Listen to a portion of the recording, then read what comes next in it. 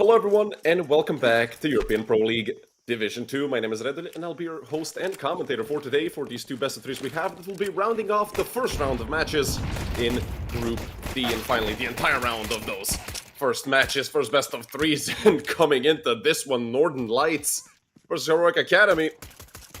Denzo already the last man alive, 20 seconds into the round. It's a double kill for both Frank and Snow, and already the end of the round, they didn't even get the intro off, essentially.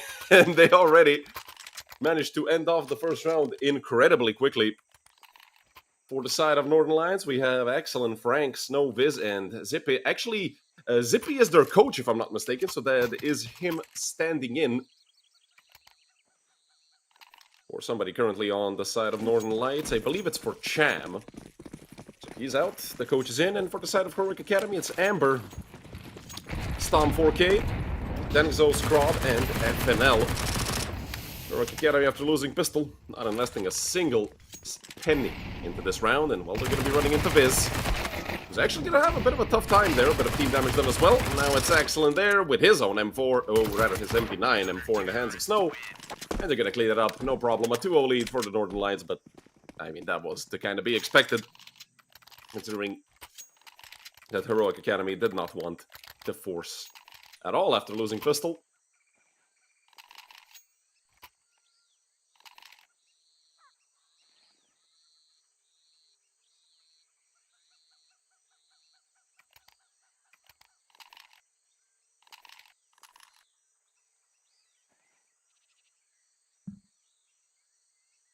A quick tactical pause actually by the Northern Lights.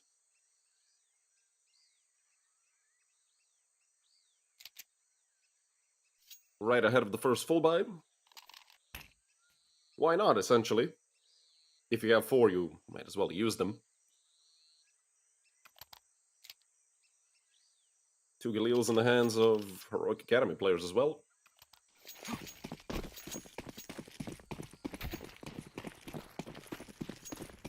And a good chunk of utility to go alongside it with it. And 3 MP9s still remain in the hands of Northern Light players, so with this 4-man B stack, I mean, they've read the beginning of this round perfectly. 3 players going to be pushing out of cave. Scrub does manage to find one, Denzo as well, and well, it has backfired completely. For the Northern Lights, we see the rotation being made by Frank and Snow. Both of them going to be going over towards B. Frank nearly connecting on the spray transfer. Does tag up Scrub pretty heavily. Denzo is a bullet away from that. He's going to have to take care of to the end of this round, if he even makes it to the end of the round, which I don't think he will. He gets swung on by Samsi, and Stomach is there to trade FNL as well, leaving just Frank in the 1v4, and he's already been spotted out, although FNL can really react in time. Now it's Amber, Scrub, and Stom. And the 3v1 Frank really shouldn't be even given a chance. So Stom is here in an aggressive position with just 14 HP. He could go down quickly if he's not careful, but Frank has already opted for the save. Really no reason in attempting this. You're just going to be throwing your gun away anyway. Might as well save it for the next round. That will give Heroic Academy their first. Off of a very chaotic round towards B. It was a good read by Northern Lights to essentially 4-man stack B. Unfortunately for them, well, they just simply got out-aimed. Frank. My goodness, Amber. Insta headshot, and he's also going to get the AK. So that's 3 AK saved for the side of Heroic Academy. Very good for their economy, if they want to get that ball rolling and save up a bunch of money, especially on the T side. I mean, you win a few rounds in a row and you're already rolling in cash. But speaking of money, Northern Lights will be reset if they lose this round. And their economy is already looking pretty weak. 3 M4s, a 5.7, and an MP9. An okay-ish amount of utility. Nothing to write home about, really, and Viz immediately taking the initiative on mid. This is a good position to be in, but I'm not sure if it's the best one for an MP9. Yes, if Heroic Academy players do come from heaven, it would have been good. He does decide to peek it, and Viz just immediately goes down. The Storm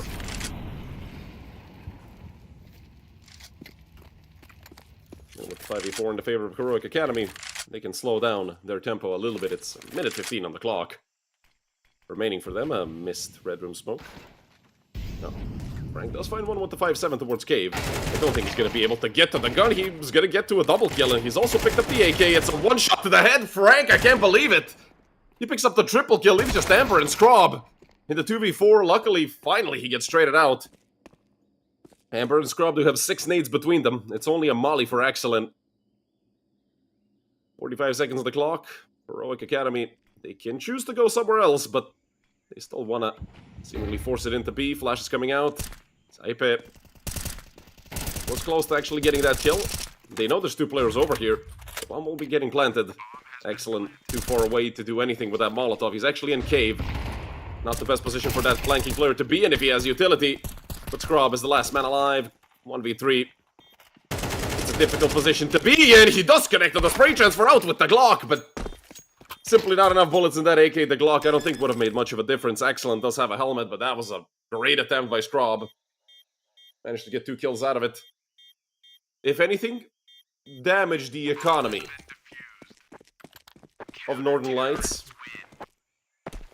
Taking away 3 players from them. I mean, I can't believe Frank actually managed to get... I mean, even that second kill doesn't feel likely. And then getting the 3rd one with the AK? That was absolutely crazy by Frank. A phenomenal round from him.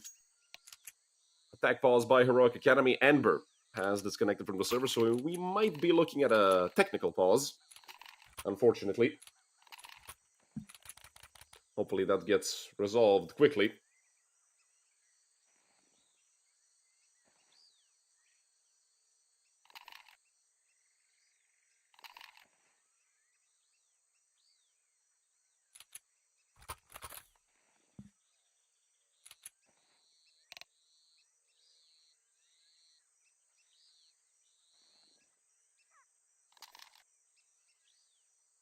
But so far, Northern Lights have been hitting their shots, and I'm still shocked how Frank gets away with 3 in that situation.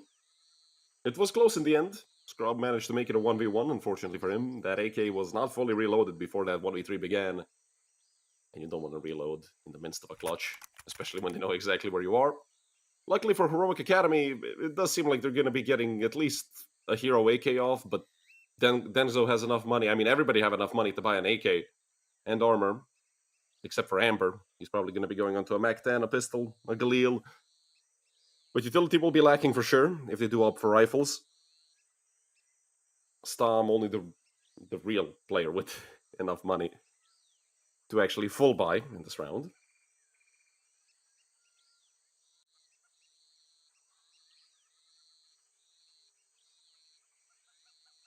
Unfortunately, it does seem like we're going to be stuck here for a little bit.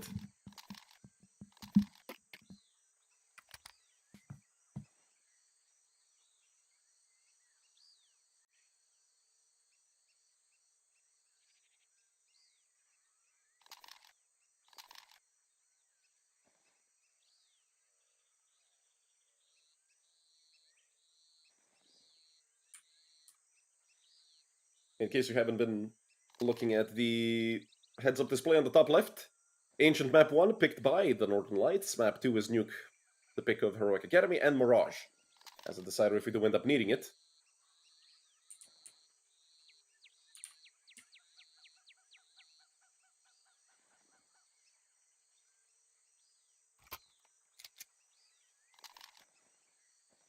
And the team with their coach standing in. So far looking pretty good on their own map pick.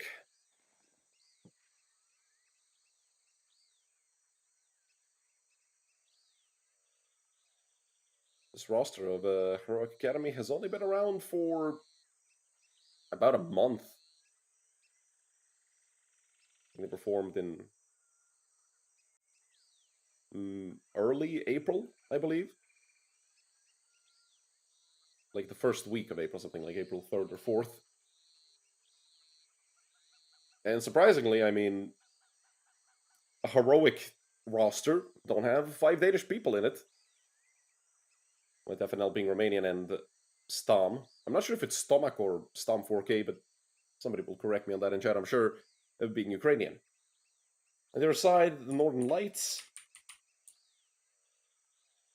I believe I can't even pull a roster from HLTV, so I'll have to use Wikipedia, but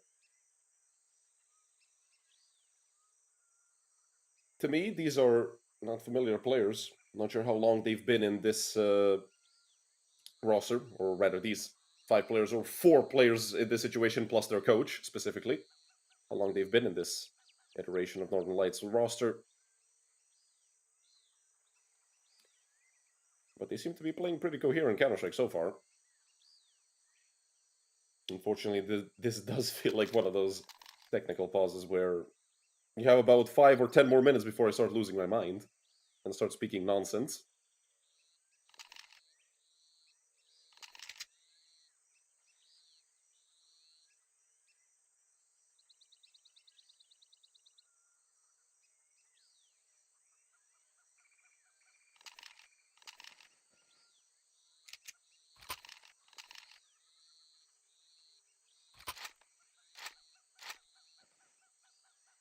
I'd like to check with the director if maybe there's some information on what has happened with Amber. I mean, this is looking like a internet or power outage mostly. I don't believe Counter-Strike can crash that hard, although I wouldn't be surprised if it could crash that hard to the point that you can't reconnect for 10 to 15 minutes. You have to restart PC, and all those other things that go along with it. God forbid you're running your Windows on a hard disk. Takes a year to boot up.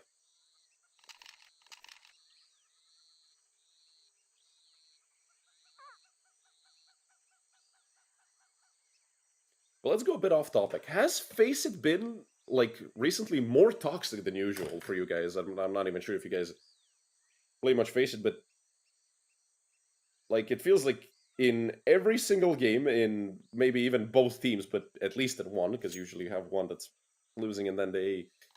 Well, their mentals aren't very good. It feels like somebody just goes in with the intention to troll, with, like, oh, I've lost 5 games in a row, I might as well make it everyone else's problem. Which is a bit sad to see. Oh, you haven't seen people... Well, you probably have. Not even giving up after pistol. I'm talking about giving up in the lobby. For example, it's 4 maps. Let's say it's Train, Anubis, Mirage, and Inferno. Somebody says, oh, go minus Mirage. Like, the single solo player in the team, and then everybody else are duo, and one of those duos gets captain. And then they end up playing Mirage. Okay, I go troll. What is the point of even playing Faceit if you're gonna troll? I mean, unfortunate, it's a low IQ moment for those people, for sure. As toxic as that sounds, that's 100% the truth.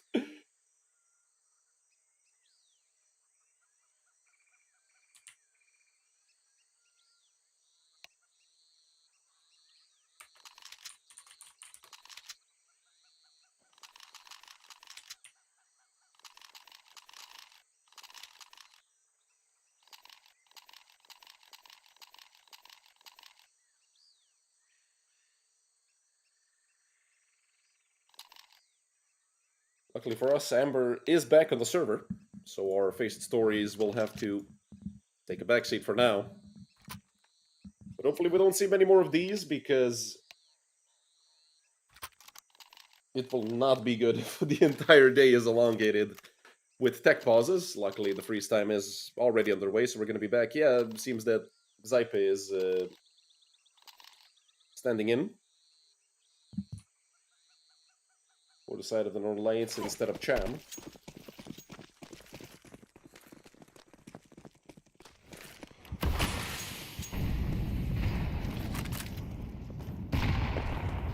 And the Antwerp Academy did manage to hobble to get her a full buy. It's not pretty to look at. It has 2 Galils and a Mac-10 in it, but at least that Mac-10 being put to good use. Amber, he was out of the server for a few minutes, and now he's already been given a Mac-10 and sent in first on a suicide mission, although not looking like suicide if it's only excellent towards the A-bomb site. He's already getting flanked from main. You believe they're trying to boost the player up, and well, that's horrendous movement by somebody over towards the main. I didn't think it was FNL missing the jump, and then he walks right in front of Dengzo, and they both get lined up by Excellent. Luckily, Amber was there for the trade, but I feel like it's a bit too late. The damage has already been done. Storm is lurking over on the other side of the universe, essentially, over towards heaven. The bomb will be making the rotation back. Let's see if it's going to be through mid or through T-spawn. We do see Frank already going back to B. He's probably going to be joined by Zype. Snow in Red Room. This is an angle that can stay unchecked. When you forget about it in Ember, I feel like, yeah, I'm sure that Snow. Lacking a little bit of trigger discipline. Still, it's +1 in the favor of Northern Lights, but there's, again, just one player on A. It's Viz, who's over close to main. He goes down to Scrob. That makes this a 2v2 where the retake is looking highly unlikely. Look at the position that Storm has.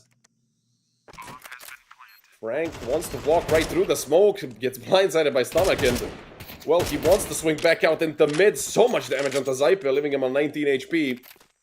I do think the best call for the coach of Northern Lights is probably to save, but Zype wants to attempt this. Looking out through main. He does not have a kit, only 8 bullets in his FAMAS. Hell, I'm not even sure if that's enough to kill these two players unless he hits some headshots. Let's see, maybe there's a rifle here towards main now. It's a Galil. Hell, I'd say that's better than a FAMAS, at least in my eyes. Might as well get away with it, and I do think he picked up a kit along the way. Or he might have had it the whole time and I'm a little bit blind. And the bomb does have a big radius here, but, well, Stomach finds that out the hard way. Not Scrob.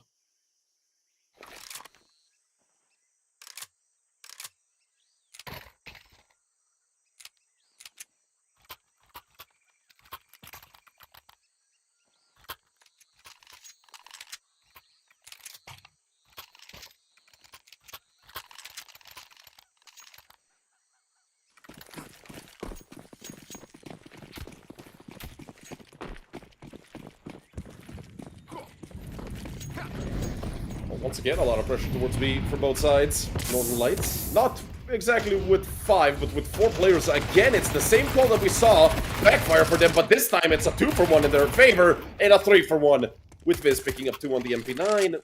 That just leaves Amber and Scrob. 2v3, not an impossible situation. The bomb is dropped in the midst of that chaos. And with Amber fighting this trade, it's 2 versus 2, equal number of men for both sides. Amber gonna walk through the fire and flames, smoke at the bomb site, and look at Scrob swinging straight into Snow. And with them knowing that Viz was down there towards B, yeah, him giving his position away with that utility and spray, all they can do is run over towards A. Viz gonna pick up the kit. He does have a smoke in hand and already is on a double kill. Gonna need the 4K if he wants to win the round. Just an 8% chance given by the AI prediction here for Viz. Down to 59 HP. It's not looking great for Victor. The bomb is planted in the middle of the bomb site. He could actually get the smoke on top of it. Unfortunately for him, he has no idea where these other players are. And I do think it's maybe a bit too far to the right. They should force Amber and Scrob into peeking. And they're going to bust open the smoke with an aid, and yeah, Viz is dead. Unfortunate for him that they had that piece of utility saved up, but I feel like both of them spamming. I mean, 60 bullets through a smoke from an AK, I don't think you're surviving that, no matter how lucky you are. Good job done by Heroic in these last few rounds to even up the scoreline from 3-1 to 3-3. Also, breaking the economy of Northern Lights. They will have a full buy in the next round, but it's not going to be perfect. It's 1900 plus 2400. Which means they're going to be lacking either weaponry or utility. They're going to have all M4s, are not going to have much nades, and, you know, vice versa. They're not going to have M4s if they want that utility. And we've seen how much that utility means here on Ancient. All those insta-smokes that you can possibly throw, and obviously taking banana control over towards B. If you want to take it, you're going to need to dump a bunch of Molotov nades and whatever the hell not down there. At minimum, you need 1 smoke and a few flashes, but you would really have to shoot well to pull that off. Or if Heroic Academy decide to give them respect. If they throw the deep door smoke over on B. But that's all a bunch of what's and ifs. In the meantime, it's, I mean, a full eco around Northern Lights. Shouldn't really have much of a chance here. There is, well, there were 2 Deagles in play. Now it's just 1 left for Zype. Well, let's see if the coach can do anything from the A bomb site. I mean, All he can do is potentially get a single kill. Denzo is pretty tagged up. He's gonna go down to Zypin, but yeah, trade immediately comes in. Not really much to be done in that situation. Hell, I don't think he would have had even enough time to kill everyone. Even if he hit those 2 shots. That gives Heroic Academy, I believe, their first lead of the game. 4-3. 4 M4s and a single MP9 for Frank. On the side of the Northern Lights, a decent amount of utility. 2 nades on average per player. This is stuck over towards jungle, or Kenya's, depending on how you call it. And Amber, he wants to walk up close. Viz just peeks into him, completely surprises him. Easy kill for Viz. The Northern Lights do have the advantage, but once again, it's just a single player over towards A, which obviously is the default here for this map, but that just allows these players to come out all willy-nilly into the bomb site. You do really want to play retake when you have a player extra, but not anymore. Stomach finds a kill onto Frank.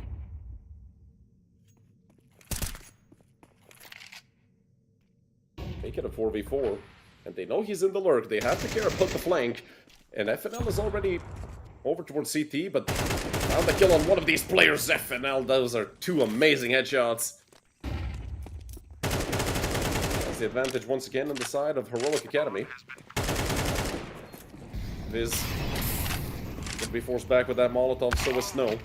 And through the smoke, or I think the smoke was actually fading, Scrub finds a kill with the op. That just leaves Snow completely alone. And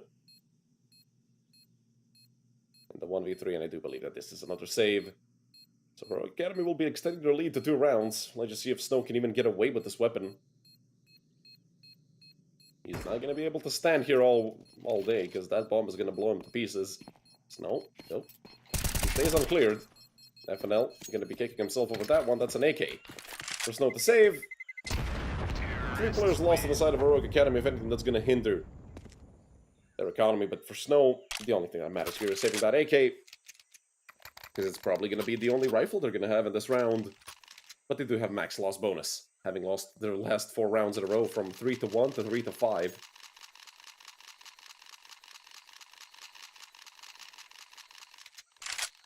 It's not looking good for the Swedish boys playing with their coach right now. But they can still turn it around. This is their own map pick.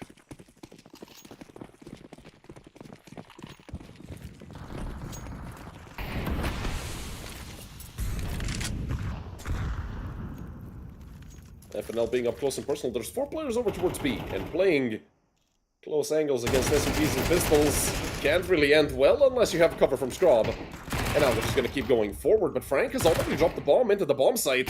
Stom is low, and this MP9 is absolutely going to eat. Oh, Stom nearly goes down to Frank's MP9, but Frank once again causing so much trouble towards the B bomb site. A triple kill once again for Frank. That just leaves Amber 1v3, and now they know where he is. And they can perfectly set up for this. I mean, the smoke thrown as well. Luckily for Amber, he has more than enough time. Over a minute left on the clock. But a very difficult clutch here in front of Andreas Brandt. Staggered out by the nade. Any damage here could be detrimental to the way this round plays out. Softening him up for the 2 AKs. Down to 83. With Frank having an op, this is even less likely for Amber. Although I feel like in a 1v3 you would want one of them to have an op, right? I mean, if you get the first kill, God forbid the op misses a shot, but with the volley on ramp, that's just cutting even more time off the clock. I mean, the last time we looked at it was a minute something, now it's 20 seconds, so Amber really has to hurry up, and well, he doesn't really have enough time to clear all the potential angles these Swedes could be in. It's Amber here, nearly connecting to the spray transfer, but 10 seconds left. They really shouldn't be giving him these duels. 6 seconds on the clock, 5 seconds now. Excellent on 72 HP, and Amber nearly connected that headshot. Oh man, the Northern Lights really giving up a lot of guns. The 3v1, I'd say it's not played well. You really shouldn't be losing more than 1 player in a situation like this. But hey, they won the round. They started off with pistols and SMGs. They had just 1 rifle, so they still have a bunch of money because they didn't invest that much. Although they're going to be cutting their loss bonus in half.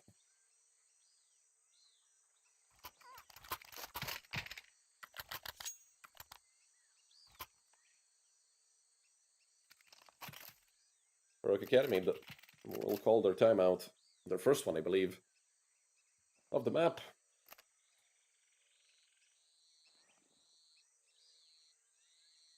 Dodo saying something he doesn't like. And yes, it is the former Finnish player, back from the days of, you know, now it's about half a decade ago, Ens, Pavu, and all the other Finnish rosters you could possibly think of. Dodo was probably a part of them at one point.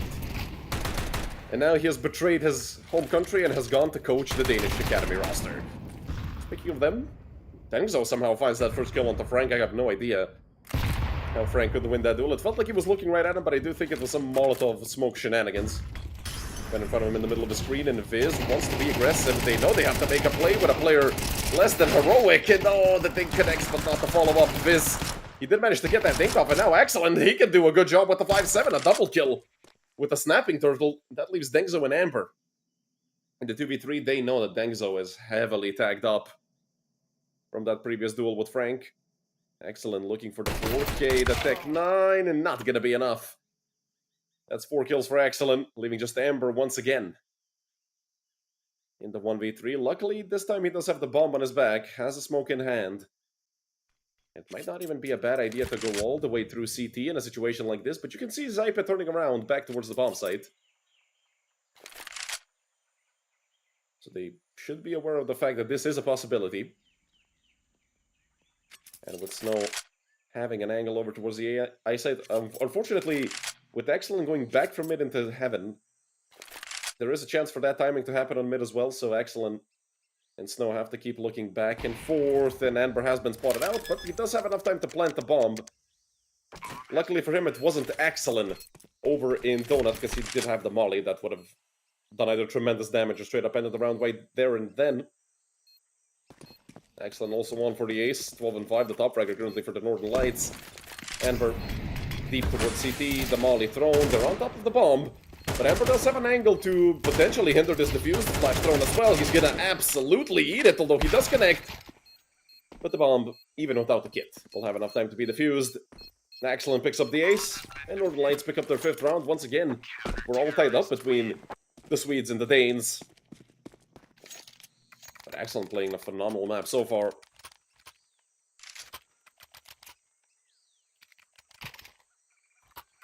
Heroic Academy do have enough money to... I wouldn't say that's enough. I mean, wait, where are they? Well, I know why they're forcing. They killed 3 people.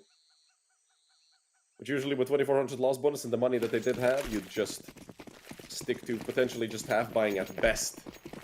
With a few upgraded pistols. Maybe a Mac 10 or 2. But they want to commit. They know that the economy on the side of the Swedes is close to breaking. That's a phenomenal nade. I believe thrown by the coach.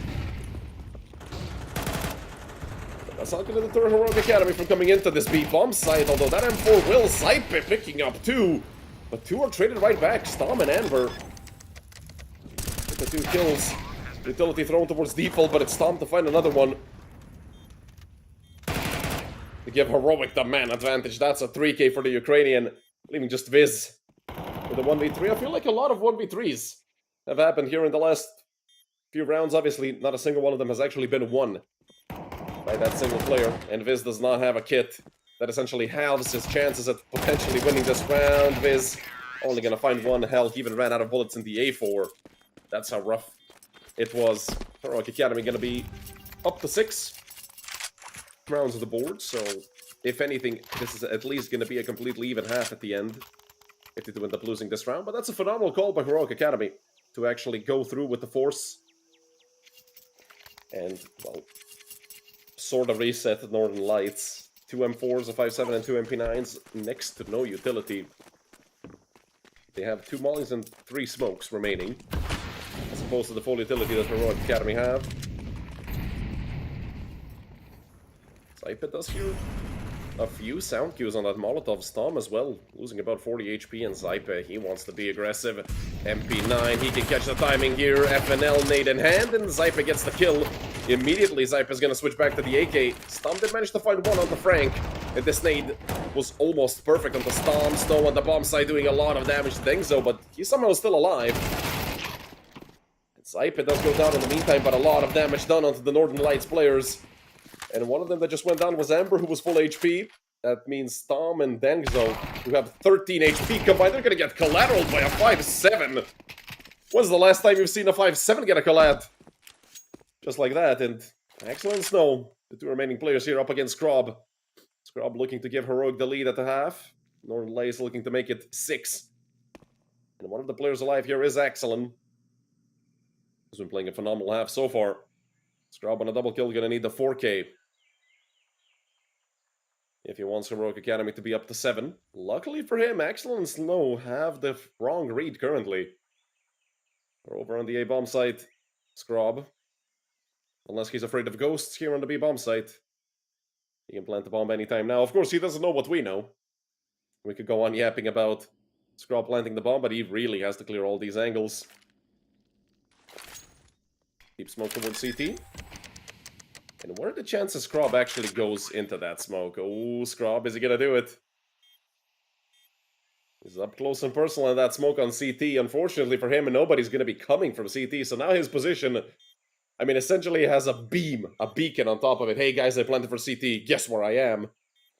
Nearly a 50-50 round, and well, with the smoke falling onto short, it's gonna be unfortunate for Scrub. Right through the smoke, gets nailed in the face by Snow, who picks up a double kill of his own alongside Viz's double kill. And round number 6 on the board for the Northern Lights, unless Excellent decides to let go of the defuse, which would be horrible. But it's 6-6 at the half. And in the past few months, I've seen a lot of teams actually struggle a bit on the CT side. But considering this is the pick of the Swedes, I wouldn't really bet on them having a weaker CT side.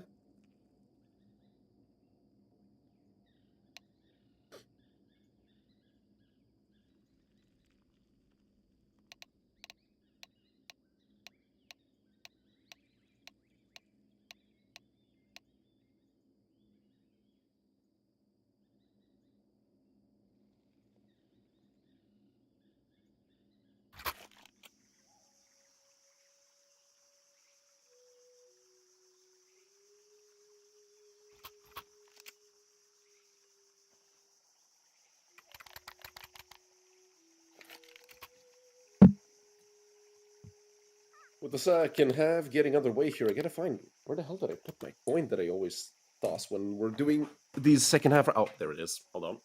Let's give heads to Heroic. And it's gonna land on heads. It landed a bit wonky because it fell on my mouse pad, but it's good enough for me. I swear to God, this coin flip is never a 50-50. Northern Lights setting up a take towards B. 3 players on the side of Heroic Academy are defending that B bomb site. Molly's smoke's coming in. Oh, they missed the Molly for sight. Amber. Well, he got curious, and curiosity just killed the Dane. Not really the cat. Snipe also wants to come in the cave. The flash is perfect. Scrub can't see a thing. Now it's a 5v3 post plant. A low percentage chance here for Heroic to try to pull this off. It's a 3v5. They have to kill Viz first. You can't leave him on the flank. These dualies really not hitting their shots. Finally, FNL connects. Dengzo looking for that headshot, and both him and Stum go down, so that just leaves FNL completely alone. Another flash going to be thrown here towards him. He gets caught in the middle of nowhere. 4 health left. He finds another one. If anything, that's another $300 for him, but, well, he had no chance at winning that round. That's going to be 7 for the Northern Lights. Getting a good start here to the second half.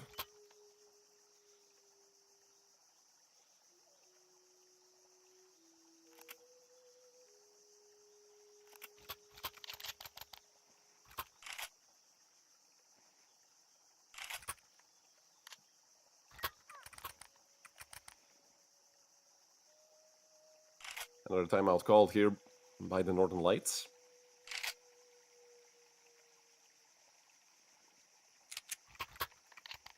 And I do believe this time it's actually more of a, well, it's more strategic than the one they called before their, rather before the first full buy on the CT side.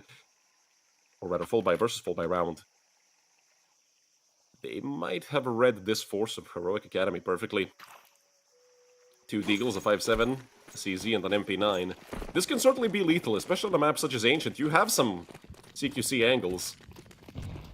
Have a lot of them, actually. I mean, the entire B site, except for that angle from ramp to long, is close quarter combat. 2 mollies thrown to clear out cave, and FNL already got a frag with the MP9, and it was on mid. Somehow Zype went down over there. Things though fully blinded. The flash has been perfect from the side of Northern Lights. 2 rounds in a row. The CZ doing a lot of damage. His stomach wants the knife. Luckily, excellent hand to dual Berettas out. If he had a Glock, then maybe it would have even been a knife kill. But it's a 3v2 in the favor of the Danish Academy roster. It's Excellent and Frank. Excellent, who's been having a phenomenal game, 15-6. Gonna be one of the 2 players here who remain. Nade towards long. Could do a decent chunk of damage. About 15 onto Ember, not that much. But certainly it can make a difference. Excellent. Lines up 2, and it's Frank to find another one. Heroic Academy. Well, they made an impact, but Excellent made a bigger one. 4 kills for Excellent. Once again, it's another 4K for Axel Enholm. And Heroic have been fully reset once again, and it's gonna be a nade stack. You know when a Danish team pulls out the 5 HEs on a full eco round, that it's gonna be fireworks. Both figuratively and literally. But let's see where those... Well, it's not 5 nades. It's okay, it's 4. And a single smoke. Maybe insta-door smoke? No, they didn't throw it. Gonna be nades landing on top of mid. One player gets blown to smithereens. Frank also finds a kill of his own, and they've actually done a bunch of damage on both sides, but it's Frank to pick up a 4K. He's gonna be on for the ace with his Galil. Unfortunately, FNL is on B, so I don't really think Frank is going to have too much of a chance of getting this ace, and yeah, he's going to clear out the A bomb site. Just in case. FNL is over there, but I do think they can kind of read the fact that FNL is over here, because they did have a smoke on top ramp. So, FNL. 5-7 at this range. It can still be lethal, but he really has to hit the first shot. He has the timing up to Viz, but I do think he's been spotted out now, and Viz is just going to knife out and book it to mid. Gonna be 3 players there from mid. Flash coming out. That's not gonna blind FNL at all. He wants to swing out, and he goes down to Viz. At the end, it's another 4K for a Swedish player, this time for Frank. But it was against an essentially full eco round, but still, hey. It doesn't say that when you look at the stat sheet after the map. Rather, after the match. Finally, we're going to see a full buy on the city side for Heroic Academy. It's an up in the hands of Scrob. Everybody else on M4s, and almost full utility for the Danish team. 3 AKs of Galil on the Mac 10 on the side of the Northern Lights.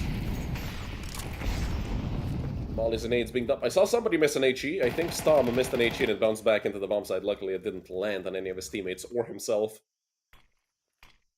Smoke over towards long to cut off Dengzu, who has had a horrible game so far. Dengzu is 3-15, and Ember left on 1 HP. Storm is very low, but they're able to get these kills. It's a 3-for-2 in the favor of the Danish team.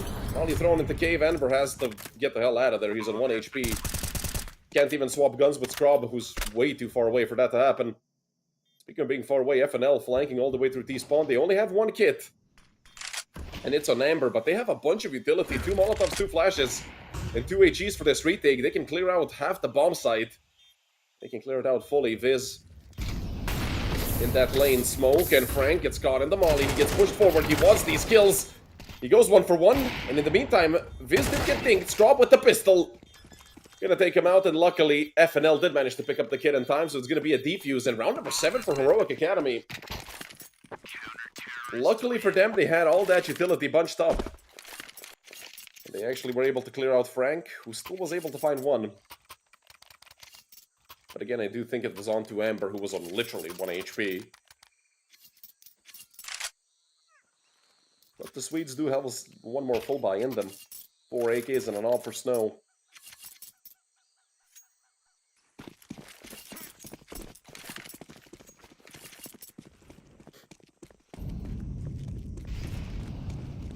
This time a bit more of a heavy A setup for the Northern Lights.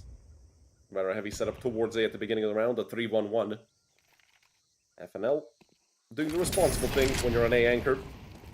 Shoulder peek 15 times, and if you see somebody, well, drop the molly. The nade just misses. I do think that was a bit of the clip rushing.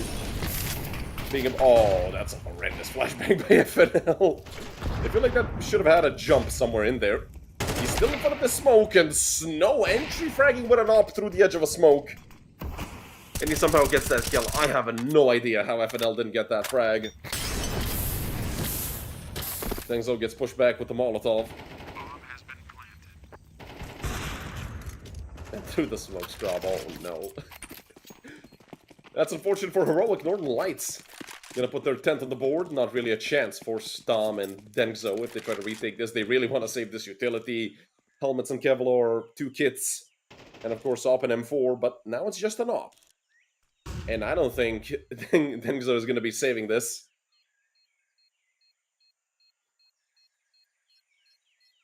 But it does seem like Viz is giving him respect. He knows he's completely alone here on ramp, so if he goes down, they're not really going to have a chance to trade onto Dengzo. Viz, I'm not sure if he heard that scope. Dengzo, just happy to be alive, not going to be chasing that kill at all. That's the 4th round of the second half for the Northern Lights out of the 5 rounds played.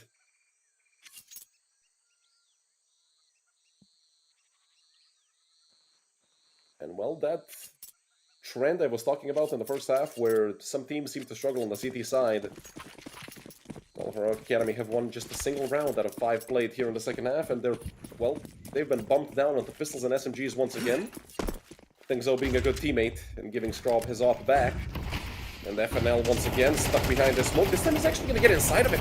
Ooh, I don't think they know FNL is here. Never mind, Frank is just going to gut stuff him with the barrel of the AK. Now Scrob, I think it might be the best course of action here is to save, definitely, for Scrob. The rest of his team can attempt a retake, but I do think that's why he's sticking around. He does have somebody to pick up the op if he goes down. It's a 4v4. Why not attempt it? No, it's a 4v3. It's a 3v3. The trade's going both ways. Viz finding another. And he finally goes down to Scrob. It's a 2 vs 2 now, but both Ember and Scrob are around half HP. 100 health flat between the two of them. They're getting on the bomb. Scrob, the smoke has faded, and that's an easy double kill for Frank.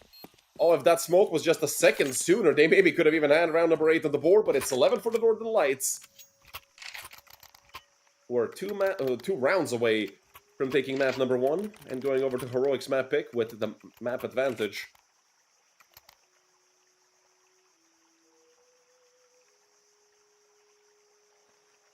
I do believe this is the last time out for Heroic Academy.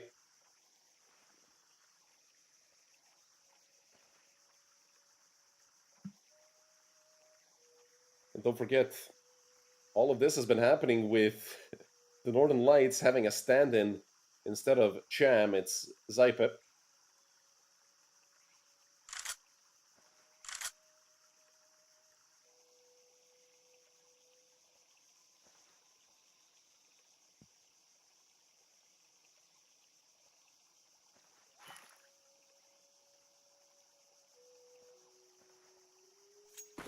Heroic Academy facing reset, I believe, once again.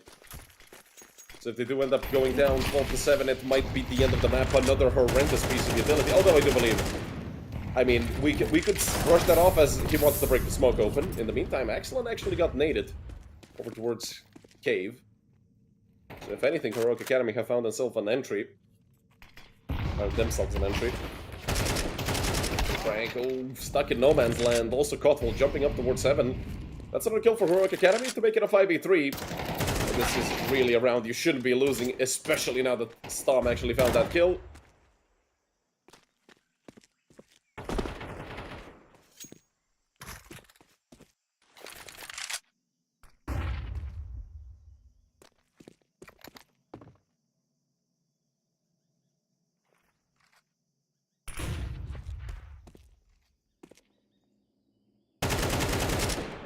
Viz making his presence well known with all this noise.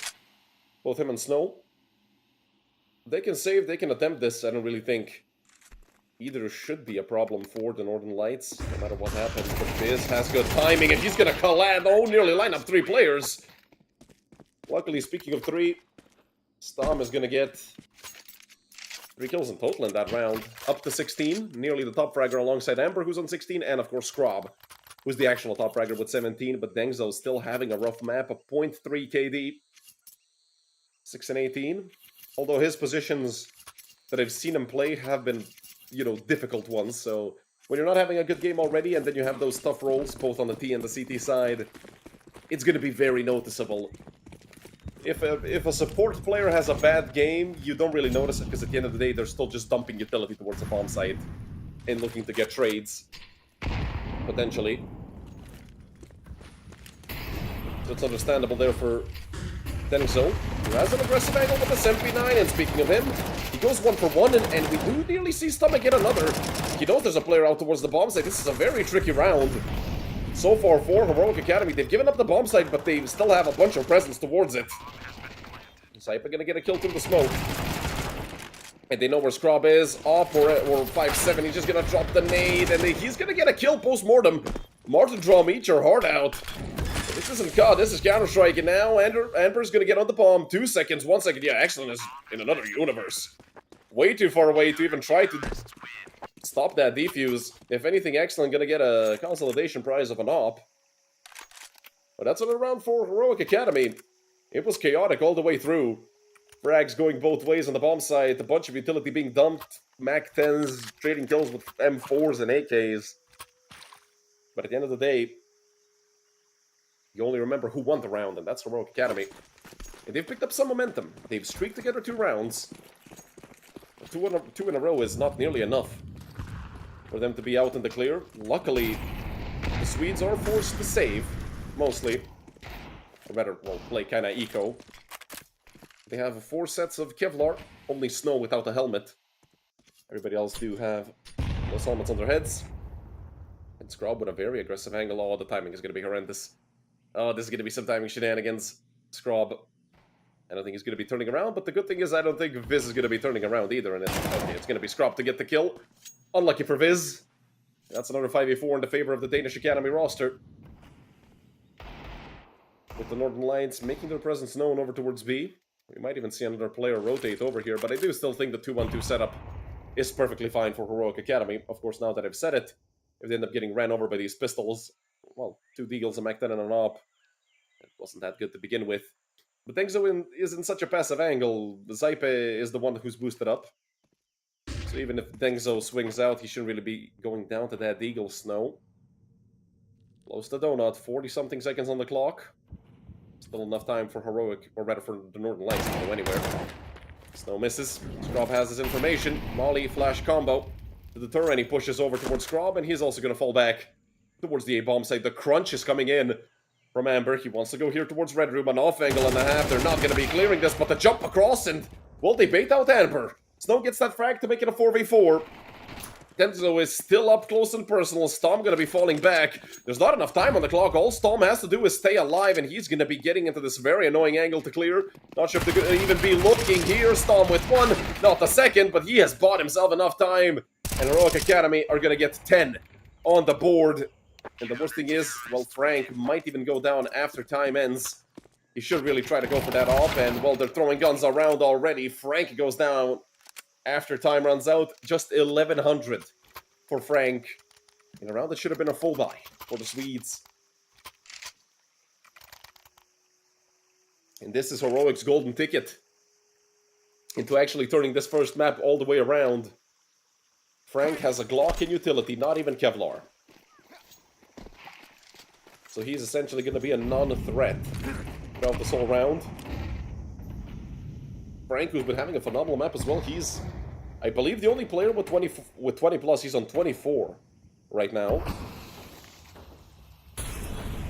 Dengzo, who has picked up the slack a little bit. The flash was a millisecond too late. Dengzo, a phenomenal kill to open up the round. Once again, it's Heroic Academy finding that first kill to make it a 5v4.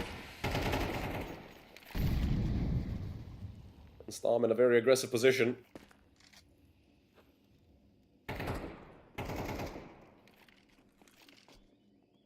He's going to fall back from cave. At least to a bit of a further angle. Don't really want to risk too much in a situation like this. You have the man advantage. Yeah, the MP9 can play an angle like this, so it's not too big a risk. Especially with Amber actually poking a set out. Never mind. I thought it was going to be Amber baiting for his teammate. He does not get the second kill. A phenomenal job done by the Swedes to actually turn the situation around. It's a 3 versus 2. Viz is going to get naded down to 36, but he's still going to be a nuisance over towards long. Excellent. They've given Heroic Academy a gap that they can use to come out through short. And that smoke, well, is more going to hinder Heroic than anything. I believe it should have landed into Cave. FNL missing another piece of utility. And Scrub goes down to Viz. A phenomenal round by Viz to pick up a 3K. And that's going to be 2 map rounds in a row for the Northern Lights.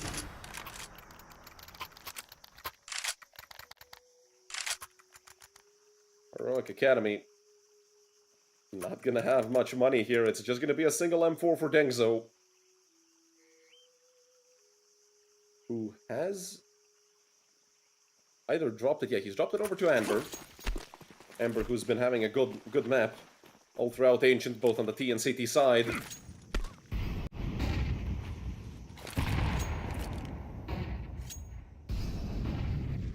Could we potentially be looking at the last round here on Ancient?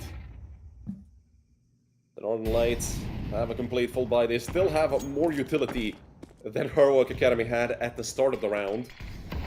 Smoke thrown into Red Room to cut off Scrub. And Heroic Academy are really going to have to pull off a wonder here for this round to go their way.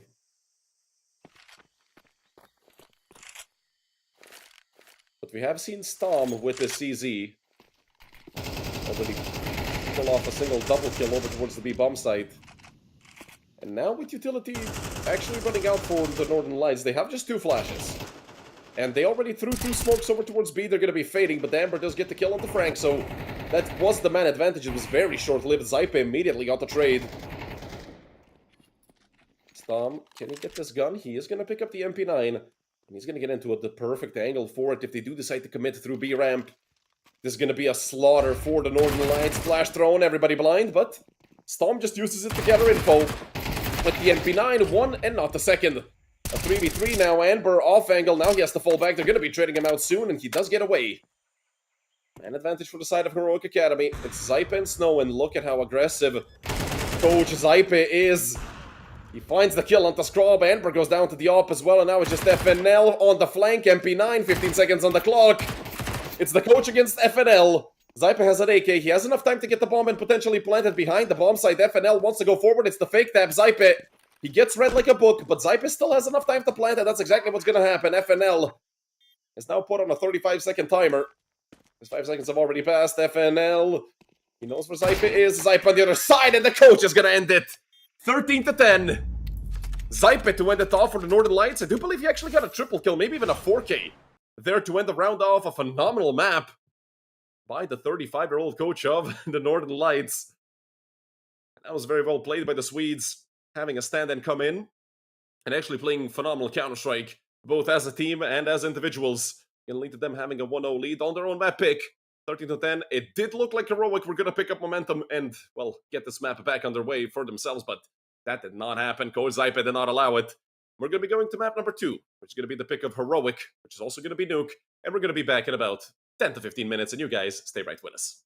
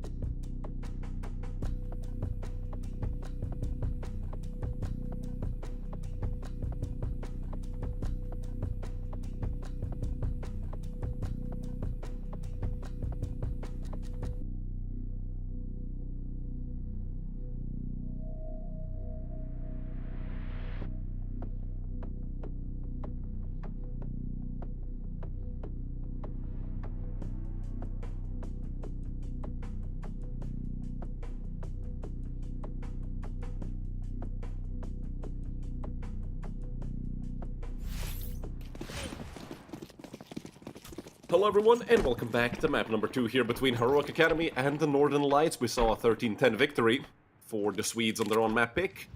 And now it's time for Heroic to attempt to get it back here on their own map pick of Nuke. And Nuke can be a tricky map to tame.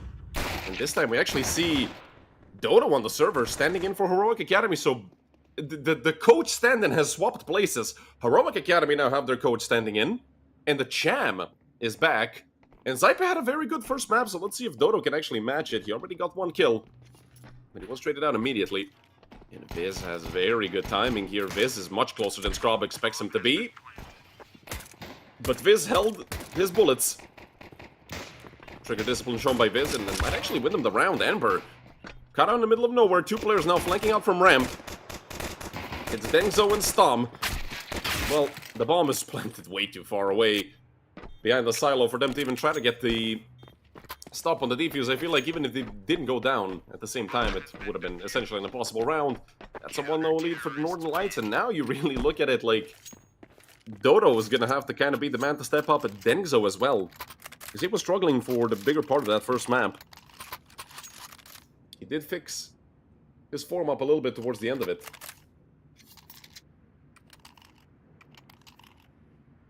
But it's a surprise. I mean, both teams having their coaches standing in on different maps in a single best of 3.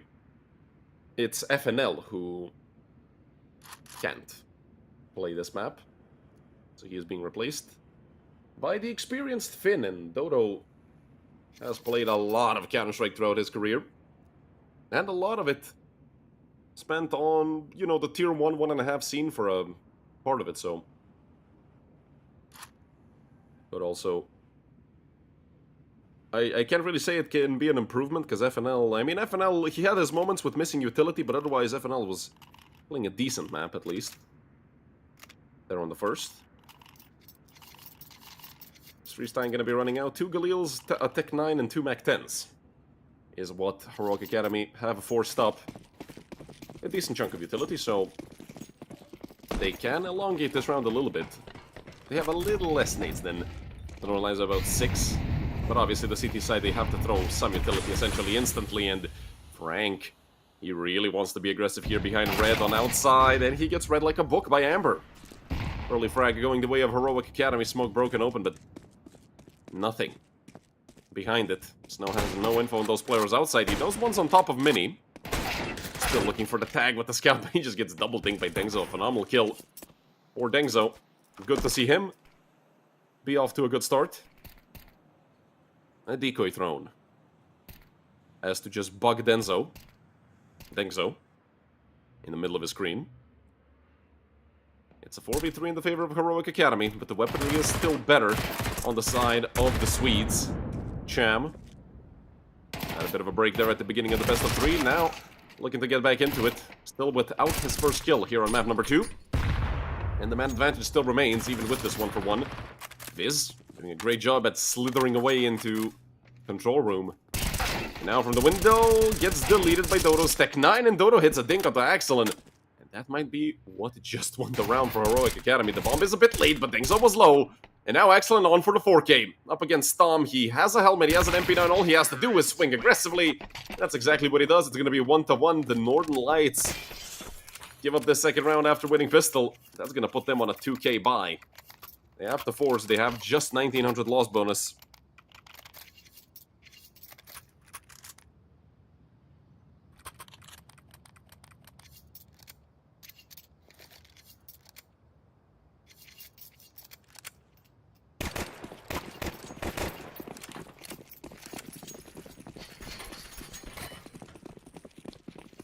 Two MP9s and 3 Eagles is all that the Northern Lights could cobble together. Unfortunately, it's not looking good for the Swedes here in round number 3, although Nuke is a map where these weapons can still be dangerous, because you kind of have to go out through those tight angles, both on A and on B, no matter where you come from. Hell, even outside. At one point you have to go into secret. Axel, unfortunately, used up all of his bullets, and Stom and Amber gonna pick up 2 kills. The 2 of them getting another one for them. So Frank gets cut off by Amber. And turns back around for the 3K. leaving just Jam. His first kill here in the 1v3. Shouldn't really be a doable situation for Jam, especially with no Kevlar, no utility, no kit, no... I mean, he doesn't have anything. And he does connect the 1D gun to Amber. He only got the second one off as well, but it's going to be Scrub to clean him up. M4 saved as well in his hands. Tom had the AK, I think, since start of round. So Heroic Academy going to be up probably 3-1, unless they run into 5 grenades at once, which I highly doubt is going to happen. Excellent off to another good start as well, 7-2.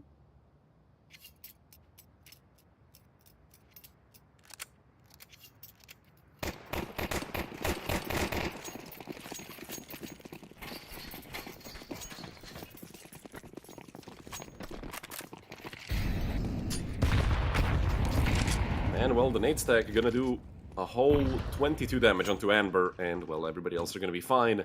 And now the cleanup can begin. Dodo chasing down these frags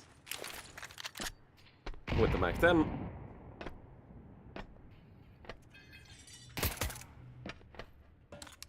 Is finding a kill with the USP, but it shouldn't really do any damage to Heroic Academy, considering the fact that Dodo already got his kills. The Mac-10 paid itself off. With just Excellent and Cham remaining. I would love to see the AI prediction at this point, because it should be 0. I feel like even with somebody hitting multiple dinks on across a few plays, I really don't think Excellent and Cham have any chance here. And the spam to the smoke isn't going to connect. It will connect, but onto Excellent. And a good nade thrown into Cham's left pocket, essentially. And unexpected 3-1 lead for Heroic Academy. But let's see on the first full buy. A proper full buy here for the Northern Lights. 5 M4s, although the utility is liking a little bit. Also, nobody has a kit on the side of the Swedish team, which could be a problem down the road.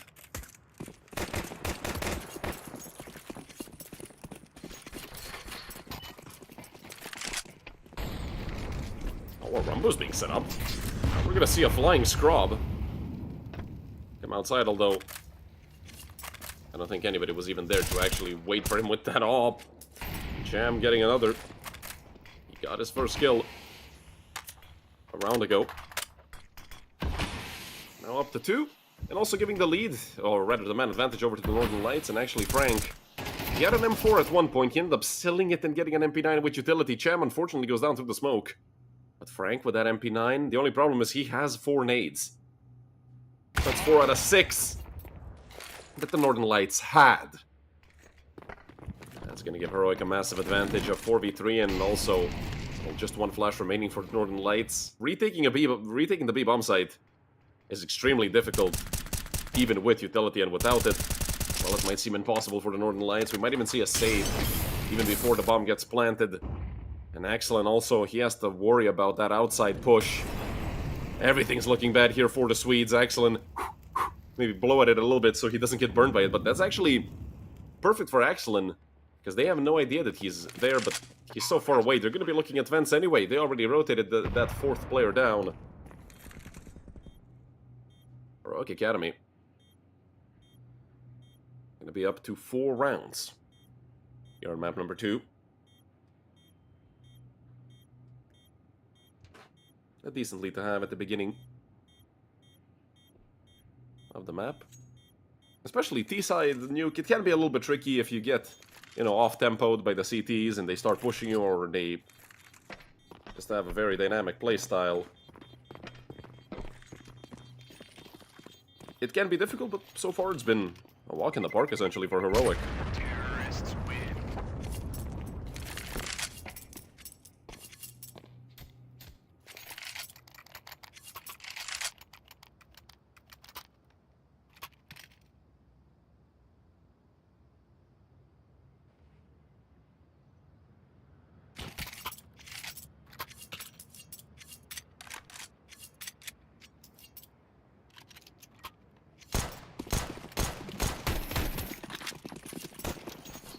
Two pistols in the hands of Northern Lights players, but luckily this is essentially half by round, even with those 2 M4s They're gonna have money in the next to buy up, and Scrob and Dodo booking it into the vents immediately. There's 3 players down on the B bomb site in like 20 seconds.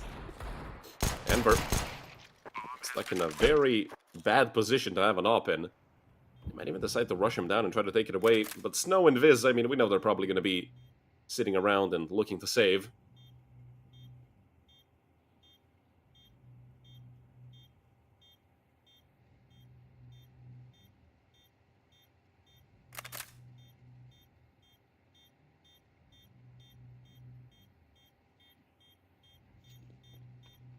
Snow is in a good position to potentially get some exit frags, but I don't think anybody's going to be coming his way. Yeah, everybody are running away back towards ramp. The bomb being planted here, Snow... He has 100 HP, but Nuke is a bit wonky when it comes to bomb radius.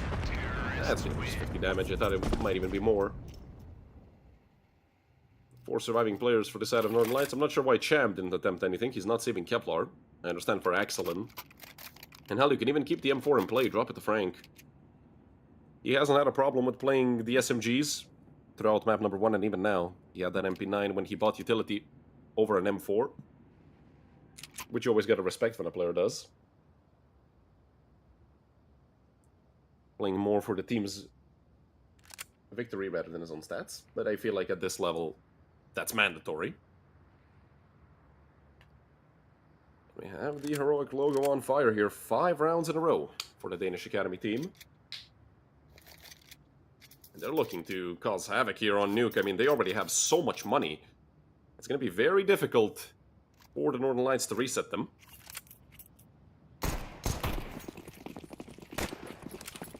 They're going to have to win at least, like, what, 3 rounds in a row? Hell, maybe even 4 once that last bonus starts bunching up. There is Snow very aggressive here on ramp. He barely got missed by Scrob. Snow left down to 22 HP. Snow is having a rough map so far. 6 rounds in, he's 0-4, 22 ADR. And Snow did have his moments. On Ancient, Amber caught off by Axelin. Those smokes were not deep enough for him to play Garage that way. Both Snow and Viz are tagged up. Even though it's a 4v5, Heroic still have a massive chance at actually taking this round. Of course, that is given if they start winning some aim duels, and Dengzo does exactly that. Champ caught in the middle of nowhere, and it's a 3-for-1. In the blink of an eye, but a no-scope collateral in the vents? For Snow, we're gonna have to see the instant replay on that one if we can get it. They tried to go down, and they both landed on top of an all barrel. I'm sure that's a very uncomfortable. Drop with a Tech 9. Oh, he just gets the dink off. 98 and 1 to Frank. I can't believe it. Snow playing the op like it's a shotgun. Who the hell rotates through vent with an op? And with the no-scope, Snow, from 0 to 2, from 0 to hero. And what a way to get your first kills here on map number 2. His POV was probably hilarious. You have 2 players jumping on top of your head. I'll just rip a no-scope. Screw it. That's gonna give Northern Lights their second round. But still, it's a long way from resetting Heroic Academy. Scrob immediately gets a frag back for that previous round. Early entry for the Danish Hopper.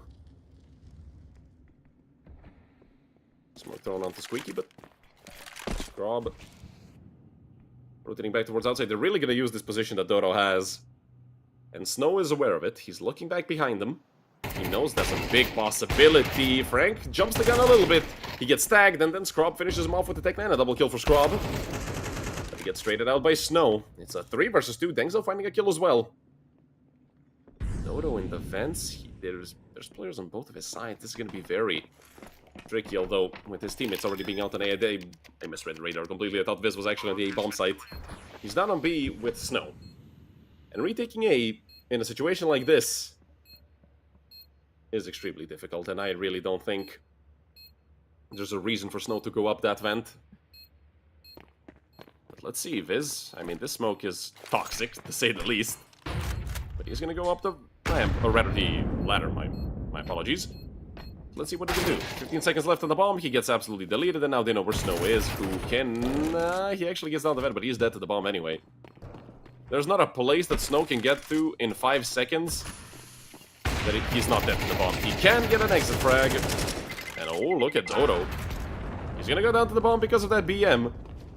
He might even lose the op completely. Yeah, okay, so that's a bit of that BM backfiring onto Dodo and the entire side of Heroic. However, frustration's certainly there in chasing down Snow and him surviving on like a sliver of health coming down into the vent.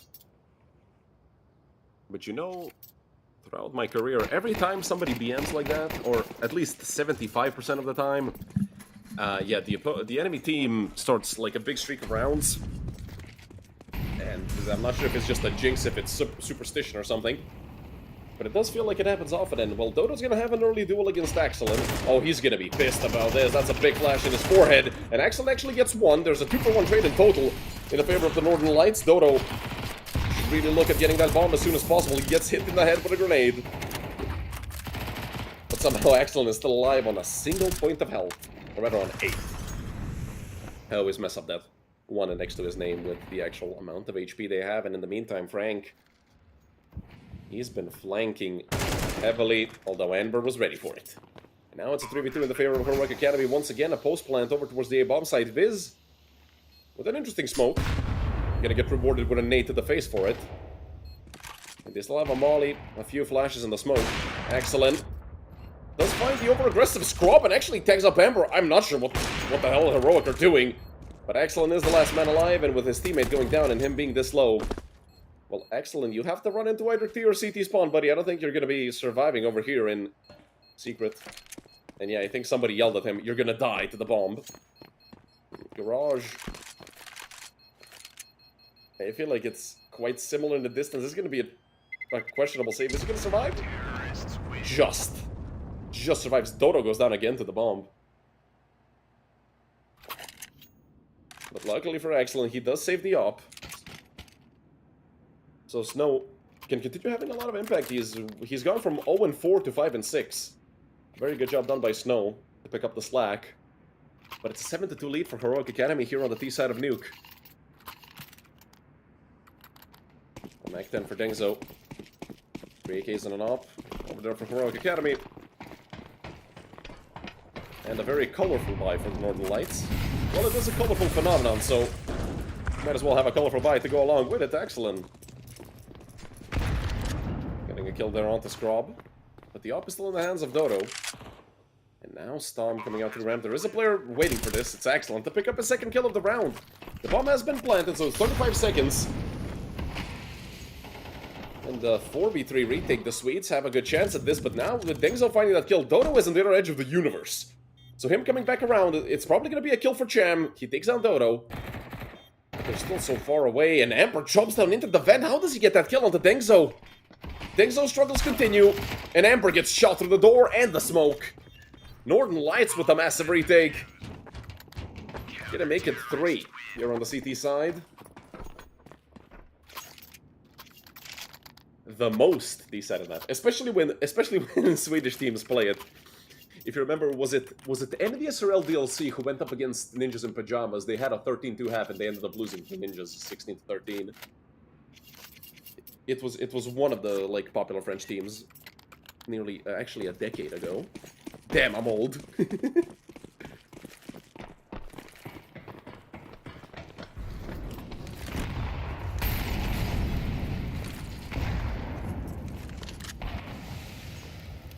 Snow getting an entry once again with the op.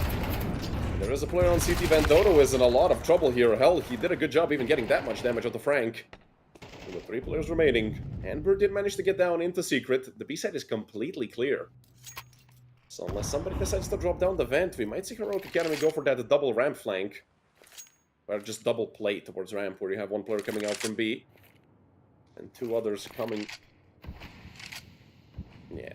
I don't have my 10 coins still. I have this specific Steam account that I use since 2016. Frank gets blown to pieces, but I mean, he had 20 HP. It's not that big of a loss, although Amber got out onto the B-bomb site completely uncontested. He does take down Viz, and from a 3-on-5 to a 3-on-3. Amber doing a great job at flanking.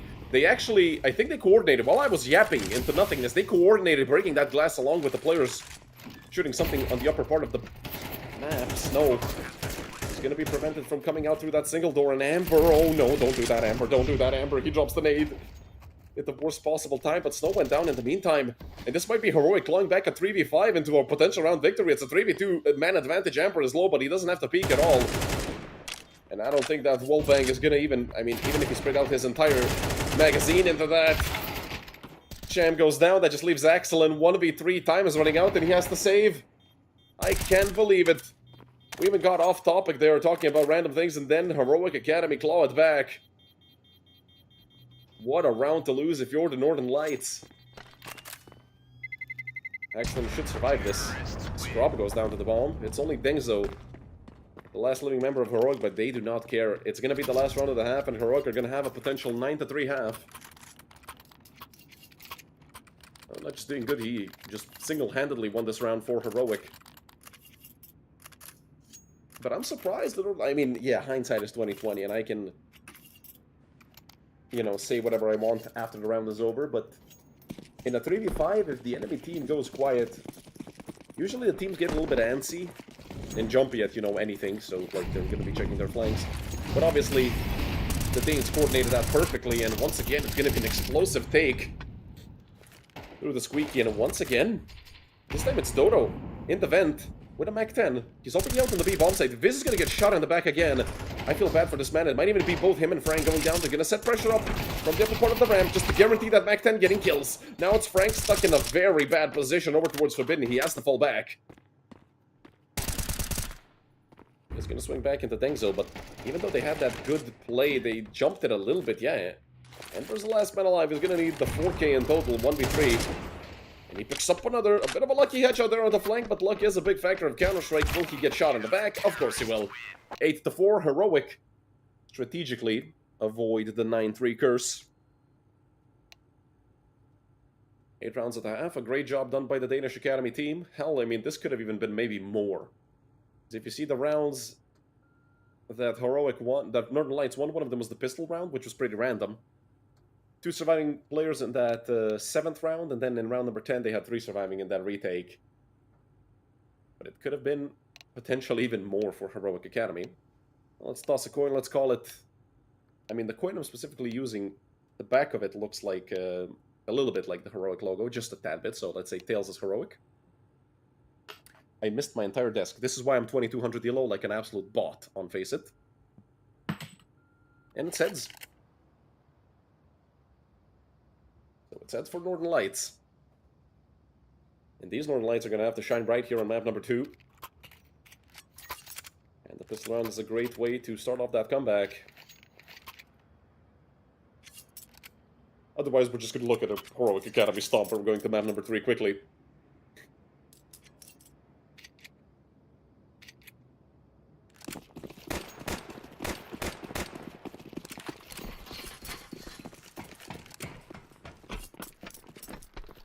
One pair of dualies for Stam, and the death kit in the hands of Dengzo. I'm going to be the first one to jump out here. They're going to be on top of Dodo. Dodo with the P2K, finding one, potentially the second, but Frank is there for the trade. And Frank picking up another over towards the bomb site. It's the Northern Lights with a man advantage of 4v3, and Dengzo down to just 2 HP. Scrub did manage to find one, and Amber with another. So now it's the man advantage switching. The way of Heroic. Snow is looking to plant, and well, he's going to get swung on, and that's the round going the way of Heroic Academy. Okay, so the Northern Lights dropping the 4v3 man advantage. It's going to be Heroic Academy picking up round number 9.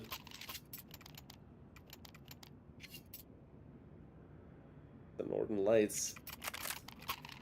Well, it's looking rough for them. Frank able to pick up that scout due to those kills he picked up, but it's, once again, it's Axel and Frank holding it down for the Swedish team. The rest of the roster not really present for the most part. I mean, Viz was playing ramp anchor, and we saw a vent drop about 10 rounds in a row from Heroic.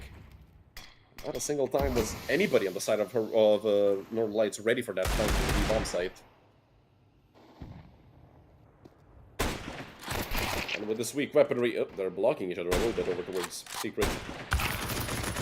And it's Scrub to come out from the B-bomb site to pick up 2. with the MP9, another one with the SMG goes the way of Dengzo. So Snow up here on top of Mini. If you call this main, we can't be friends, by the way. Hell, I mean, he was close to killing Amber with the Glock.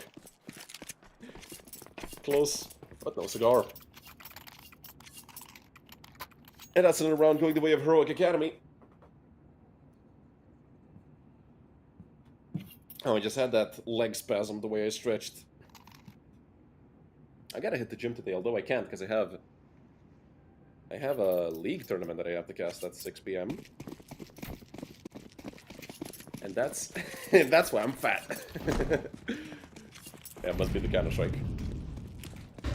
And league and whatever else. Scrub immediately goes down, although they did a lot of damage onto Frank. Frank left on 7 HP. Excellent goes down in the meantime.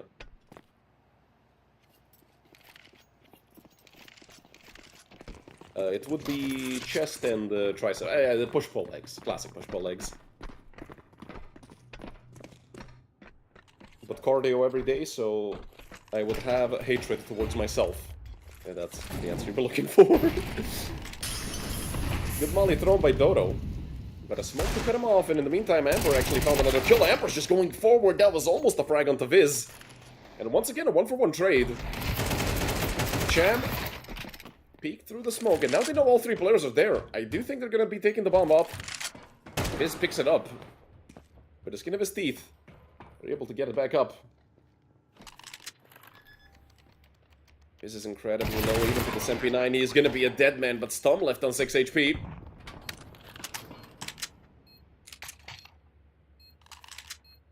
Stom wanted that. I think he actually just accidentally dropped his MP9. He's gonna be the first one to drop into the bomb site. And with 2 kills already, I don't think Stom is gonna be killing anybody else. It's a 1-for-1 trade. Viz doing a great job at getting that frag, and now it's Dodo taking the drop, but I don't think Snow is gonna bite on that. And now he's gonna drop down, taking a lot of damage. And Dodo nearly pulled it off. It's actually Northern Lights to pick up round number 5. And give themselves a potential chance at making this comeback happen. Both. I'm the classic example of skinny fat. I don't mind admitting that, so... Let's say it's gonna be a slight bulk, like a lean bulk, something like that. Do you think that's the best solution for it?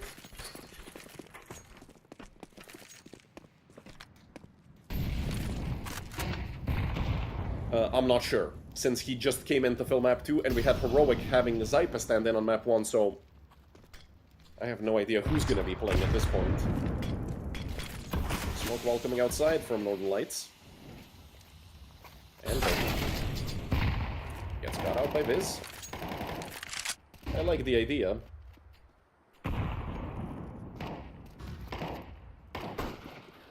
Dodo gets the trade right back. It's a 4v4. Dodo getting traded back in the meantime. Excellent over towards ramp. I love watching Viz's POV looking at a wall. But it is the man advantage for the Northern Lights. And look at the radar. Heroic Academy. Making that push into lobby. Excellent. You don't want to be juggling nades right now. Oh, Excellent is dead. He did a lot of damage into Scrub. Left him on 9 HP.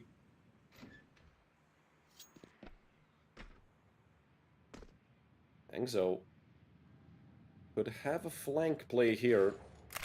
Going his way. 2 players drop down onto the B-bomb site. Cham wants to swing that smoke, and Denzo, well, he might have just lost his life. He has to fight this, and he goes down to Cham.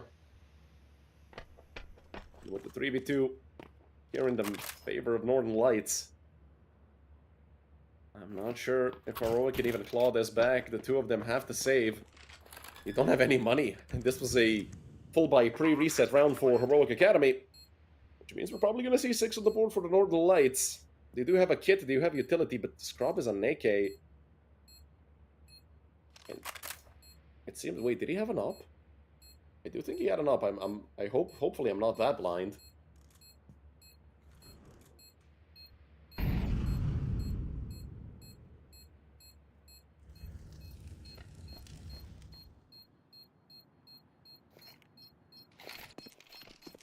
Anyway, this is the first best of 3 for today. If you're just tuning in, we're gonna have another one afterwards. It's gonna be between Preasy Volt and the Copenhagen Wolves.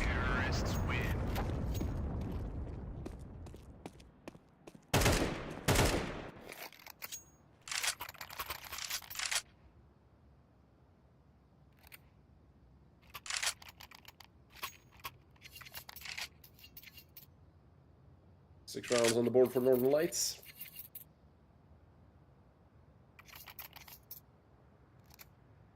But for Rogue Academy, of course, being able to save those 2 rifles last round, that's going to mean a lot for them in this 17th round of Nuke.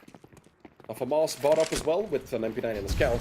A very small amount of utility. They're going to have to just go with an aggressive play, I'd say. I mean, I love seeing teams on the CP side. If you don't have much utility, you know what, screw it. Send a few players outside, maybe do a lobby crunch. I mean, hell, a lobby crunch. I mean, it could have maybe been red, so... A full buy round with a potential lobby crunch could be a great call for Heroic. Storm and Snow going 1 for 1, but Frank was tagged up in the meantime. Cham, what a peek on the scrub. The man advantage once again going the way of the Northern Lights, but as I said, Frank is a bullet away from death. And it's Tom already taking down Frank. Make it a 3v3, they know where he is. He has a Molotov and a smoke. One player up close to him. He's gonna smoke himself off on the left side, and nade thrown behind him, although it bounces just the right way to drop him down onto 38 HP. That molly essentially perfect on top of Cham, but only taking off 19 HP. Dodo with the Scout. Retaking with a Scout is horrendous. Luckily, all of these players are going to get pushed out with the utility, and the Finnish coach finding 2 kills. That was uncomfortably long of a spray, and the perfect retake comes out for Heroic Academy. Even with the 10-second defuse, they have more than enough time. 3 AK is also going to get saved. This is phenomenal for Heroic Academy. But if they didn't have that second Molotov, who knows what would have happened with this round? Luckily they did. They saved their utility. I was constantly mentioning how they don't have any nades, and then, well, they used the 2 that they had remaining perfectly.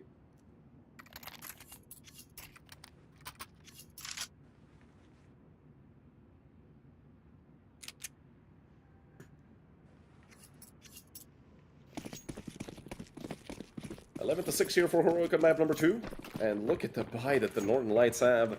I mean, this is a bomb rush situation if I've ever seen one. 3 techs, a Mac 10, and an AK, but no. There's 4 players over towards ramp. 4 Northern Lights. And that smoke might even assist them a little bit. They can pop flash out of it.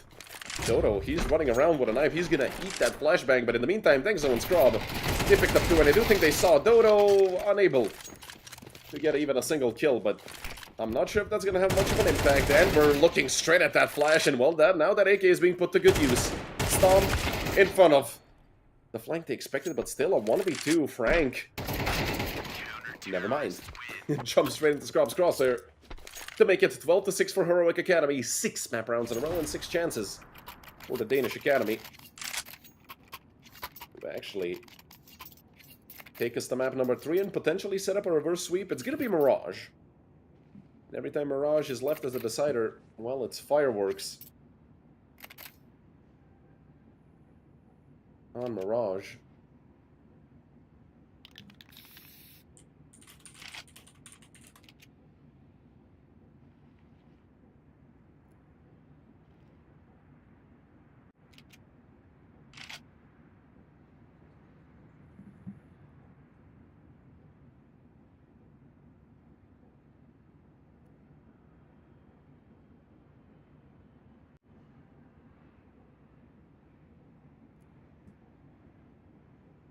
Another attack pause used by the Northern Lights. I mean, hell, when are you going to use it if not in the potentially last round of the map?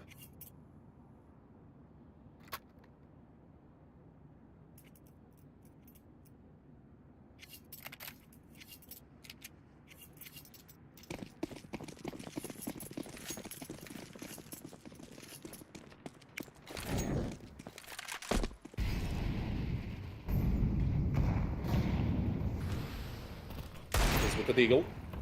You always love to see some 1Ds at this range.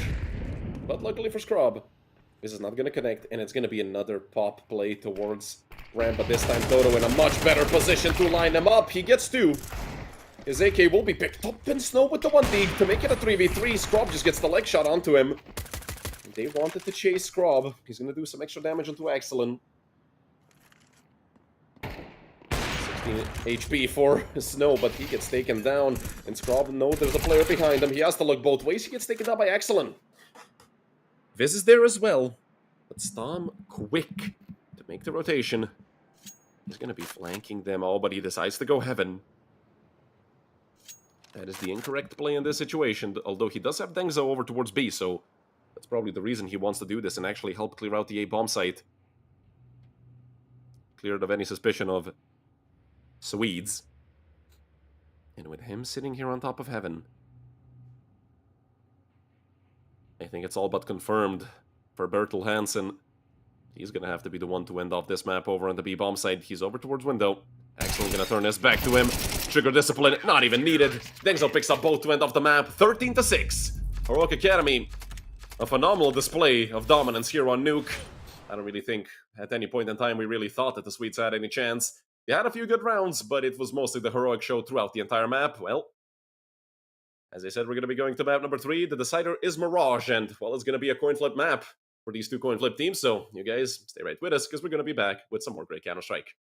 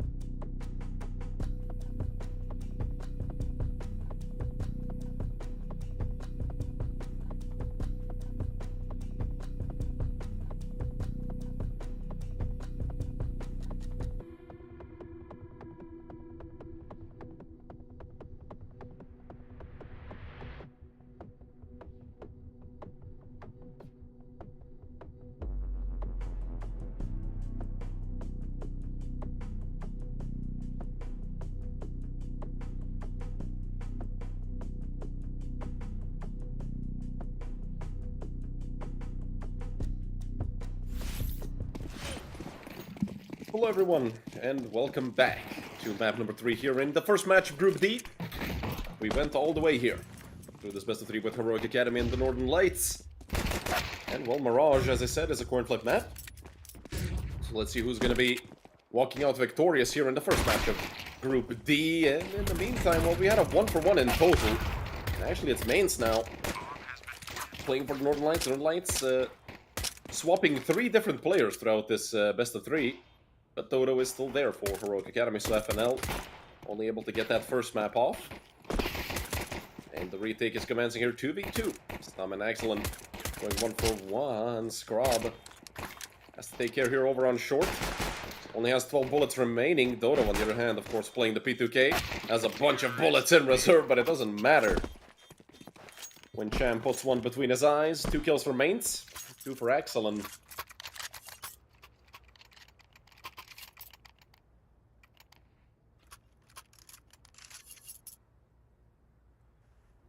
Heroic Academy will be forcing up. See a Deagle, 2 Deagles, a 5.7 and a FAMAS. Of course, an MP9 alongside of it. 2 Mach-10s in the hands of Northern Lights players, the rest of the team with 2 Galeas and an AK.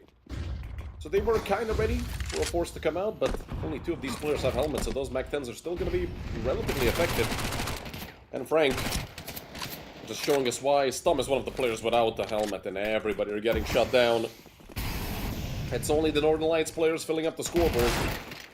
And the kill feed. Cham with another. Well, we might even see a team ace if Mines can get to this.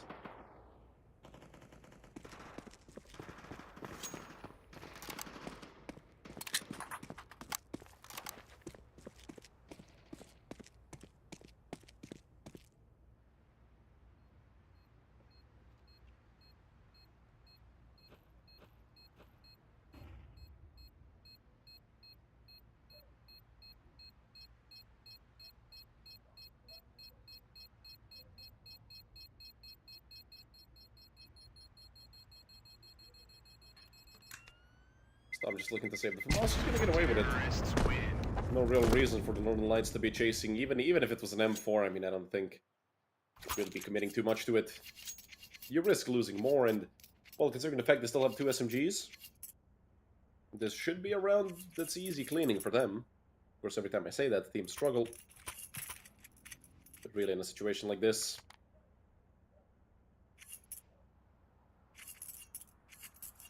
they should just run them over, especially with 4 players not having anything. I mean, P250s, yes, but that's it. 2 P250s, no Kevlar on anyone except Stom.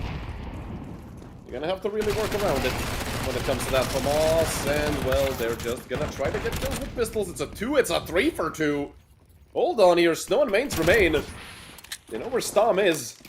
I do think they can actually get the bomb down as well. Hangzo picks up a Galil, though no Kevlar. We might see a boost over here. On top of short, it's going to be Stom going up. Money not going to find anyone, and Hangzo gets blown to pieces. It's Amber and Stom coming out through short. I do think they know both of these players are coming from short, and it's a good kill for Amber to start it off. Left on 30 HP, no Kevlar. Easy kill for Snow, but that's info for Stom. He needs to get a 10-second defuse off. Snow making a very risky jump spot. I do think Snow is going to read this as a fake. He's not gonna move. He peeks before he switches to his gun. Luckily, time has ran out. That was very tricky at the end. I mean, Stom doing a great job alongside the rest of Heroic Academy. But it's a 3-0 lead for the Northern Lights, who are finally here with their full roster. As we saw them switching between players as well. Both of these teams having stand-ins, a few of them. Both coaches have played. Dodo is still playing. This is going to be a second map. Zype played the first map for the Northern Lights, which they did end up winning. Now they're up 3-0. But there is an op in the hands of Scrub. 3 and 4s and a FAMAS for Heroic Academy. Again, an op from Mainz. And then Hangzo taking a good chunk of damage through that Molotov, down to 60. Look at this. They want to be aggressive through mid. Dodo goes 1-for-1. He's going to give Ember a potential chance, but it's a chaotic round. At the end of the day, it's Dengzo in the 1v2. Kills went both ways, but at the end, Mains made it. A 2v1 and Snow is very close here towards Electric. Snow, not even needed. Mains picks up the triple kill to make it a 4-0 lead for the Northern Lights. We might even see a timeout be called here relatively soon by Heroic Academy.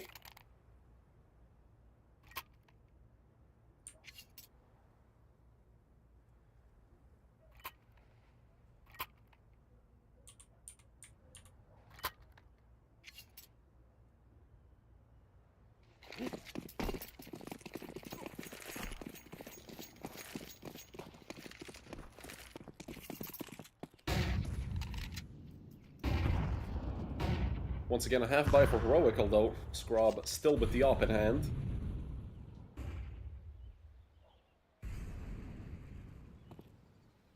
That's definitely going to be the X factor in this round. Dengzo completely alone on the other side of the map. We're here.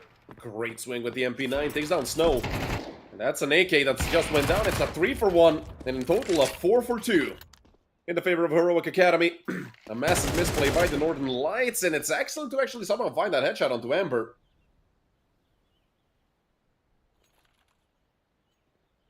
Stom and Dengzo.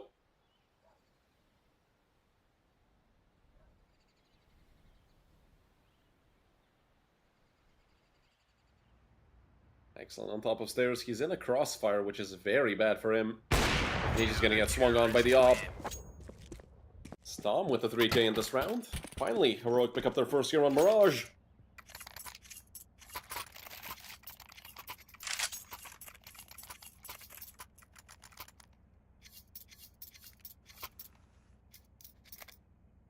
They're still not in the clear just yet.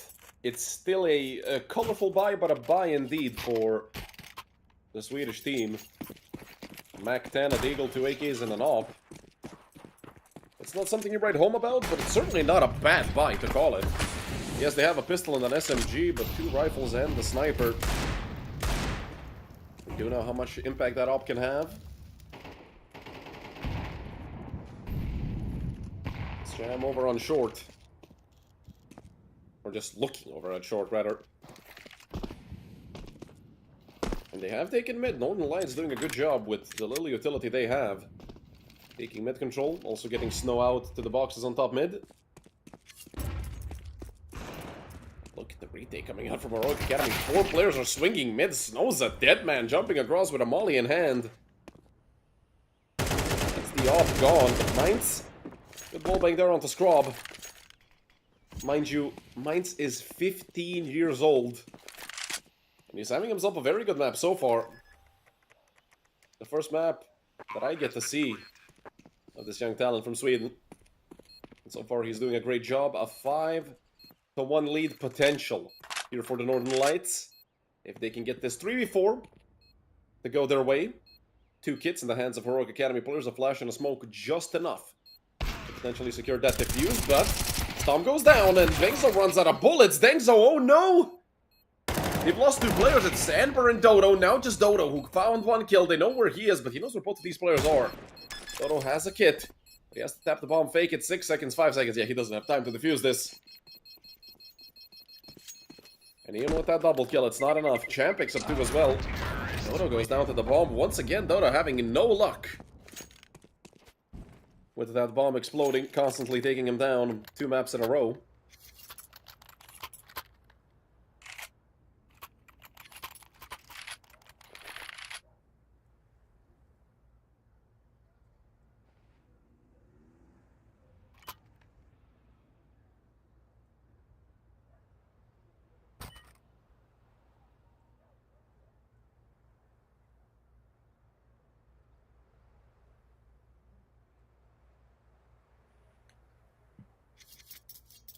Timeout called by Heroic Academy. Obviously something's not going right for them. A 5-to-1 lead currently for the Swedish team. The Heroic are really gonna have to step it up. Triple-digit ADR and 2 players on the side of the Swedish team, Cham and Mainz.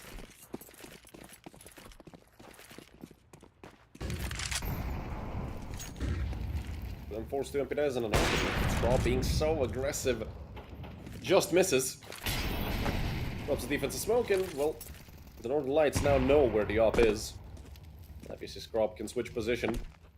And once again, the same utility on mid thrown by the Northern Lights in the same way. Like, 20 seconds into the round, it's fading, and they just leave one player on mid, which I always find a bit risky. Especially against a team such as Heroic, who we saw love those retake plays on mid. Smoke dropped on the top con, one more for window. That's 5 smokes total that Northern Lights have committed to mid. That will not leave them with any for the bomb sites themselves. Rob, straight into Cham's crosshair. And that only leaves Dengzo with an MP9 to hold B completely alone. Molly thrown way too deep. He's gonna have some control of Abs, and that's actually the bomb drop towards apartments. Dengzo gonna have to fight like hell to get out of here. 2 players looking at him from short. Unfortunately, the flash bounced a bit too far.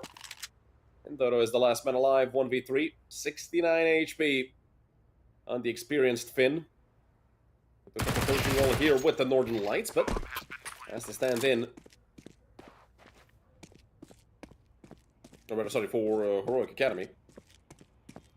Standing in instead of FNL. He has 2 kills already. Gonna need the 4K in total if he wants to get round number 2 on the board for Heroic Academy, but that's not gonna be happening. He finds an op on the floor, and that's good enough to make him commit to the save.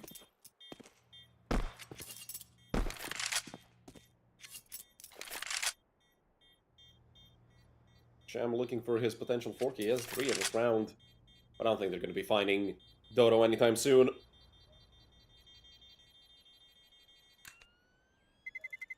Terrorists win.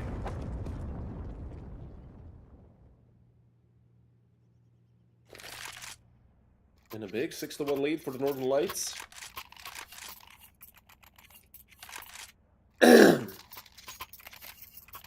My apologies for that. I managed to miss my mute button. As I said, I'm a garbage aimer. That's why I IGL and I play support roles. By the way, somebody pulled up the statistics for 2024. It was like this. I'm not sure if in 2025 it's going to be the same, but probably is. If a team gets to a 6-1 lead, they have like an 86% chance of winning the map. If they get to a 7-1 lead, they have a 92% chance of winning the map, and an 8-1 lead almost guarantees it at 98%. That was, of course, with the Tier 1 scene, and here it's a lot more different. I mean, the double op setup. But we're talking about percentages. Heroic Academy picking up 2. It's Dodo and Scrub with the snipers. Linking off shots. Make it a 5v3 in the favor of Heroic Academy. Finally, a bigger man advantage for Heroic.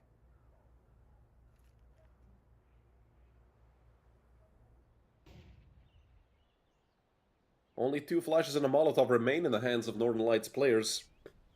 A lot more utility on the side of the Danish team.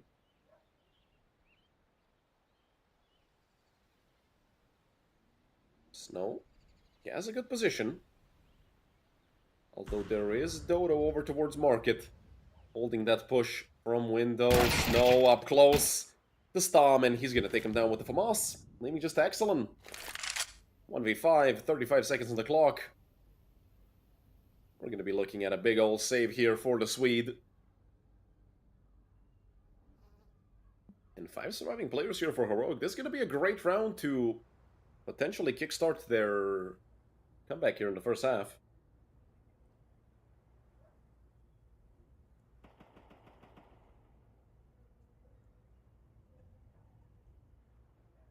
The lead of the Northern Lights.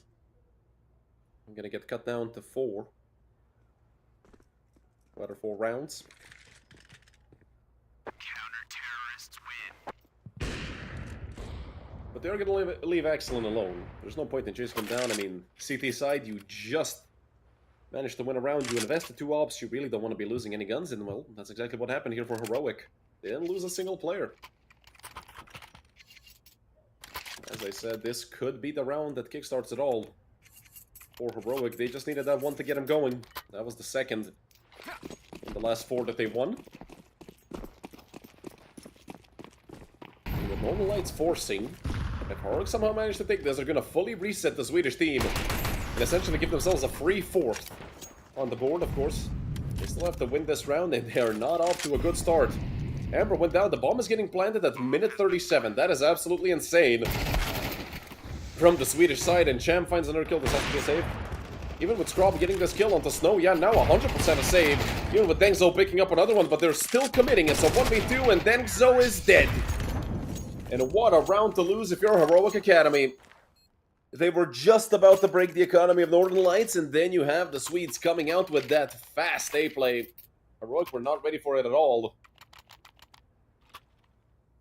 That makes it 7-2 for the Northern Lights. Certainly them calling a timeout here to calm down a little bit.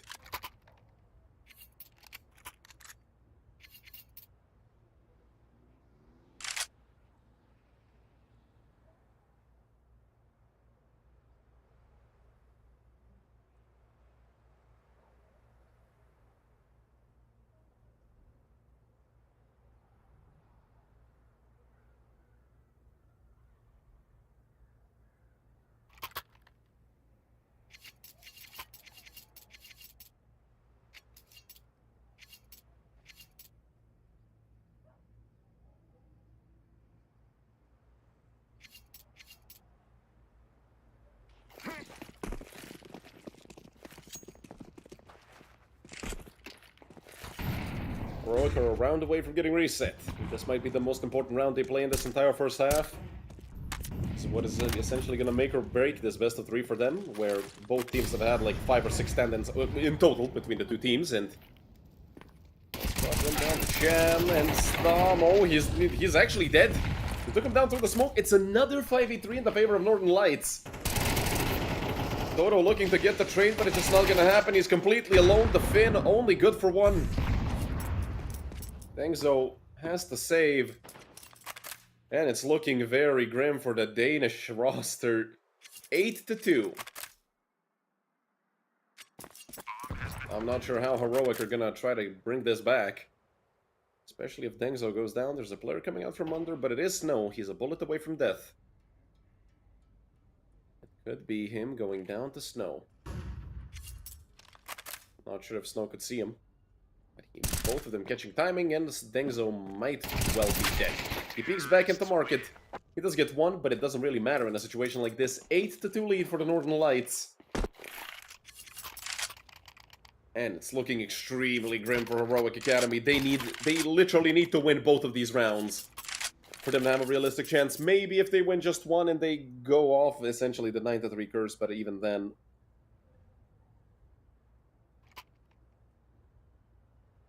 I'm not sure how they're going to be pulling this one off.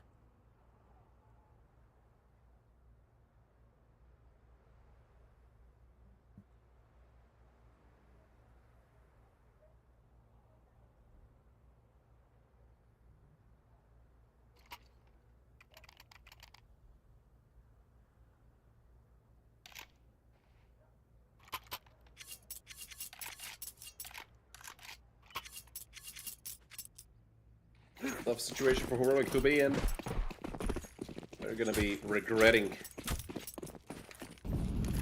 not winning just a few more rounds on map number 1. The Northern Lights, on the other hand, looking absolutely phenomenal. A team that, up until recently, mostly played those local Swedish tournaments. Or just, well, mostly regional tournaments in the Nordic area. I mean, I think they played like Svenski Liga or something along those lines. Stomp. Unable to get anything, and this is just an absolute stomp over on the B-bomb side. It's Dodo and Scrub to throw their weaponry away at this point. I mean, they're gonna have a full buy in the next round anyway. The Copenhagen Wolves are gonna be beginning right after this best of 3 is over, which... well, not right after. It's gonna be, I think, a 20-minute break, probably. So, yeah, you guys can go get some refreshments, get a bite to eat or something. Dodo. Right behind the cash register. He does get an AK for his troubles. There's a player on a 6. Over towards window. Yeah, but both of these teams had troubles getting their players on the server. Neither team, actually, now the Northern Lights actually have their full roster. They had 2 stand-ins. Coach played, everybody had I mean, hey. They stuck to the rules. You can switch players between maps. As long as they comply, of course, with the tournament rules, and also as long as you actually submitted them as stand-ins or it's your coach. So if you have a stand-in and a coach, you could have 2 players playing instead of just one, and, you know, we're constantly seeing new names here.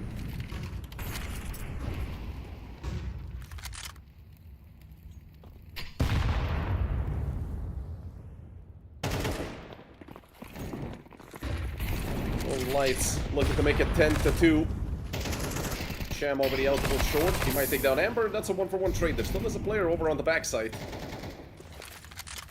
That is Denzo. Sham picks up an M4 for his Strupples. Denzo and Stom.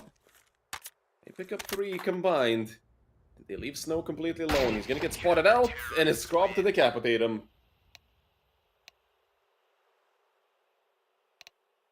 9-3 lead for the Northern Lights.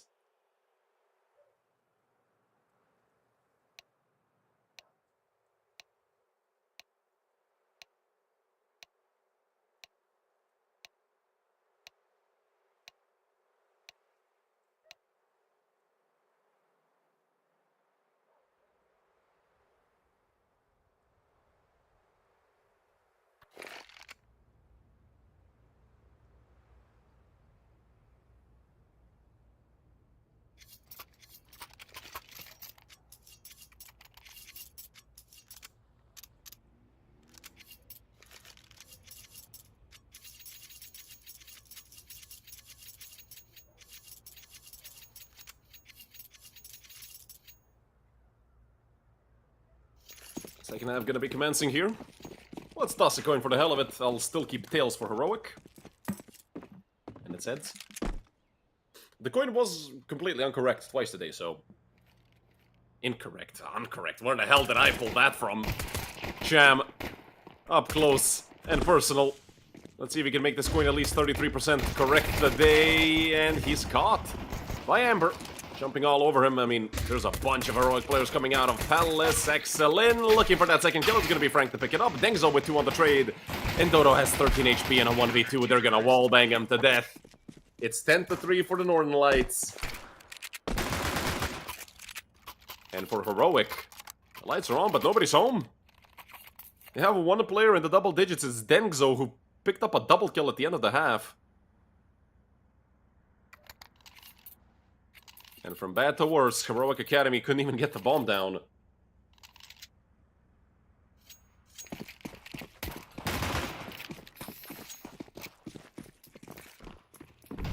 The Swedes, 3 rounds away from closing out this entire best of 3. They had a lot of troubles on Nuke.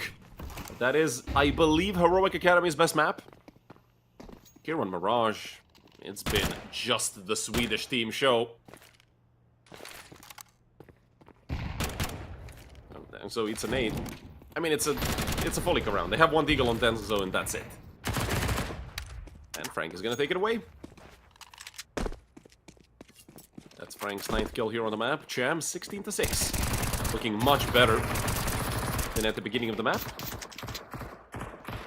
And on map number 2, if I'm not mistaken, he was also there. Drop with the Glock. I was able to get 1, and now they're both gonna get wallbanged. Once again, the round ending towards triple. And once again, Northern Lights gonna be taking it. But this was a plan for Heroic Academy, so if anything, it's gonna boost their buy up a little bit. But 11-3. Heroic need to win this round. You don't want to be facing... Even at 12-3, you don't want to be facing 9 not elimination rounds, for goodness sake. It's the first match of this group. So they're gonna be going down to an 0-1 score.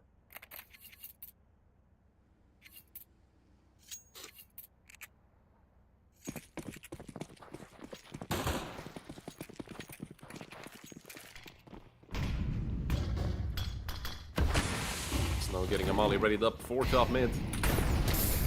That's gonna push Scrub out, and he's gonna get fully team blinded. Damn, that blinded me, and we even have a little bit of a, you know, fade on it. Rather, the opacity is less on these flashes when you're spectating, but oh my goodness. Luckily for Scrub, nobody peeked mid from the side of Northern Lights. with 3 M4s of Famas and an MP9. They're running out of utility slowly but surely. Heroic Academy have much more nades than them.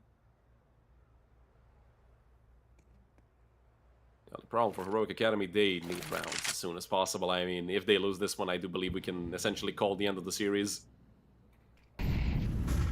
Of course, this isn't an elimination game, so they're going to be fine. They're going to be going down to a 0-1 score in Group D, and they're going to be playing their next match up against the loser of Copenhagen Wolves versus Preasy Volt, which is going to be our next match as soon as this one is over. So if you're just tuning in, this is still the first best of 3. We have one more afterwards today.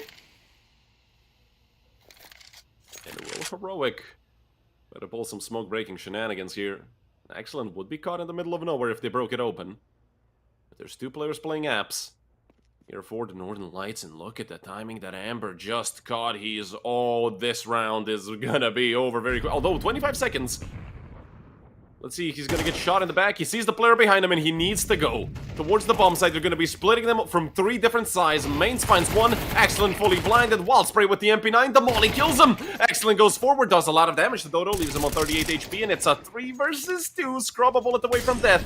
And look at Frank, he knows he can use the USP. One of these players has to plan, but it's Cham from short. The pick up to Mainz with 2 as well, and it's 12-3 for the Northern Lights. 20 kills, 2 assists, 6 deaths for Cham. 14-1 and 7 for Mainz. Both of these players doing a phenomenal job. Frank doing great as well. Not when it comes to kills, he's 11 and 13, but he's been doing a lot of damage. He's actually second behind Cham with ADR. On the other side, Dengzo. Still on 10. It's been a tragic map for Heroic Academy, and it just continues to be bad. There's an auto sniper in the hands of Frank. You're fully BMing them.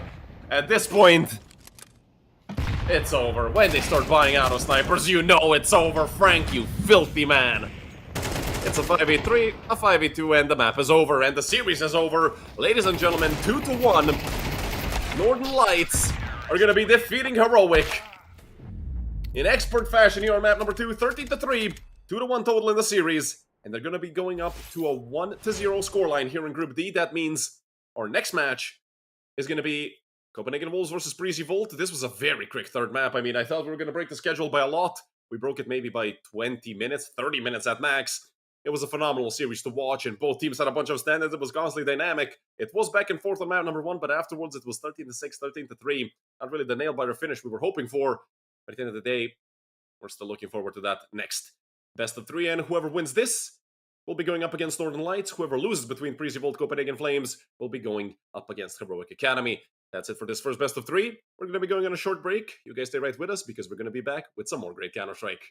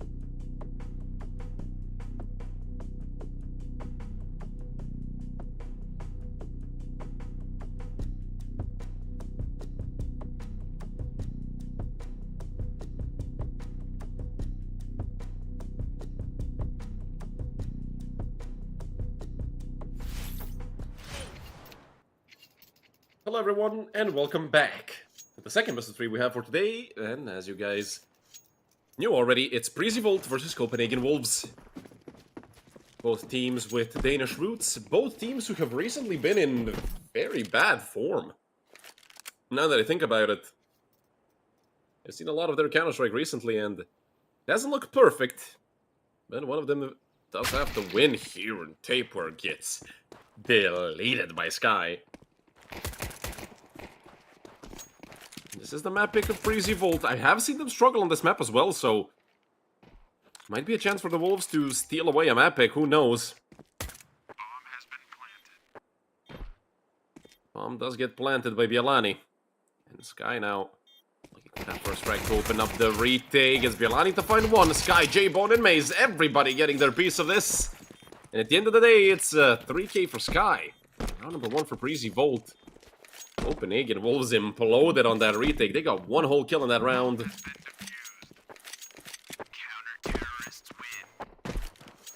That was not nearly good enough. The Wolves have recently been struggling. They played CCT. They got 2-0'd by Sashi, like 13-6, 13-7, and they also got 2-0'd by Ruby with similar score lines. And as I said, I mean, neither of these teams is in perfect form. Preasy Volt, they've done, you know, good and bad. It's mostly up and down. This time, it's actually Preasy Volt to be extremely aggressive through mid. They knew the Wolves would force, and they came right at them looking for the fight. It's a 5v3 in the favor of Preasy Volt. And look at where Sky is. If you look at the radar, Sky is flanking the hell out of them. Unfortunately for him, I do think Bialani... Oh, never mind. I was looking at the radar and I saw Sky turn around and nail Bialani in the face. Chiquinho goes down. It's a 1v5 for Quez. Yeah, not even a chance for the Danish player. A quick 2-0 lead for Preasy Volt. And with 5 surviving players, they bought 4... I mean, they have 4 M4s. And they're going to save that one Galil. It's another plan for the Wolves, so if anything, I mean... They're going to have a bit of extra money to get some deagles going, maybe armor, tech 9s, and some utility.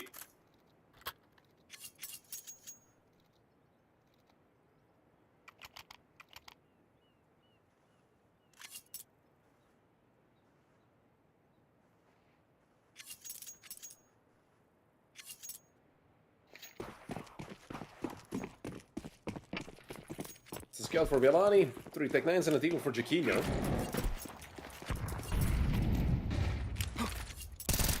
There's a nade flying towards stairs of Bialani. 40 damage from that nade. Maze, in the meantime, did manage to get a kill onto Thomas or Lumsen. I'm not sure. It says Thomas in the kill feed. It says Lumsen on the score on the HUD. I do believe it's Lumsen, and that just his name is. Thomas there on Steam. Good pick by J-Bone. Only thing is on Chiquinho. That does leave him incredibly low, and Chiquinho with no Kevlar, he's gonna be a... Never mind, I was gonna say he's gonna be a dead man anyway. It's just... Zoots. Yeah, Zoots has been probably the best performer for Preasy Volt the last few weeks. And I mean, he's looking sharp to start off here on Anubis. A 3-0 lead for Preasy Volt. We're finally going to see the Wolves with the proper full buy here on the T side. Is going to be a real test for Preasy Volt. If they pass it, we're going to be looking at a big lead for Preasy Volt. Mateo's missing for the Copenhagen Wolves. And considering Mirage is next map, for the sake of the Wolves, I'm hoping that he actually does get back, as he's probably their best player on Mirage. And look at this, Lumsen. 2 easy kills to make it a 4v3, although Mace is already much deeper towards this side than they expected him to be. But he only goes 1 for 1. In a situation where you're at a man disadvantage, I don't think he can... I don't think he contributed that much, even with that single kill. Lumsen to pick up a 3k. And the Wolves are looking at their first round here on Anubis. Danny, last man alive. Ooh, Danny got an updated picture here on the HUD. The last time I saw him, he was still wearing his Blue Jays jersey.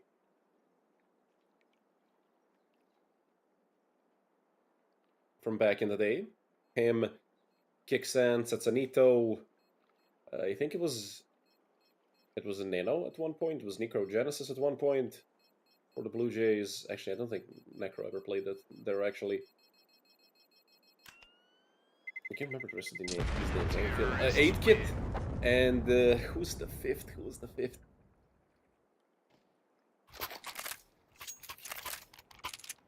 I'm missing one. It might have been Nano.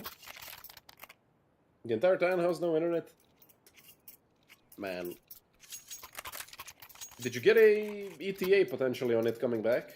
I know you love Mirage. That's unfortunate. Boot camp in Denmark soon incoming. HLTV confirmed. In the meantime, Maze losing a bit of HP to that Molotov. Within 48 hours. Yeah, bro is cooked, unfortunately. If anything, it's just the first match of the group stage, so... Let's see, maybe the Wolves can hold down their own, although... Raybon already goes down. Bialani with a massive double kill to open up round number 5.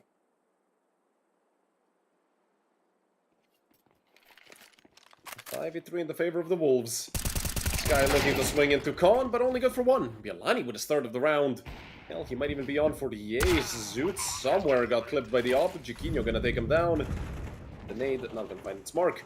It just leaves Danny to continue doing cardio.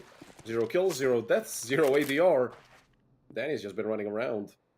If anything, he's been doing a good job of staying out of trouble, not getting killed.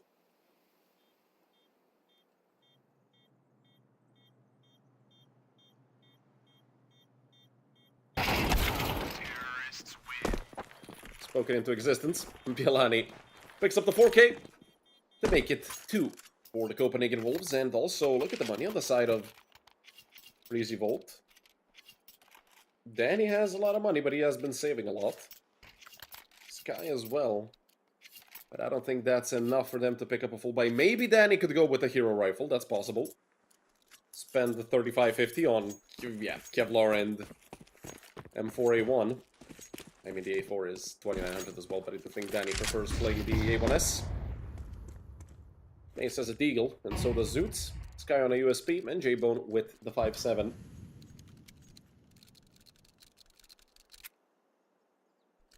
But you can see how much respect the Wolves are giving to Preasy Volt. I think we're going to be able to find the first kill. This should be a routine cleanup round, unless they get ahead of themselves and just try, well, just begin running around. Going to continue going forward along with that smoke. Turns away from the flash, and Maze is right around the corner.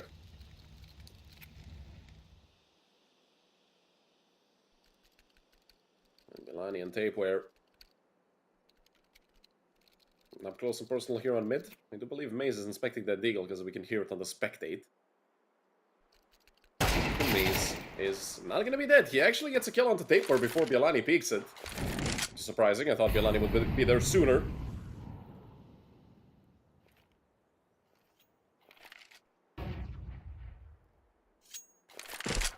Just Sky, J-Bone, and Danny to save. Danny probably gonna end up saving a rifle again. J-Bone and Sky could be sent on a suicide mission. Or maybe even a retrieval mission there on mid. I'm not sure if Bialani threw Tapeware's AK away, but I do believe that this is Bialani's AK. So he either took Tapeware's and threw it out of the map, or he just left it there. Not it's on the floor. It's a bright red AK, would be hard to miss.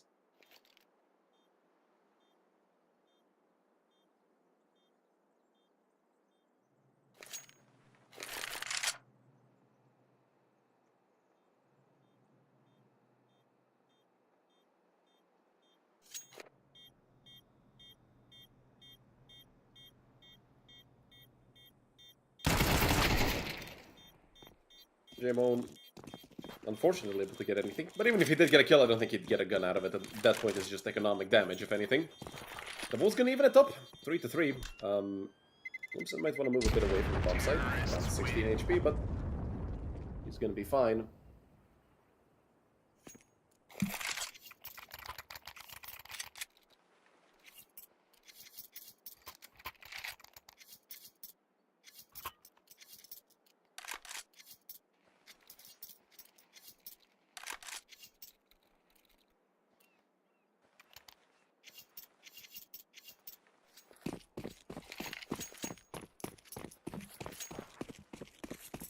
Another full buy here for Preasy, up in the hands of J-Bone. And the AK that Sky saved. And the Wolves once again giving them a lot of respect, especially towards B. It's a 3-1-1 setup for Preasy with 3 over towards B.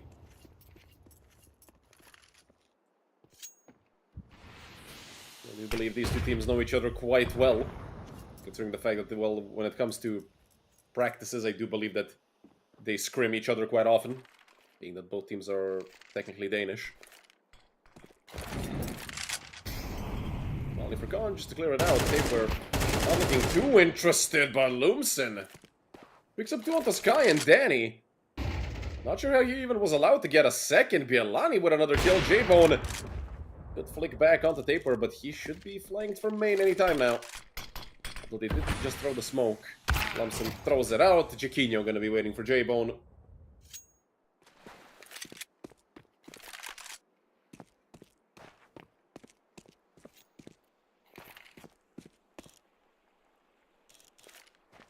If anybody can pull this off, it's Zoots, but I don't really think he's even thinking about that retake. There should be an AK dropped in main. I think Sky had a Kalashnikov in his hand, but although he probably will try to save the op and con. And now that he's been spotted out, Terrorists win. and Lumsen gonna take him down. Well, number 4 on the board for the Wolves. That's their 4th in a row. The Wolves doing a great job at streaking to get rounds here on the T side. But it is the T side of Anubis, and you know, it's T-sided map and everything. The most T-sided map in the pool. So hell, I mean, worst case scenario, if you have 3 rounds, I feel like you're gonna be okay. As long as you win pistol in the second half, of course. We have the coin for that.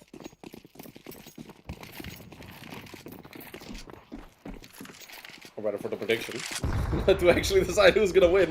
Jaquinho up to 60 and Zoots, good attempt, but only got the dink off of the Bialani. I thought he'd for sure finish him off. Bialani with a horrendous, or actually, I think it was Tapeware. With the horrendous Molotov. Bialani had nothing to do with it. 2 players already on the bomb site, 1 in rotation. Are they gonna send Bialani out through the smoke maze? Thought he was gonna be in trouble. Molly's coming out. There should be a 3rd player in rotation soon, but it's Danny who's on the other side of the map. Maze stuck against somebody here, and it's a 3 for 4. Oh my god, it's a shutdown towards the A-bomb site. 4 kills going the way of Preasy Volt, and Jaquinho's dead as well. Out of nowhere. The Wolves just got clobbered. They managed to get 2 kills in the midst of that chaos. Maze with 2, J-Bone with 3, if I'm not mistaken. And what a way to shut down the Wolves. Cutting their streak short and making it 4-4, completely tying up the scoreline. Luckily, both teams have a lot of money. So both teams can continue to buy up.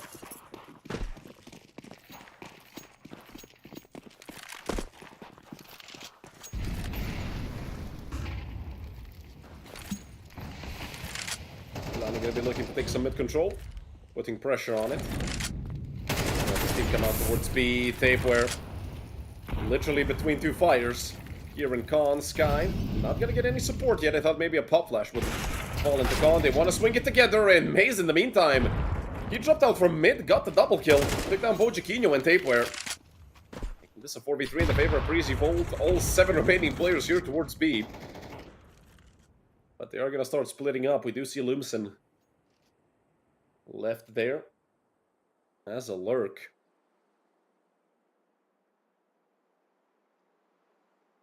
Danny and Maze.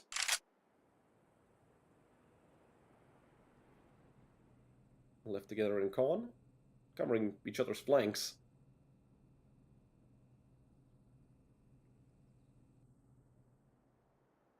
Slowly but surely, the Wolves. Their pack has been reduced to 3, but they're making their way through mid. They're gonna go into Temple. Oh, Sky has no idea. This could be absolutely horrible for Preasy Volt. They might think it's A. They're gonna be pushing into A main. That's the good call to make in this situation. You need to do something when you have absolutely no information. But with the player extra, I don't think they're gonna be too eager to push out, and they might even realize what's going on. Molly thrown, but it's the bomb going down. Danny finding one as well. Bialani just gonna look for the plant. He is gonna get it off.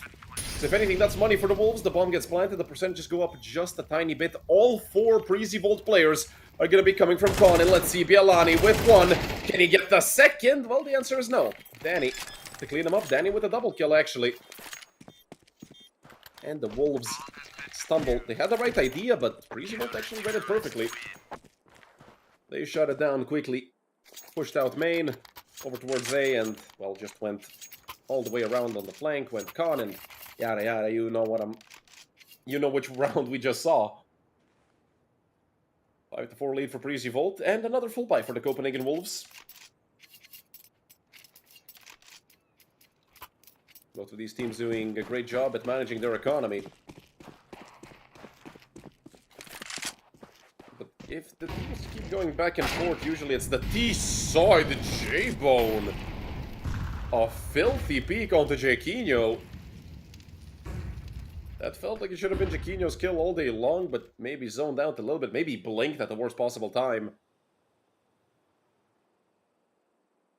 Or what happened? It's the man advantage. Now already 2. Let's add a Preasy Volt.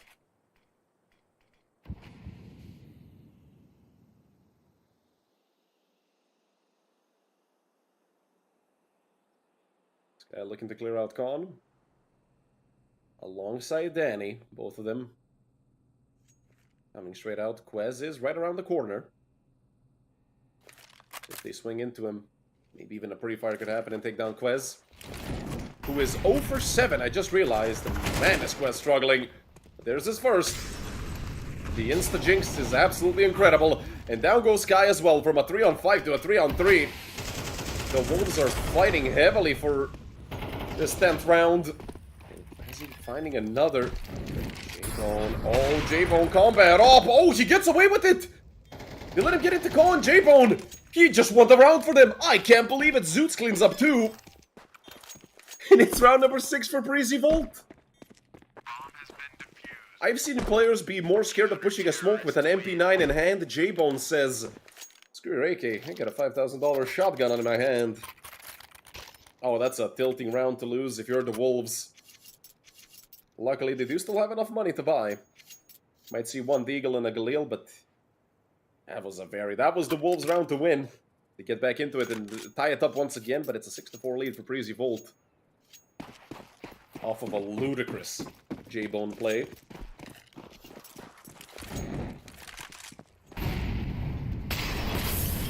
J-Bone. Force back with the molly, and the fact that he missed the smoke actually goes in his favor. The flash is horrendous by Maze, at least for his teammate. Maze being dropped here towards mid.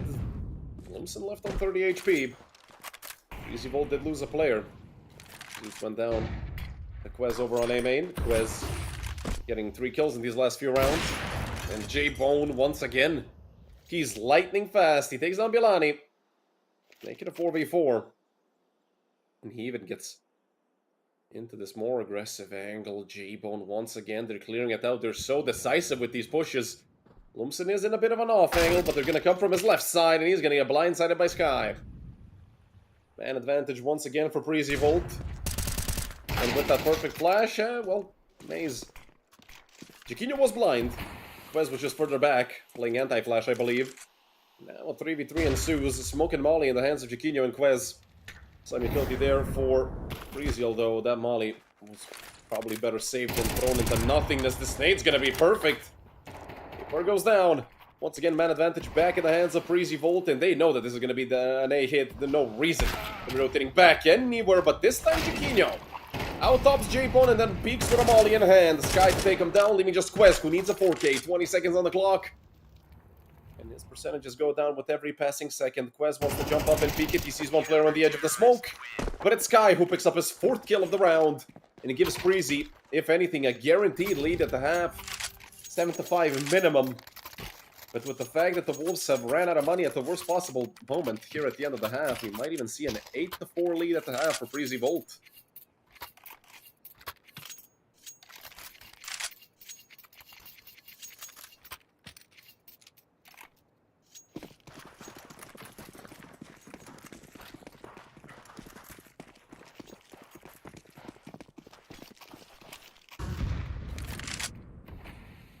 3 Galils, a Deagle, and a Mac 10. Not a single AK for the Wolves in the last round of the half.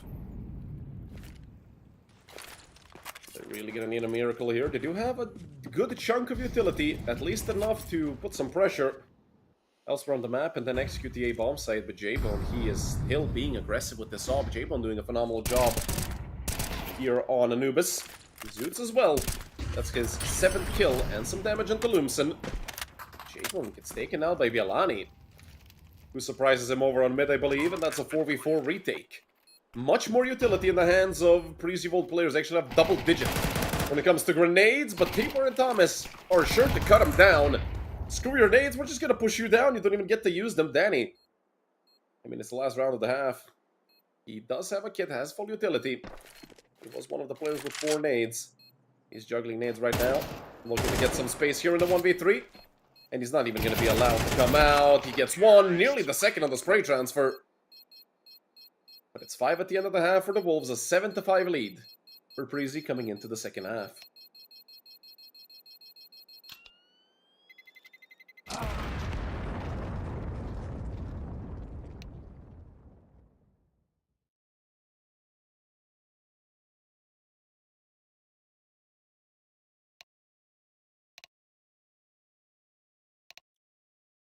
A bit more of a lasting impact left by the side of Preasy Volt, but the Wolves aren't far behind.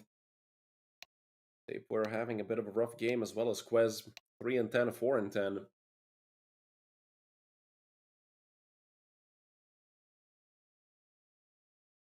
Jiquinho, Lumsen, and Bialani. Bialani especially looking good, and for the side of Preasy Volt, Mace Guy and J-Bone, all 3 of them in the double digits. Danny was struggling at the beginning. He's up to a 1.0 KD. He doesn't really have roles that can lead to many kills on the CT side.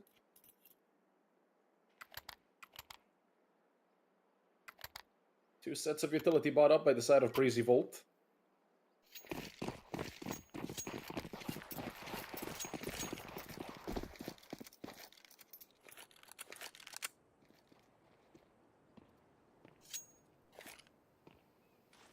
And the BX is being set up by Preasy Volt. Lumsen can hear all of this. And Lumsen wants to be ahead of the play. He's getting ready for a flash. He gets thrown out. Lumsen with 3. And soon to maybe even be 4 with the dual Berettas. Lumsen gets the ace. And what a read by the Copenhagen Wolves. What a play by Lumsen. Flash is perfect. 5 kills for Thomas. And that's the round the Wolves needed. Opening up the second half perfectly. Is Tom and Suhus Larsen. And they're just a round away from evening it up. I see 2 auto shotties, 3 auto shotties. Okay, well, that's just trolling. I do believe they're gonna be selling them. That's maybe a tradition here for Preasy Volt.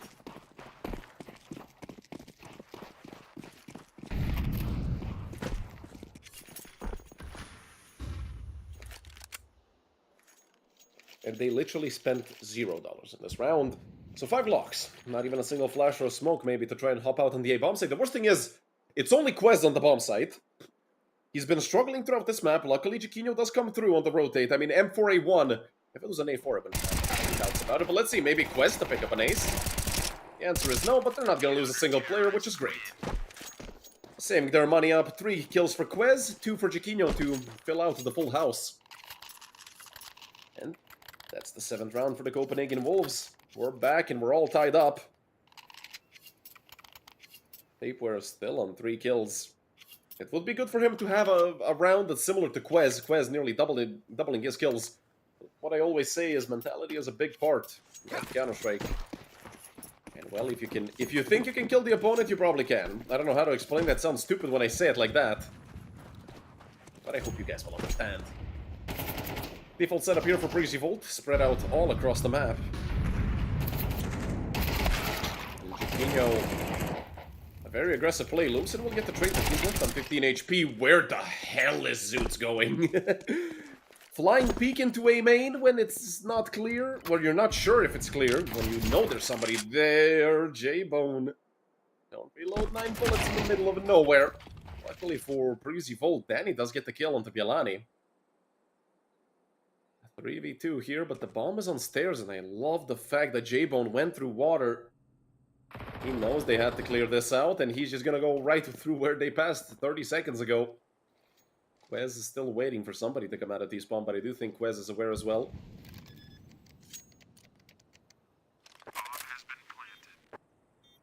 He's put on a timer. Nobody's looking main for some reason.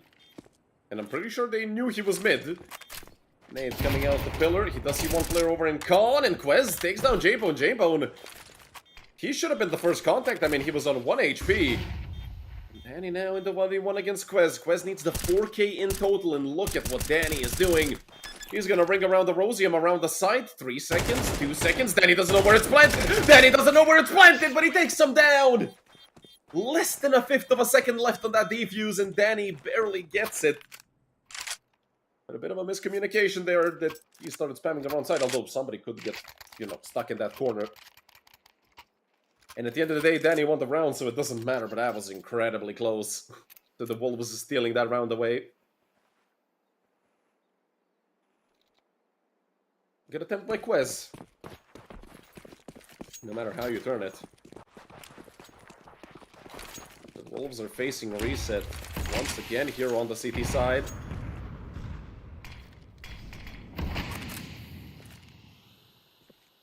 Milani gonna be probably breaking open that smoke, but he isn't gonna peek it. Yeah, she's gonna drop the molly in front of it to deter anyone from pushing it. I mean, I can't understand why he breaks open the smoke in case somebody walked into it. And I feel like, ooh, they should be saving utility. Not if Lumsen is killing people through smokes. Molly into Khan in the nick of time to slow down this offense. This nade is gonna do a lot of damage right as the molly is fading away. Not that much now that you look at it. Lumsen wants to swing out and he gets another. They know exactly where Tapor is, but they're not gonna clear the last player. Bielani goes early, and he only gets one for it. That leaves J-Bone completely alone in the 1v2. J-Bone, he's been phenomenal so far, mostly on the CT side. Let's see if this AK is gonna do him any good. He swings into Jaquinho. Dink for dink, we know what's gonna be better. Now it's Quez, nearly 50 HP. Of advantage for Quez. Actually, it's more than 50. J-Bone only has 15. He's a bullet away from death, but Quez is also, if J-Bone can hit the headshot, but J-Bone does not. 8 rounds for the Copenhagen Wolves. We're going to be all tied up once again. This time 8-8. Although I do think the economy is much better on the side of Preasy Volt. I mean, the Wolves just lost 4 players on the CT side.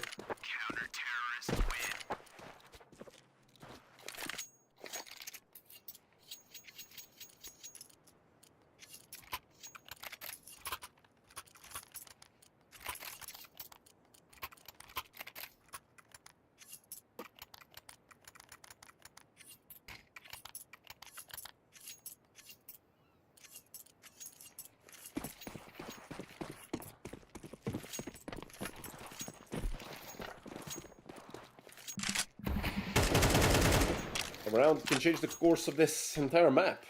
Both teams lacking funds. 2 AKs, 2 back 10s, and a Galil for Preasy Volt with minimal utility. Only 4 nades between the 5 of them. 2 mollies, a smoke, and a flash. That's not enough to really send you anywhere. Maze with the back 10 gets caught in a corner, but he is let off. Tabor knew he was going to get killed soon through that smoke if he stayed. He gets clipped with the Molotov, but this BAM isn't going to connect him to anything. Maze. Here, Lumsen burning again. He might answer with a nade here through Khan.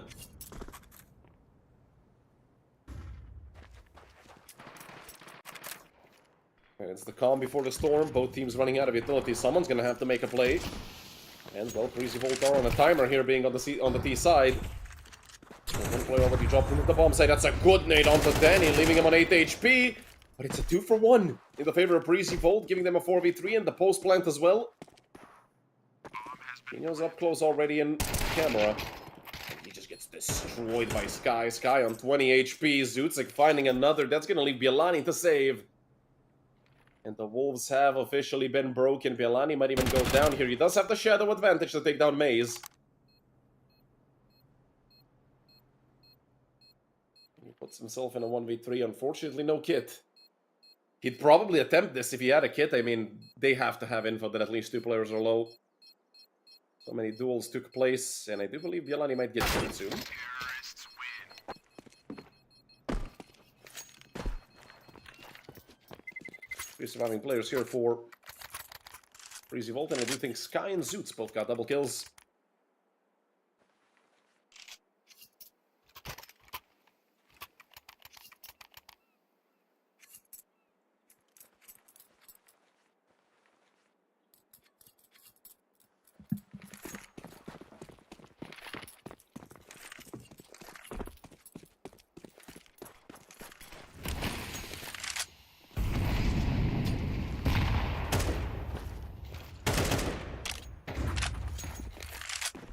Just pistols and an MP9 for the Wolves, and Danny already picking up some anti-eco kills. J-Bone as well. This snake gonna do a lot of damage onto Jaquinho. Okay, that was Lumsen over there towards B. Jaquinho was on mid. Tapeware left on 3 HP. The nade thrown way too deep. Good answer from Tapeware, but he's so low. He has to swing this. He caught decent timing. Almost took down Maze. That was Maze on the left. That was actually Danny. And Sky should have the clean up here. Easy triple kill for the German. And number 10 on the board for Preasy.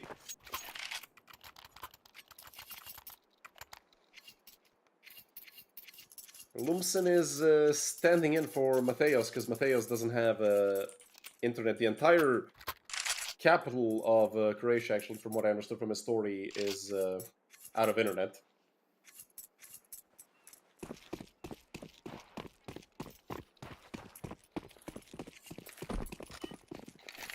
Lumsen is a solid player with experience. He is only 22 years old. He's already played for teams such as Wapa, Sashi, and currently should be in Link's Legacy. I do think this is just a quick borrow, or rather lending of a player. So the Wolves can actually play with the 5th. But Lumsen's been doing a good job. He's up to 17 kills already. Sky, walking right into the stack. This could be the meat grinder. Maybe not for the side we thought it would be for, although a 2 for 2. Gets 2 AKs over in the hands of the Wolves. J-Bone sees 1. He gets swung on by Lumsen. That's a double kill there for Danish player. It's now Zoots and Danny. And look at how well Zoots is raiding this. Walking right into an open A bomb site. The smoke thrown onto camera. And they're still not going back. If you look at the radar, they're still checking B. The bomb is getting planted. I mean, we're waiting for the Wolves here to turn back around. I'll be thrown into main over there by Danny. Zoot still with full utility. He is deep in CT and he takes down Quez. Now it's a 2v2. And he is close here and has the info. Danny swings off of it. He's left on 12 HP. Danny nearly blew himself up there. And Zoot swings in. What a round for Preasy. It was a big struggle up against pistols, but hey, they managed to claw it back. Zoots with the double. And Preasy Volt make it 11 on the board. It looked tricky for a second there, but Preasy Volt managed to get it. The Wolves really need this full buy. They need Tapeware. Tapeware has the potential to be the best player on the server at any given point, but he's 4 and 15. He does have 8 assists, so I guess people just haven't been dying to his bullets, which also can happen. I mean, if you play Counter-Strike, you know what I'm talking about. You're shooting people and they're just not dying. Nade thrown. That should land on top of Sky. 20-ish damage.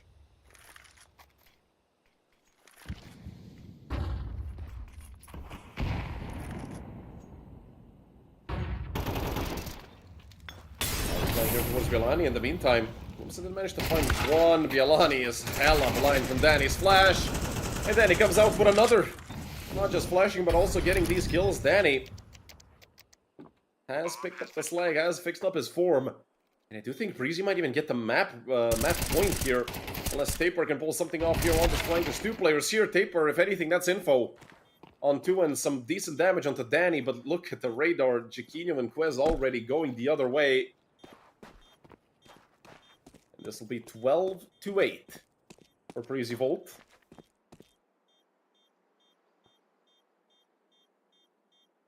Four map rounds in a row for the purple-orange Danish team, because the Wolves also have a lot of orange in their logo. And AK under M4 will be saved. 2 smoke Somali and the flash, 2 Kevlars. This is a good save for the Wolves. Both of them can drop M4s. One person will have to go on to a FAMAS, a pistol or something. This will be a tough round to end it off. Tapewe're gonna volunteer himself to go with the auto shotty, the XM1014 being pulled out. For real this time, though. Not like the trolling from Preasy Volt on the T side when they buy them and sell them. Which hurt my feelings because I absolutely love this weapon. And it's hella broken, low-key, when you think about it. And Chiquinho already getting stacked by nades. Although 30 damage for what could have been 100, I feel like he is happy that he's alive and relatively healthy. We're still here with the auto shotty. I just wonder how aggressive is Taper going to be? How disrespectful will he be to Preasy when it comes to actually pushing the smoke, considering he has a 0.25 KD currently? You know, the confidence might have taken a hit. Belani going 1 for 1, but Taper, there you go. There's his 5th frag of the map. And an op for him. We don't usually see Taper with the op that often. Especially through, I don't think we've seen him with the op once on this map. Suitsik and Sky to answer. And just Bielani and Tapeware. A chance for Tapeware to be a hero. Or to run into Zoots, who picks up another double kill. The Romanian causing havoc. Here on map number 1, Sky is low, so he will go down quickly to Bielani. Bielani gonna continue going forward. He has a big gap here between Sky and Zoots. They're not going to be ready for him to come out of camera. No chance. Sky turns around. No chance. Bielani could kill 2 and turn back to Sky. Danny swings into him and Zoots takes him down. What a victory for Preasy. 13-8. Preasy Volt on their own map pick, if I'm not mistaken, are going to defeat the Copenhagen Wolves. A very, very big victory here on the first map for Preasy Volt, especially with the fact that they had some rounds where they really shouldn't have been winning it. A retaking through a smoke with an op in a 2v3 where I think it was Zoots. That was, I'm not sure. I can't remember who that was. But anyways, Preasy Volt, I mean, this is a big victory to take. This is their own map pick. And sometimes they struggle on Anubis, but today was a good day for them. We're going to be going to Mirage, where if Mateos didn't fix his internet, we're going to continue looking at this. These 5 players for the Wolves, or they might have to get another stand-in for somebody else. Who knows? Because today it's been the day of stand-ins, really. That's been the trend today. But you guys stay right with us, because as you know, in about 10 to 15 minutes, we're going to be right back.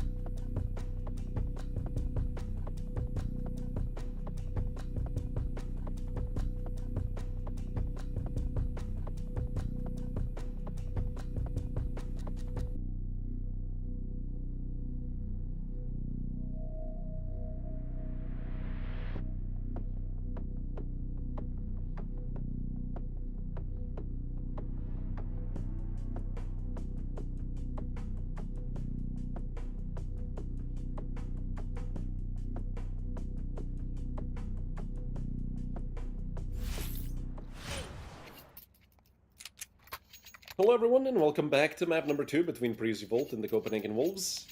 We saw the Wolves struggling on map number 1. Preasy Volt took full advantage of that and won their own map pick relatively convincingly, 13-8 I'd say. It looked close at some... It was 8-8 at one point actually, or 7 to... Yeah, it was 8-8. And they lost the last 5 rounds in a row.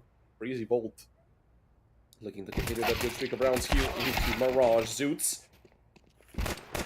and Maze both go down. Tapeware already starting off this map better than he did the entirety of Anubis. Good to see the Norwegian player stepping up. That might be the missing piece of the puzzle here for the Copenhagen Wolves. J-Bone immediately destroyed by Taper. Taper's on for the ace. Hell, we saw him at 4 kills towards the end of the map. I think he actually ended the map with 5 or 6. If he gets the ace here to open up Mirage, that's going to be great to see. Danny doesn't know where one player is, but the bomb is going over onto the A-bomb site, and it's going to be Taper who needs to get the ace. In the 1v2, Sky has a smoke and a kit. He already has 2 kills, but he doesn't have Kevlar. Danny can die to a single Glock shot if it hits his face, but Danny crouches right under it. 2 for him and 2 for Sky. It's going to be round number 1 going the way of Preasy Volt. Sky going to get given the defuse due to him having a kit.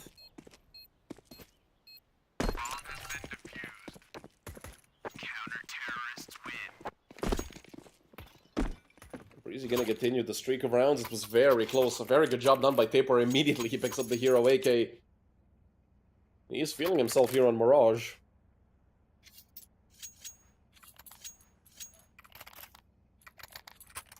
But we do see how ready Preasy Volt are for this. Not a single MP9. Okay, it's a scout for J-Bone. And 3 M4s total. With a FAMAS in the hands of Maze.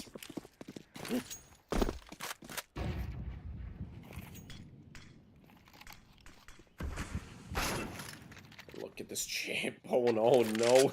He leads Tapeware and Lumsen now picks up the dropped AK, but he gets 2. It's a 2-for-2 trade on ramp. And Lumsen wants to continue going forward. The snowball can actually get rolling here for the Copenhagen Wolves. J-Bone looking for somebody to peek him, and he gets taken down by Vialani from behind.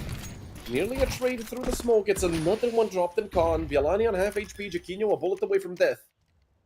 It's down to 21.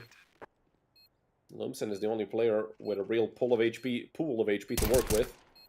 And a ding there. Oh, Vialani just stays alive. I do think that was through the edge of the wall. So Vialani... lucky to be alive. There's a player on top of Tris. Zoots wasn't ready for it. Jaquinho takes the frag. That leaves Sky completely alone. He commits to the save, and that's going to be round number 1 for the Wolves. Once again, we see one of these teams win the pistol and then not convert in the second. It was Volt. It was Preasy Volt in the first map as well, I believe. Sky, I'm not sure if Vialani heard him, but Vialani is very low. He got the ding on the Sky. If somebody else was around, they could have taken down the German player. Luckily for him, nobody is even nearby. The Wolves are going to even up the scoreline. That's 1 rifle saved. Sky, I wonder if he's going to be buying utility and then maybe dropping an MP9 to someone. Or if he's just going to be saving his money. He dropped the scout over to J-Bone. J-Bone, I'd say he earned it. He's been hitting most of his shots both with the op and with the scout.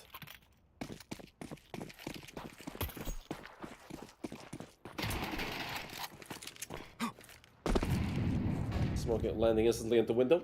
Mid fully smoked, but it's 4 players on A for the Wolves. Danny right behind default, gonna get a molly dropped on top of him. And he walks right into the AK, but 3 kills go the way of Preasy Volt.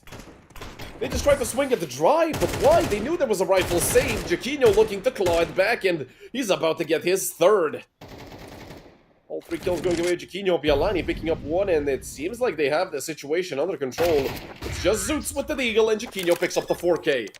That was a bit too close for comfort. Luckily, Jaquinho on point there in round number 3 to make it a 2-1 lead for the Copenhagen Wolves.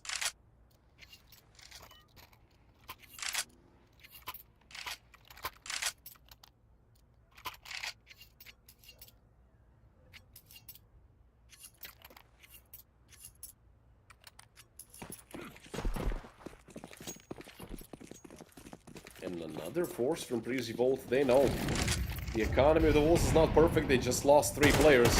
And I'm not sure if I can agree with this on the CT side, although Vialani taking hella damage. The info didn't come through, the Danny went down, but it doesn't really matter. They can nade that position anyway. J-Bone falls as well. Tapewear picking up another multi-kill, this time a double. Oh, Jiquinho. Didn't see this guy's head poke out from short. That's an AK for the German. And that might be something worth saving here for Preasy Volt. One player for the Wolves also in CT already. Tapewear. Just getting more space for the Wolves. Quest here. Tapewear makes it a triple kill. Back-to-back triple. It's a 4K now for Tapewear. He's also going to be out for the ace. Unfortunately, Maze takes him down from window. A lot of damage onto Quest done as well. Both him and Bilani are relatively low, and Maze can get to a rifle.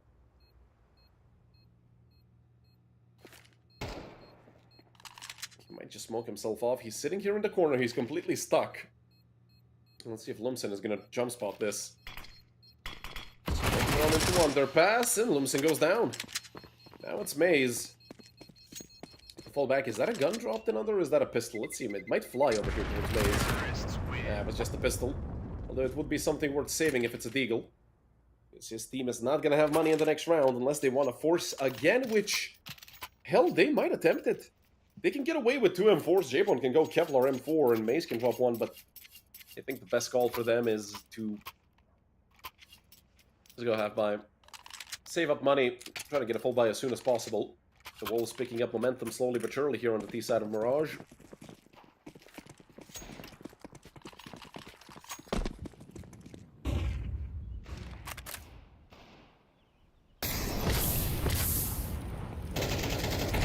J-Bone for sure. Full Berettas against fully armored opponents. This cannot end well for J-Bone, although Maze and Danny actually pick up 2-1A. It's Bilani and Tapewear to go down, and an interesting play being made by the duo of Wolves towards Ramp and Sky with a 1-dig. Nails Jiquinho. Tags up Quez as well. A 3 versus 2 man advantage for Preasy Volt. Although Zoots... Oh. Lumsen's on. You could see on the radar him looking around with that number 6 on the minimap. Lumsen sees another player over towards T-spawn. It's left on half HP, but he has enough time to actually get the bomb and get out of there. They're both going to be coming from T-spawn, from T-spawn, but Maze and Danny, only one of them has been spotted. Both of them on half HP. Both of them have Kevlar. The Wolves aren't looking that much better. Lumsen on 48, Quez on 64, but they do have 3 flashes and a nade between the two of them. If one of them finds its way to Danny, even to Maze, it could take him down. The nades are with Quez. If Lumsen spots someone out towards Abs, I'm certain Quez might pull the pin on that nade and chuck it over into Abs, hoping for the best. Of course, pulling out a nade when you don't know where the opponents are is not a good idea. Lumsen gets spotted out. And the Molly will immediately force him back into the site. He gets taken down. It's a 1v2 now for Quez, who does have that utility. Although the bomb... Is it planted for him? I do think it is. He can see this from door. He just sees the head poke out. Quez gets the kill, and now he's just buying time. At this point, the round is already over, kid or not. And Quez, he looked for the 1-tap, but Danny is dead anyway. 4th round in a row for the Copenhagen Wolves, making it 4-1. Here against Preasy Volt, I do think it's about time we see a timeout called by the side of Preasy.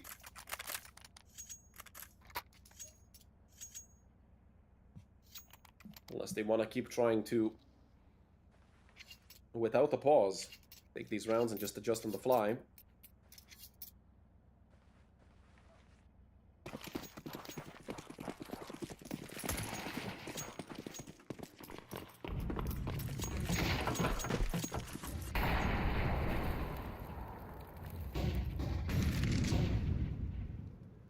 Jiquinho holding that peek from stairs. We did see Preasy Volt peek stairs quite a few times. Especially J-Bone, but this time he has an op. He's over towards window. He's going to be re-peeking into mid. Drops the molly. Not sure we can even see anything. Tapewear with the aggressive play. It's a 2-for-2 in con. Now made a 3-for-2 in the favor of the Copenhagen Wolves. Lumsen with another. He's looking for his 2nd of the round, but Zoots takes him down. On the swing, he looks for the 2nd, and Jiquinho gonna decapitate Zootsik. That's the Wolves' 5th round in a row. And a 5-1 lead. You can see their logo on fire. And for good reason. Preasy Volt unable to find an answer to the full buys of the Copenhagen Wolves.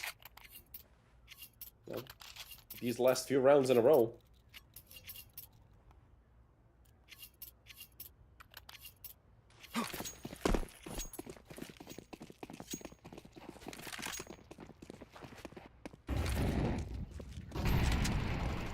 Volley deep towards ramp, Danny.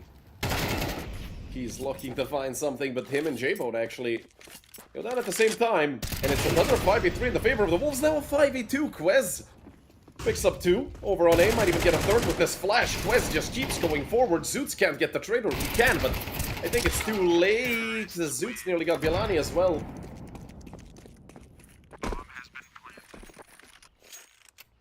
And it's 6-1 for the Wolves. Still no timeout called by Preasy Volt.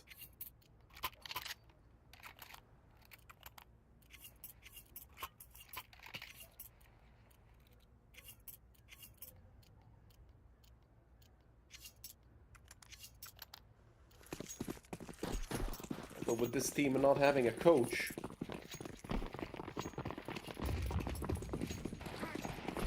might be the reason they're not calling that timeout. Villani and Quez.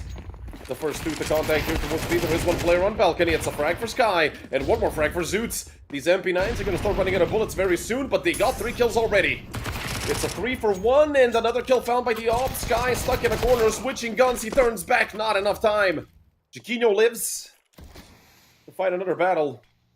In this 2v2, Danny with a deagle, J-Bone with a 5-7. Danny does have Kevlar, but it doesn't matter. Lumpson with the big peak. Straight into Danny's forehead. It's just J-Bone who's been having a rough map. 2-7. He could be the hero here for Preasy Volt. He picks up an AK. 20-something bullets in it. I think 25 if we saw correctly. But he doesn't hear anything towards the bomb site. I like what the Wolves are doing here. They have to make J-Bone unsure, and he has to guess, and he guessed completely wrong. And I do think at this point J-Bone just decides to save, and that's about it. It's going to be a 7-round streak for the Copenhagen Wolves. J-Bone at this point should probably have his AK out. So he could run into Jaquinho. Jaquinho has an op. But he is 1 bullet away from death. J-Bone, if he got that op in his own hands, be pretty happy with it. Lucky to be alive as J-Bone. Just missed the timing on that peek from Jaquinho. But I think they're going to respect it. And they have a lot of money. J-Bone playing with his life, but he does take down Jaquinho. Now it's a matter of, will that op fly away somewhere inaccessible? The answer is no. J-Bone gets the op off the floor. If anything, that's a great weapon to save for him, especially coming into a full buy, where it's going to be backed by 4 rifles.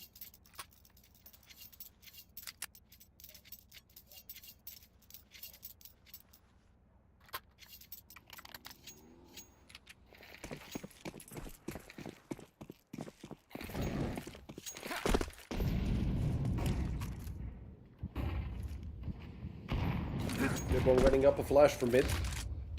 That's gonna ring away over there. Sky swings and straight through the smoke, takes down Bialani.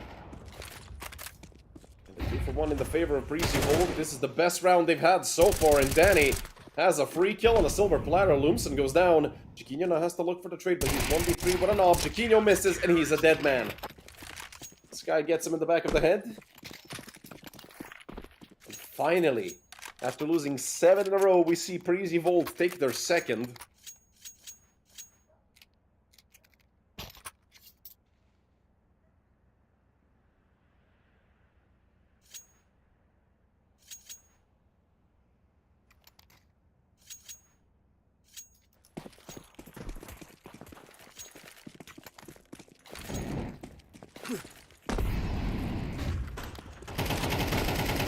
From mid once again, and neither side able to get the frag. Only got hit once. May's barely alive on 20 HP. And Preasy Volt forced to give up mid, at least somewhat. They still want to have some presence. Sky gets boosted up on short. He has to look 2 different ways, that's the problem. And Jaquinho is reading it perfectly. He's going to tag up Sky. Another shot hit with the scout, softening up another player. It's going to be an easy frag for an AK when/if Sky or Maze get into a duel against them.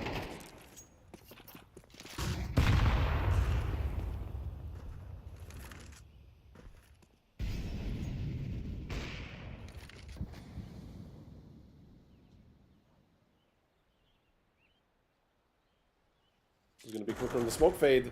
The answer is Lumsen. This guy is towards jungle, but he's also a bullet away from death. Let's find one, and oh, look at the lineup for Sky. The Molly nearly took down Quiz. It's a 3v2, and Quiz is a bullet away from death. They're wall-banging J-Bone. J-Bone stuck in no man's land. That's a double kill for Quiz. Look at the flank from Danny. He gets the early kill onto Quiz, forces Bielani in the 1v2, and that's round number 3 for Preasy Volt. They're starting to streak rounds together. If they can get 5 rounds at the end of the half, that would be phenomenal for Preasy Volt.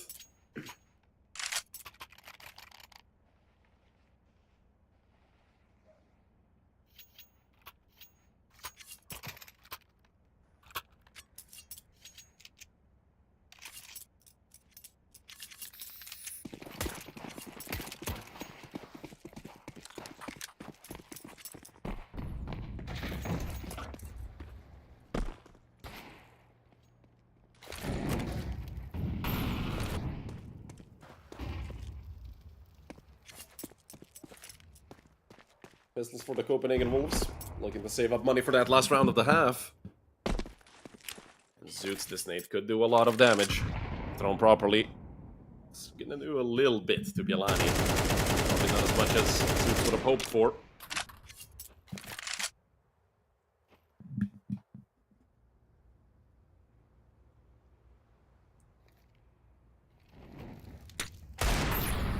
One from Tapeware. Finds the 1D, but Maze gets 2 in as an answer, and, well, Lumsen and Jaquinho, last 2 members for the Wolves who are alive. Both of them have Glocks, and they probably don't want to make much noise. Maze, he wants the repeat window. He's going to get another, and another. 4 kills for Maze. Why not? Eco Cobra.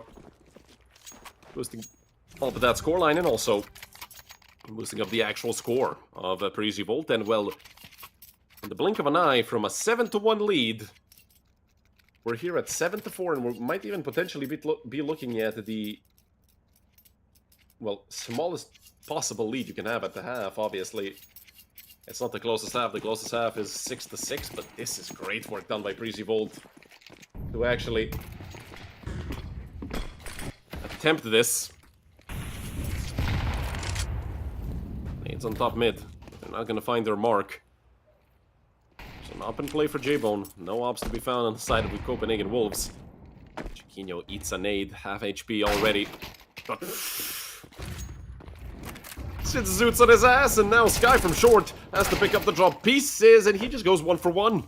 Lumsen also wants to swing. I'm not sure if he's aware of the player backside. He certainly wasn't. Maze gets that kill. And Bielani, like a snake, lurking through jungle. That just leaves Danny to fend for himself on the A-bomb side. But there's 2 players here who want to peek the smoke. Danny gets 1, nearly the second. Quest left on 50 HP. It's Maze to try to retake in the 1v2. Gonna be coming out from short. The problem is he doesn't know if anybody is window. And they're already gonna get some very good post-plant positions. But look at Maze. Maze is straight up gunning it through Con. Full sprint. They know where he is, so he's probably gonna get shot in the back. He continues going forward. And Maze gets taken out. An 8-4 half for the Wolves, but with a 7-1 lead, I'm not even sure how happy they are going to be with that. Preasy Volt certainly happy about it.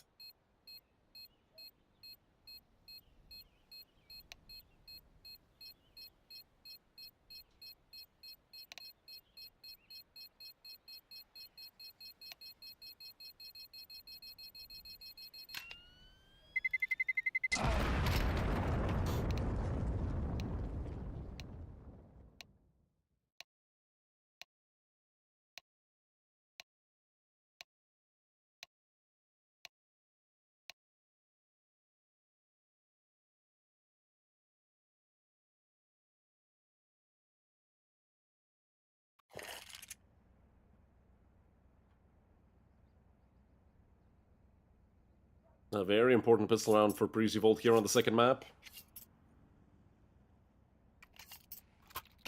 If they do end up taking it, that's going to be their golden ticket to making a comeback here on map number 2. Otherwise, we're going to be looking at Ancient very soon.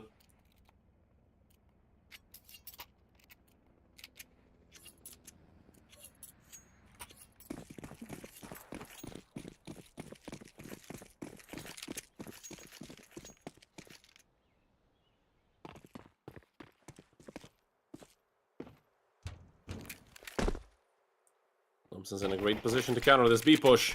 And All 5 members of Preasy Volt coming right at him. He has dual Berettas at the edge of a smoke. He gets one in taper, found one kill as well. That just means that Preasy Volt have been completely shut down here on this B push. They're forced to go back. Or they can go head first into a brick wall and see what breaks first, the wall or the head. Which might be exactly what they're gonna do, because they're still sitting in apps.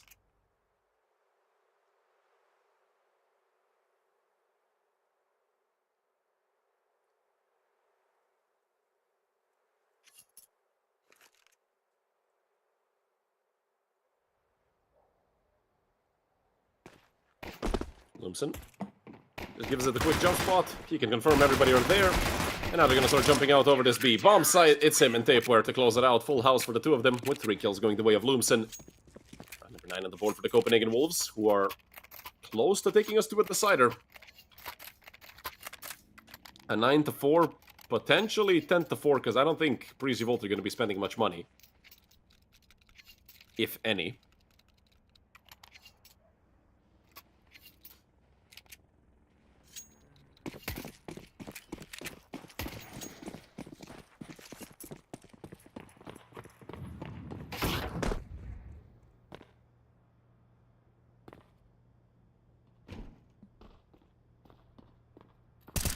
Four-man top mid, and 1 and under. It's Jaquinho to go down to a Glock. But now they know where everybody are, so should be routine cleanup for these A1Ss. One more player on bottom con, and, well, that's it. They just lost 1 player. It should be Quez movement, please, get the M4. And he does. So they just lost the FAMAS. Now they know it's gonna be a big old full buy here for Preasy Volt.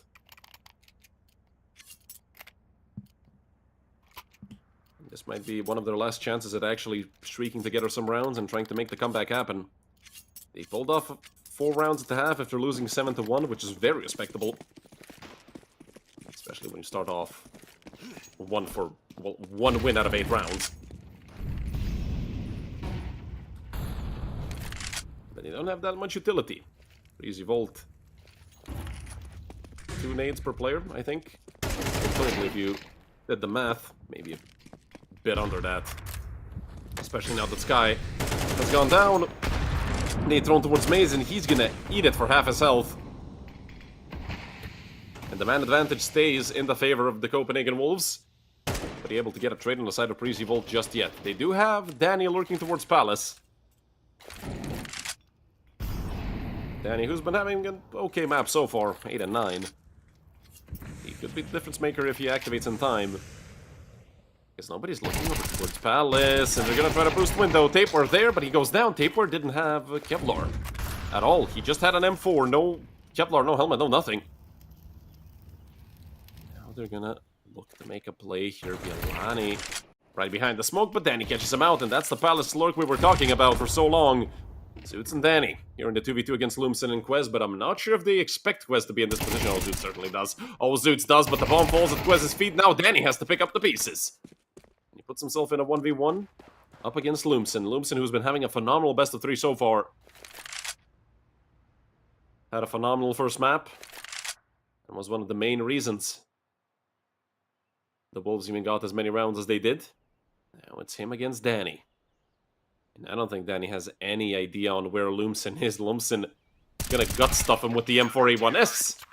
He walks backwards into him. That's round number 11 for the Wolves. 7 rounds difference once again in the favor of the Copenhagen Wolves.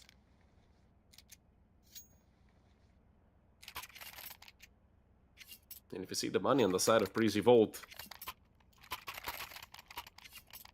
that was realistically their last chance to get back into it. They're gonna pick up some pistols, which, as we know, are always very dangerous.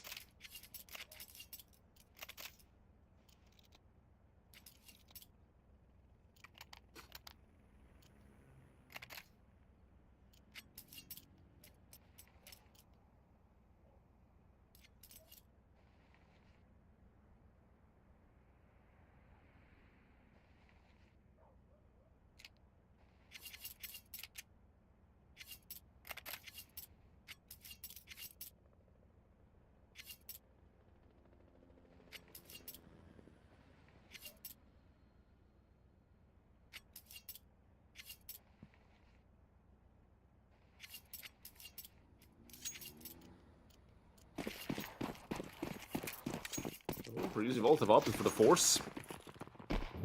A smoke, 2 smokes, a Molotov, and 2 flashes. I'm not sure if I agree with this from the side of Preasy Volt, but again, you don't want to give your opponent 12 rounds so easily. The problem is, I mean, they've been getting out-aimed this whole map. That's probably the reason they didn't want to go for the Deagles.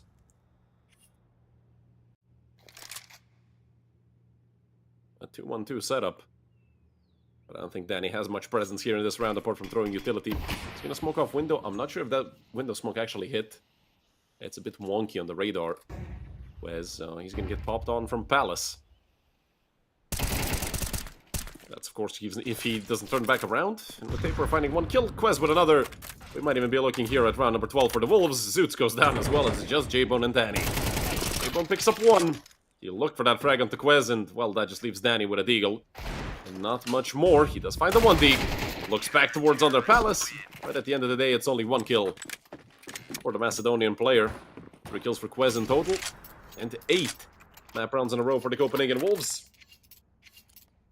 We have 8 chances to take us to a decider. And they might only need 1.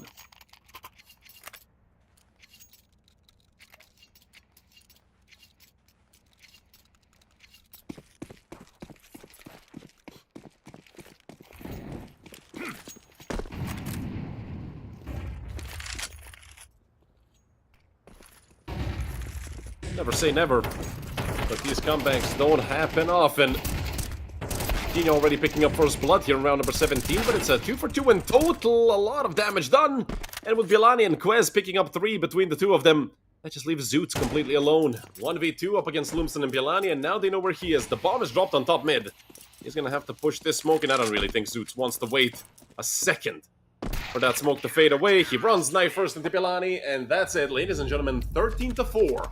On map number 2, the Wolves dismantle Preasy Volt, and very rapidly send us to a decider. Map number 3 is going to be Agent, if I'm not mistaken, which is going to be a nice and fair proving ground for these 2 teams. Definitely going to lead to an interesting map, to say the least. I mean, Anubis, Ancient, Mirage, I'd say the 3 most popular maps currently, apart from Train, because some teams really like cheesing Train.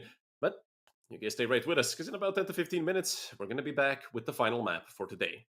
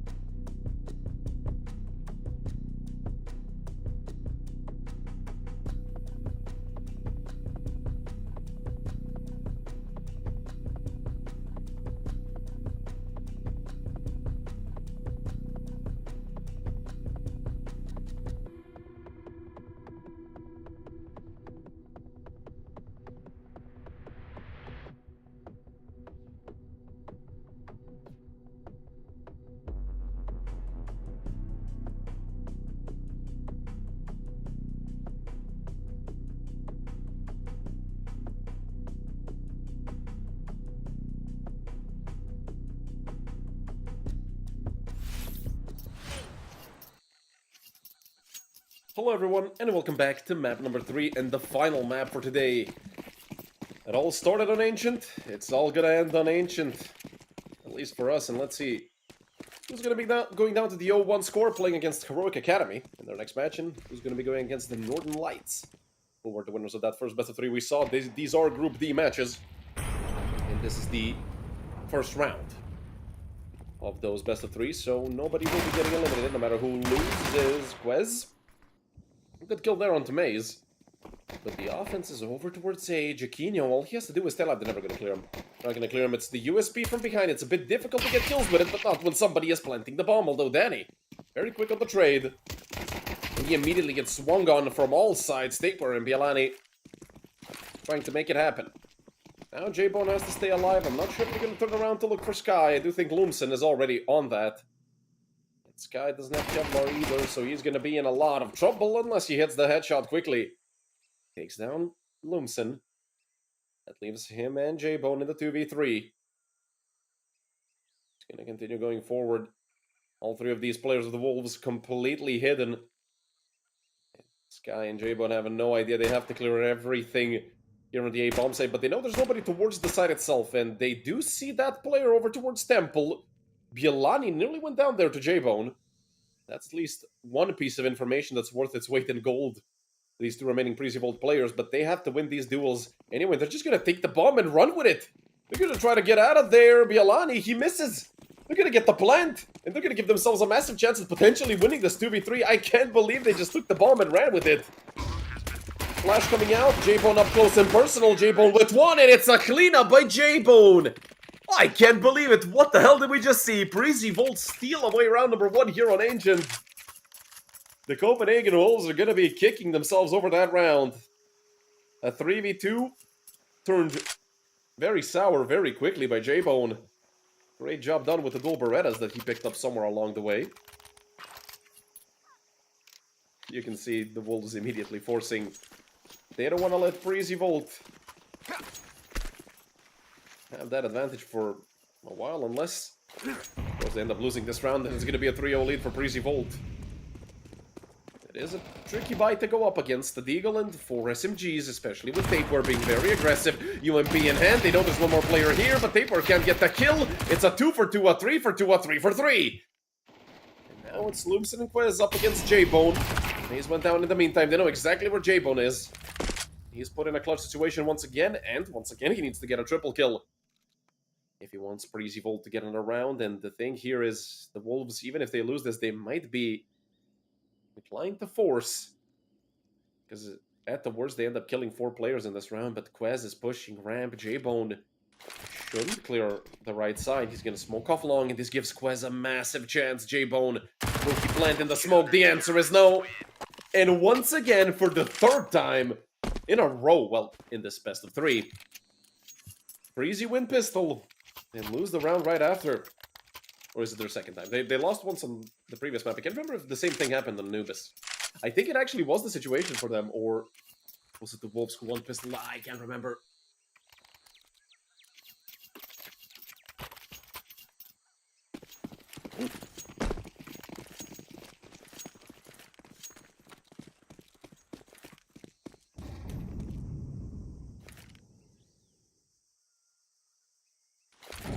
Forced by round now from the side of Preasy Volt. All 5 of them grouped up towards A tunnels. Smoke coming out. I do believe that's going to land into Donut. One also coming out towards CT. The flash not going to blind Quez at all. He's still falling back, fully blinded. Can't see a single thing. Quez goes down. And is anybody going to win a round against a force buy? Hello? It's a 5v3 in the favor of Preasy Volt. They still haven't picked up all the rifles. Actually, they have. It's a FAMAS and an AK for Danny and Zoots. Now it's the Wolves who have crumbled. The pop towards A fully surprises them. J-Bone with a 2nd frag of the round. He's up to a 7-1 score. Sky will go down, but the damage has already been done. Even if they get this kill, which they won't. Zoots chasing down that last frag. Jaquinho, I wish you luck, my friend, but I don't think he's going to have much of a chance here. They're about to double peek him. They're about to swing straight into him. Jaquinho with 1. That's the 2nd of the round, but it doesn't matter. Preasy Volt steal this round away. J-Bone has an auto shotty. Once again, it's Preasy Volt players who love those shotguns. let's see who's going to be playing with it. Sky has it currently, and it's going to be him staying with the shotgun. And it's the Wolves, who are now in a situation where they have the Force. And it's going to be the Force buy wars until somebody wins 2 in a row, but Preasy Volt, if you look at their weaponry, it's looking much better than what the Wolves have. 357's the Deagle and the FAMAS, minimal utility. Wolves are going to have to pull something off here. Tape, we're stuck in the corner. It's J-Bone entry fragging with the XM. Can Tape do a backflip? Yeah, this range, I'm not sure if J-Bone can actually get the kill, although he swapped over to the Deagle. Hell, I'd honestly... I was gonna say, I'd honestly play the shotgun at that range. Jaquinho gonna nail him through the smoke. I do think he broke it open at one point, or just got lucky with the spam through with Maze. And Sky pick up 2 kills, and that should confirm the round for Preasy Volt.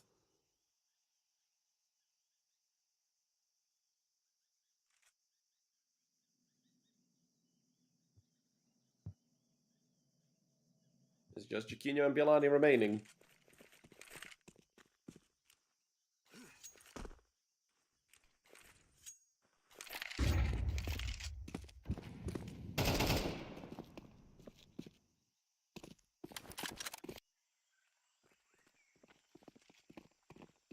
Jaquinho in a very good position. Oh, they're not gonna clear him. They're not gonna clear him. They're all around Jaquinho. Jaquinho has the round at the palm of his hand. All 3 of them in front of him. He's gonna... Oh, that's horrendous! Oh, that's... Oh, that hurts to see.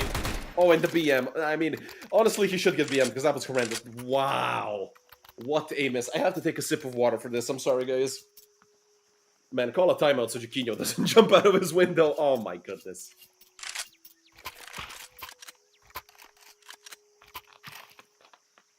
Awful. Absolutely awful. That's getting clipped for sure. Anytime Jaquinho gets into an argument with someone, it's gonna be that clip being brought up. Well, that's unfortunate. That's about how well this best of 3 has gone for the Wolves. I mean, if you look at Mirage, they won 13-4. They stomped Preasy Volt, but when you're losing rounds against force buys, when you miss that... I mean, honestly, in his defense, the FAMAS is absolute garbage, but still...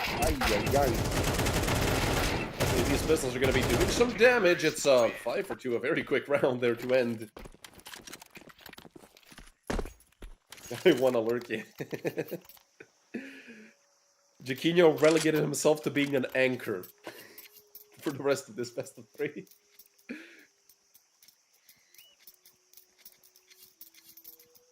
That's unfortunate. He stopped fragging as well. I mean, that's just a very rough round. And they're down 4-1, but there's an op in the hands of J-Bo now, which might even increase the trouble that the Copenhagen Wolves have been having with dealing with this D-side of Preasy Volt. Although, the main thing I've noticed, and I'm sure you guys have if you watched the first map today, the D-side is straight up stronger and ancient.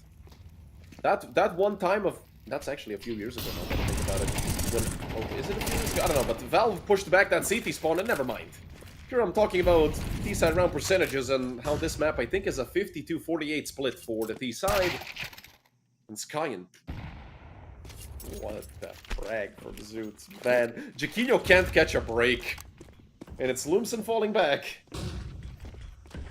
Into the bomb site. He has Quest to help him out. They have a massive crossfire going. The FAMAS this time good enough at least for one. They swing out and J-Bone's a combat opper. This man loves playing aggressive op, but that smoke was probably thrown by me at one point. Over there on top of CT. Confusion is the best strategy in war, and J-Bone just keeps swinging with the ops. Someone stop this man. It's Taper in the 1v2 now. The Norwegian had a bit of a rough first map. Mirage was much better, but J-Bone wants to swing. He loses his head. It's all between Zoots and Taper. Zoots has a nade, but Taper has the peak.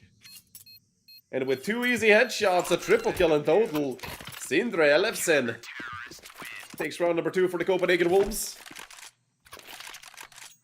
And damn, did they need that round. If it went to 5-1 for Preasy Volt, I mean, still their money is garbage. They can't really buy up properly, because they had only one surviving player. But a very, very good round from the captain of the Copenhagen Wolves.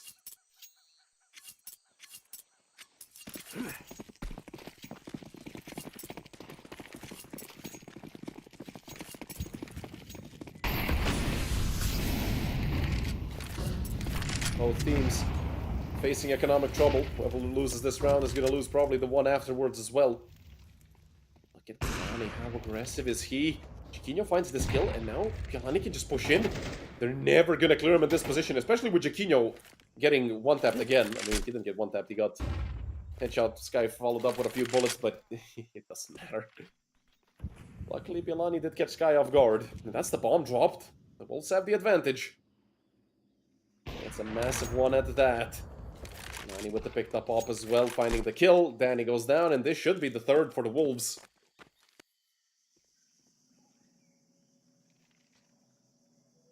Maze with just one frag throughout these 5 rounds. It seems like it's gonna stay that way.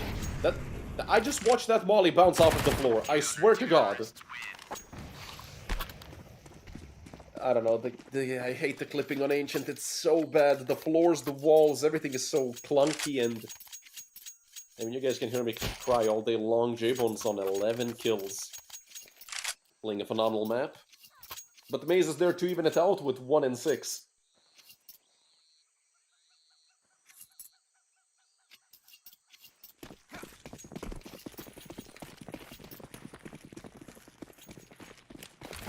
Wolves on their way to potentially an equal scoreline. There is one hero AK for Maze. He's looking to cause some trouble with that. A P250, a Deagle, and a Tech 9 to follow up. And Zoots does have Kevlar as well, so if that AK does go down, or if they pick up another one, it's certainly going to be a threat. All 5 members of Preasy Volt coming out through A main. It's Wes, who's already here, perfectly timed Molotov, especially the player getting boosted up, but Maze rips his head off. It's all on Lumsen. He's completely alone here on the bomb site. More players coming out through that Molotov. The rotation is there. The flash is there as well. Lumsen swings and he picks up another, but J-Bone, he's just killing everyone. Piolani does manage to get that kill and make it a 2v2, but they lost Taper in the process. Now it's just the Polish player versus J-Bone and Zoots. Drops an A, that's not going to do too much damage. 15 bullets in the M4, more than enough to deal with 2 players, especially J-Bone, who doesn't have Kevlar. But it's a matter of if Piolani will even attempt this. He sees one player over towards Brokey. 15 seconds left on the bomb. Has to hurry up at least a little bit. He gets the tempo up, he makes some noise, takes down J-Bone. Now peeking while reloading, Zoot should really have that kill. And he makes it 5-3 in the favor of Preasy Volt. A good attempt by Piolani. Not good enough to win the round. And that's Preasy Volt back to their winning ways after a short streak of rounds from the side of the Wolves. And their economy is not looking very good. Well, that's what happens when you lose a round to 4 pistols and a single AK. Those hero rifles causing so much trouble in CS2. Attack pause called by the Wolves.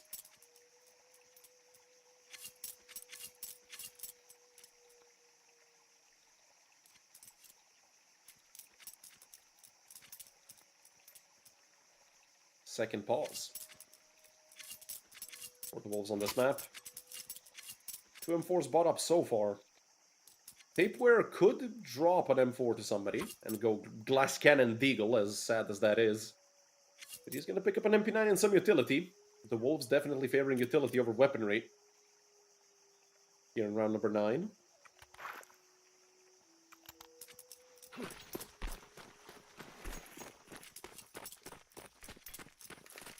This would be a hell of a round to win for the Wolves. A very deep elbow smoke. I mean, Zoots is ahead of it. Maze is as well. There wasn't a follow-up molly over top of it or anything. They actually have mid control all to themselves, but Taper is close by in cave. And the Norwegian looking to cause trouble. Good flash for mid. They have info on at least 2 players, and a wallbang comes out from Piolani. To give him the man advantage. All they have to do is hold on to it in Chiquinho, making sure that even when Thomas gets traded out, still going to be a +1 for the Copenhagen Wolves. But I do believe Nuke was one of the players who had an M4 and an ill-fated push for Tapeware. Good trade from Piolani. Still the +1 on the board for the Copenhagen Wolves. And Piolani, he wants to swing here into cave. He finds another. Finally, someone takes down J-Bone, who's on 14 and 6, and now it's just Maze. Turns this 1v3 into a 1v2. He has so much time to get this bomb planted. Unfortunately, Well, he does not know what we do. Rough game for Mikkel Sparvat so far. 3 and 7. That can all be forgotten and forgiven if he manages to pull this off. AK and M4 up against him. Nobody has a kit on the side of the Wolves, but has Maze forgotten where he came from? The answer is no, but he just misses on the spray. And Jaquinho picks up 2 to make it 4. For the Wolves, Bialani with a massive triple kill as well. Put Wolves within 1 round of tying this map up, and I mean, they should get it. It's just a hero AK for J-Bone, but saying just and the J-Bone in the same sentence when he has 130 ADR. He's going to be a massive factor in this round. Let's see who else is going to pick up Kevlar. They're actually forcing all the way.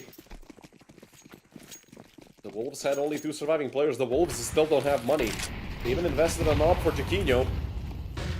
Look at Winston. Look at how aggressive he is up against the Tech 9. He goes down to Maze. A bad beginning here for the Wolves. Let's see if they can make it better. They can make it worse. Taper looked for the peak and he got deeged by Zutzik. And Zoot's going to be more than happy to find that kill. Who's going to get the Tech 9. But I do think this has to be a save for the Copenhagen Wolves. Preasy going to be going up to 6. And once again, it's the Wolves losing to Pistols, but let's not call it too... Oh, wait, we can't call it too soon. Zoots is beat... Wait, how has this happened? Was there a smoke here? Zoots is dead. Bialani was making the play happen. He already has 2, 15 seconds on the clock. They have 2 kits. And J-Bone over towards Device. The smoke is way too deep to cover him. J-Bone has the position. J-Bone has the play. All he has to do is spray transfer this. He only found 1, but Jaquinho was taking off the bomb. Danny has the knife out. Daniel Gligorov, can he actually get this through the smoke? He's off it. He's off it. And he just misses with the knife. It's 5 rounds for the Wolves. We are all tied up once again. What a chaotic round. I didn't even see that they passed each other on the radar. I was too focused on what's happening on the site itself. Bialani gets, what, 2, 3 in total in that round? These 2 teams have brought chaos to this otherwise relatively regular day of Counter-Strike, and I'm all here for it. The smoke for the doors over on B, although it did land a bit wonky. It does give Danny enough space to come out. Jaquinho already towards 7, catches Danny jumping, but can somebody cut this man a break, please? Jaquinho dies to a jumping Danny, and now Danny picks up his 2nd kill of the round with 3 HP. It's a 5v3 in the favor of Preasy Volt, and I don't think any timings are gonna be lining up properly. Rez did pick up 2. It's just Bialani here, and J-Bone did not hear him burning. That's J-Bone gone. And Bialani might be able to clutch up the 1v3 turned 1v2. Smoke deep into short. All the way on top of Bialani. He wanted to swing out from it. He just gets missed by the German. And it's him and Zoots. Try and get the 6th round for Preasy Volt. Wolves on the other side. Guardian Angel spectating here, Bialani. Here's the bomb getting planted. At least he knows he doesn't have to walk a marathon over towards the A-bomb site. Molly for default. That's going to push Zoots out. He goes to the right side. They peek up together. Oh, he nearly lines him up. Bialani left on only 7 HP. He needs to hit the instant headshot onto Sky. He has more than enough time to play around this. But I do think Sky knows it as well. He has a kit. He can get this bomb defused if Sky is not careful. One misread by the German. Maybe a bit of luck for Bialani. He has a molly, he has a smoke. He's going to be mauling on top of Sky, but Sky is in front of it. He doesn't even get clipped by the flames. And once the sound cue came out, it was already too late. Preasy Volt are up to 6. And if you look at the money on the side of the Copenhagen Wolves, well, they have absolutely nothing. Kevlar and Pistol. Jaquinho is on a scout. He has hit some shots with that scout throughout this best of 3. He has been doing good with those scoped weapons. The problem is their economy has been in such a situation, or rather just their economical situation has been relatively bad to the point that you can't really pull out the sniper too often.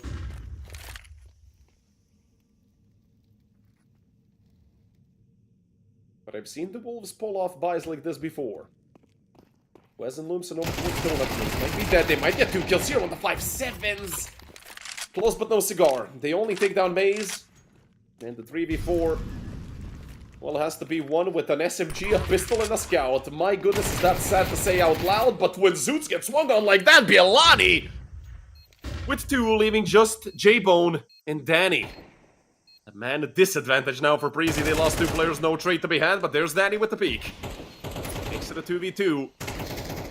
There's a very good smoke here in front of Danny, who hits another headshot. That's 11 kills for the Macedonian. And the captain of the Copenhagen Wolves.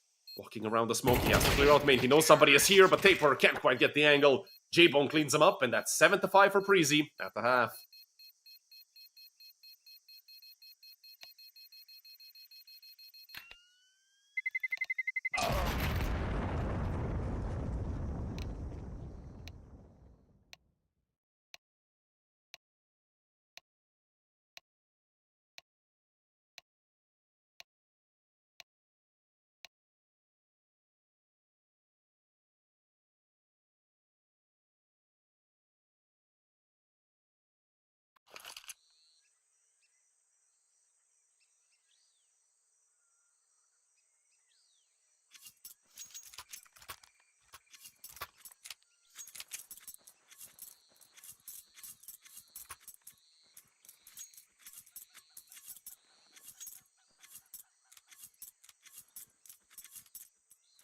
Since this is the last second half of the day, we might as well toss a coin up. I'll still keep the Wolves as the heads. And it's tails. The coin has spoken, although today the coin has been a sham. I think it was correct maybe once or twice. Out of like the 5 times I tossed it up. Let's try to make it 50% at least for the day. 3 out of 6, not bad. That's literally how a coin flip should work. Smoke coming out over towards short. Molly for long. It's the Magnius round. They just have to come out of cave while that Molly is burning. They should have been out sooner, I feel like, but I mean, it's J-Bone to get the kill. Preasy Volt, it's 3 for 1 in their favor. Danny picks up 2 on the USP. Danny has really picked up the slack here. Towards the end of this best of 3, Jaquinho and Taper do get 2 themselves. That just leaves Jaquinho completely alone in the 1v2, and they're gonna immediately push him down, but he has a Glock. Close range. There's actually a P250 in hand. It's 1 bullet per head. Sky in front of him. Jaquinho clutches up. 6 on the board for the Wolves. 3 for Jaquinho. And the man who had such a rough round at one point, I feel like that's completely forgotten. I'm the only one that remembers. A big round win for Jaquinho. Big round for the Wolves.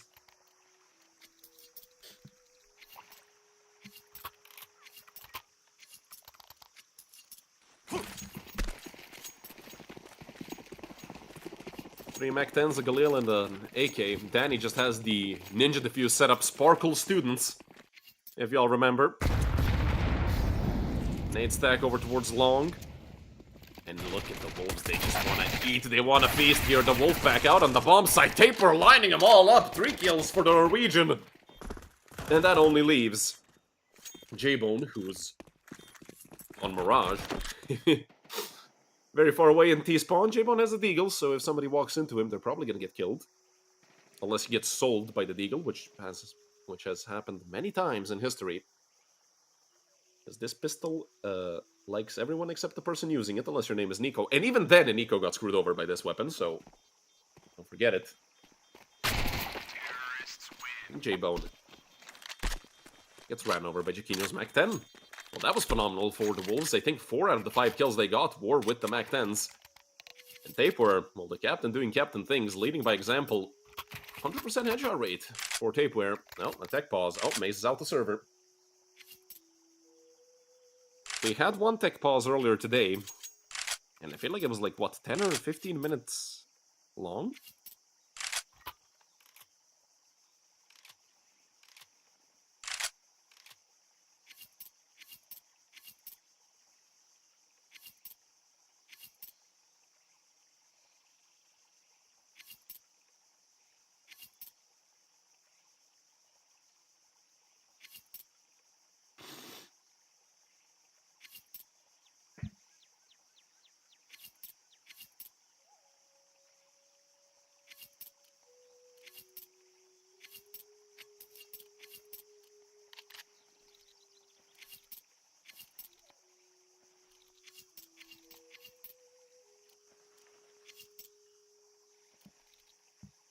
All 10 players back on the server. We should be back soon.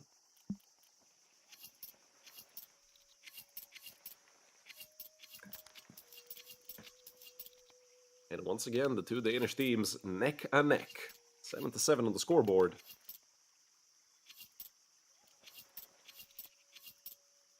I'm just looking at that gear turning. The gears are slowly slowing down in my head, so hopefully the tech pause doesn't last too long. I had something I wanted to ask you guys about, but I completely forgot. I'm trying to remember now. Yeah, map pool changes. What do you guys think about the map pool currently? Because I absolutely hate it. I mean, realistically, I just want the Overpass to be back. Because that's the only map I can actually win games on, because it takes a bit more brain power than raw aim, and I'm garbage at shooting weapons, so... There's only one gun I'm good with, and that's the Nova. And I have clips to back it up. From 2... That was back when I was still, like, 2.6, 2.7 kilo, man.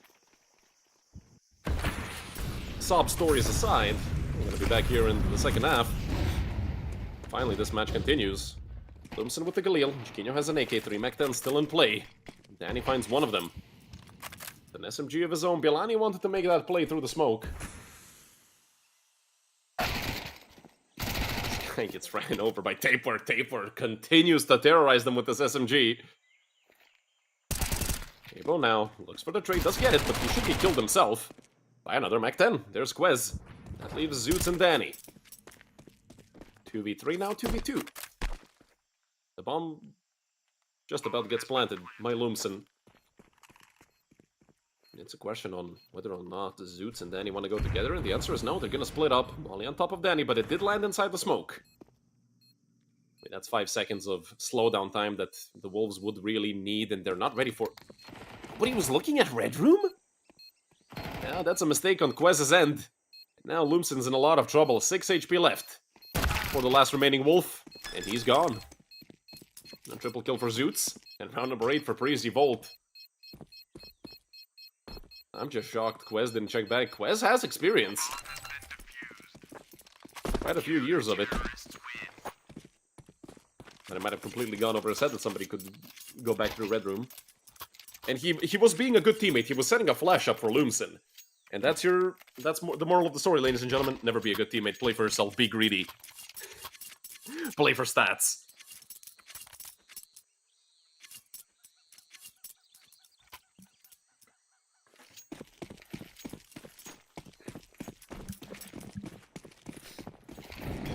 PP, not very big, guys. Not very big. Cash, nah.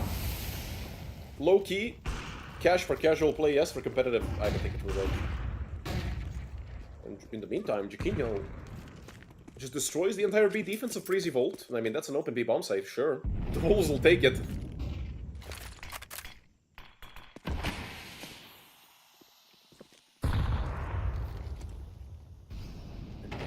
I think he's closer than Lumsen might expect him to be, but considering the fact that Lumsen is so late, he's gonna get killed by Sky.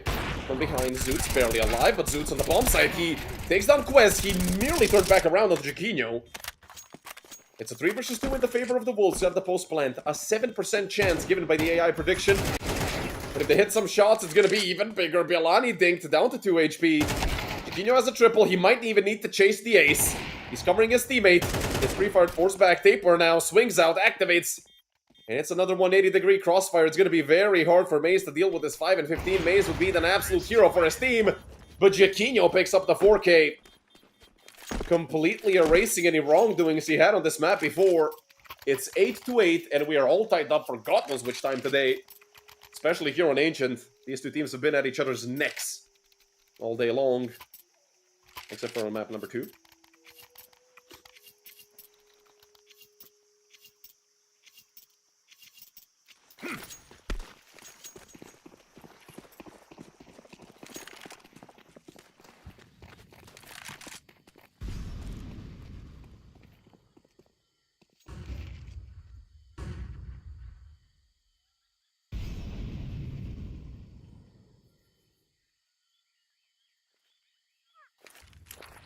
A complete 5 stack by Preasy.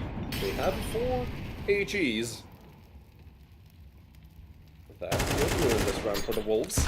He's gonna do a good chunk of damage onto Bialani. He did get that kill. Another nade thrown, and that's a bunch of damage down on Taper and Bialani, but still not enough to actually kill them. J-Bone and Zoots are gonna pick up 2 kills. It's a 2v3, but I don't think they can even get close to those guns unless they've actually been given space, because Taper was low. He still is. And he is going back. He might go down to J-Bone.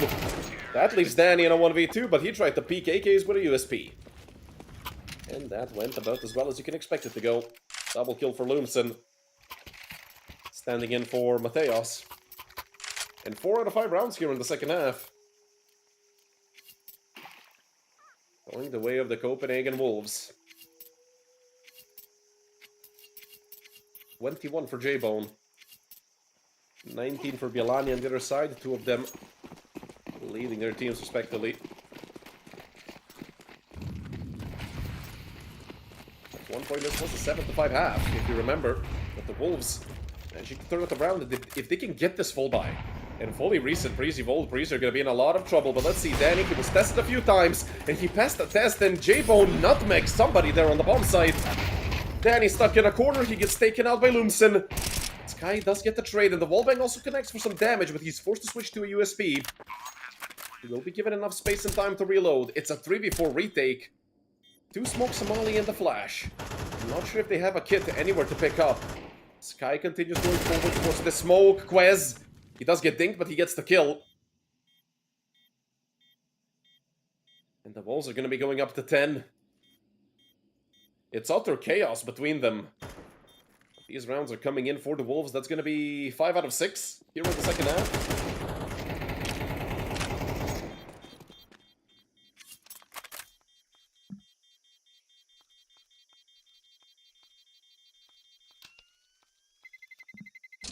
Terrorists win.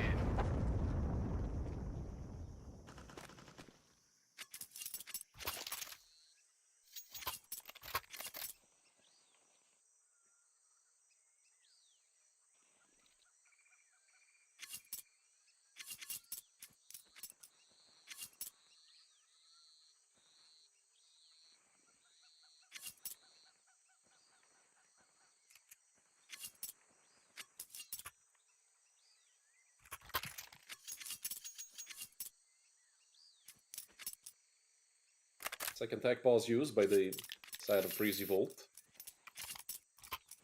Maze on a 5-17 scoreline. But I'm always a believer.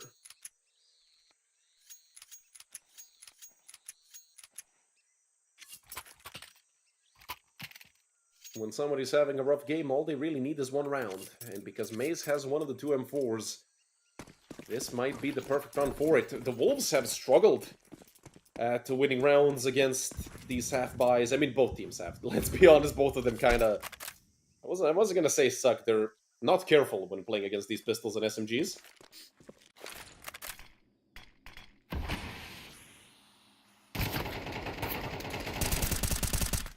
Maze, good swing there into Thomas. There you go, I told you. This could be the round that he comes back with the scoreline. 2 kills for Maze to open up the round. Now it's a 5v3 for Preasy Volt. A lot of damage done onto Jaquinho. He goes down to J-Bone. Quest does get the trade, but he immediately swaps over to the op. Not sure if that's the best weapon for this situation. Swing out into mid. Taper gonna be the first one to go out, and he just gets nailed to that wall by a firing squad. Smoke thrown. That's gonna cut off Sky. But look at Zeus. He just plus W's it. He gets an AK. There's an op drop in the midst of those guns as well. He's gonna ping it. He's gonna pick it up himself. Danny wasn't, I think, close enough to get an AK.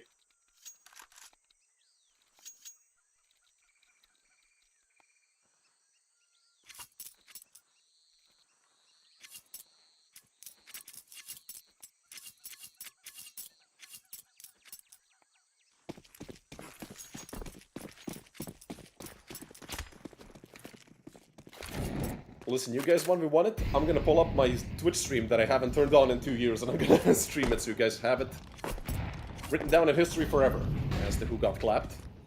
In the meantime, Amaze, feeling hella confident here, looking to push through cave, has an AK, so it wouldn't be good to give it over to the side of the Wolves, but he does do a decent chunk of damage. This smoke will keep him safe for the time being. And Danny swinging into ramp to take down Bialani. 2 more kills and this round's gonna be over. Maze with another.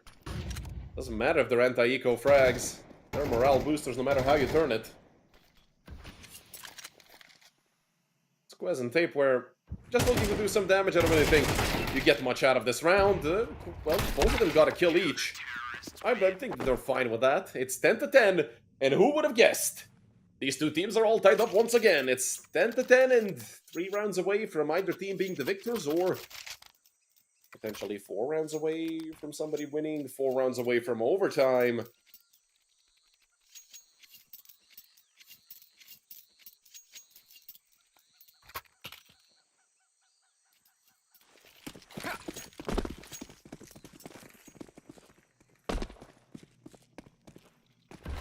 No op for Jaquinho here on the B side in round number 21. But I do think they look better with 5 AKs.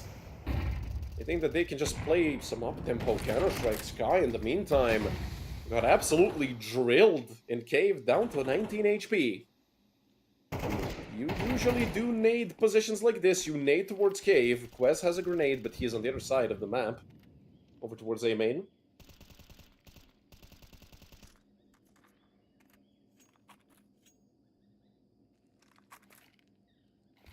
Sky in a bit of an off angle, but the molly thrown. They are going to be clearing the left side. And Sky gets a kill anyway. Taper goes down. It's a 4v4, but still an up in the hands of J-Bone, who's had a phenomenal map. A phenomenal best of 3, I believe.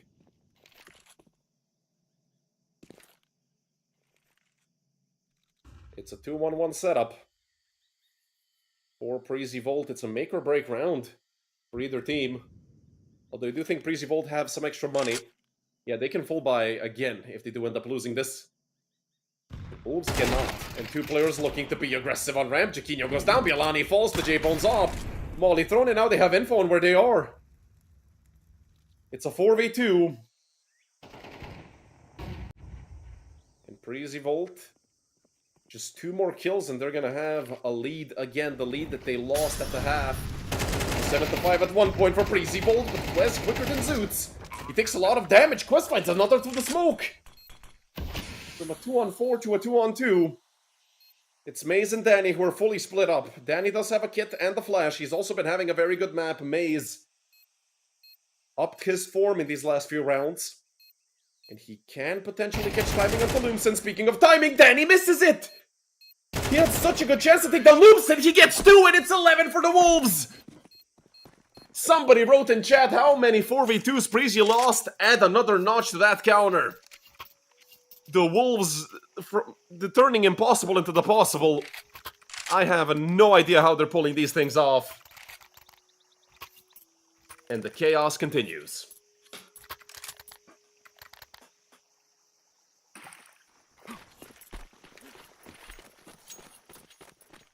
But for Preasy Volt, it's shake it off and get another full buy going.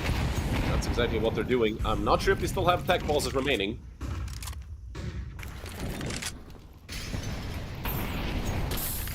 Molly thrown. Bialani gonna be pushing forward.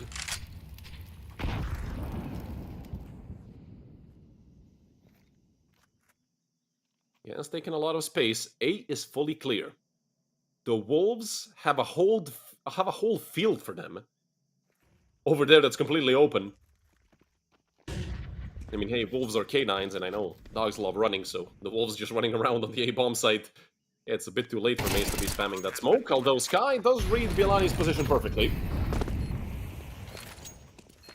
So that's a 5v4 on the retake. If anything, that's a bit of an advantage, but Maze just got a nade thrown inside of his nostril, for goodness sake. Quez gets pushed back by the molly. And the smoke into main. Quez lining up a flash. Bunch of these Wolves are bunched up over towards Temple and Brokey. It could be bad once they start pushing this. Flash thrown, everybody are blinded on the bomb site. And Lumsen did get one Jaquinho as well, they're on the bomb. 3 seconds left, 2 seconds, and they're all off it. J-Bone on backside, 7 seconds, he has to get on top of the bomb, they're just gonna start spamming it. J-Bone goes down. A triple kill for Jaquinho, who's up to 21 kills, and 12 rounds for the Copenhagen Wolves. Making it 2 match rounds in a row. For the Wolves, Preasy Volt. They got up to 10 and then they tripped, fell. Let's see if they can get back up.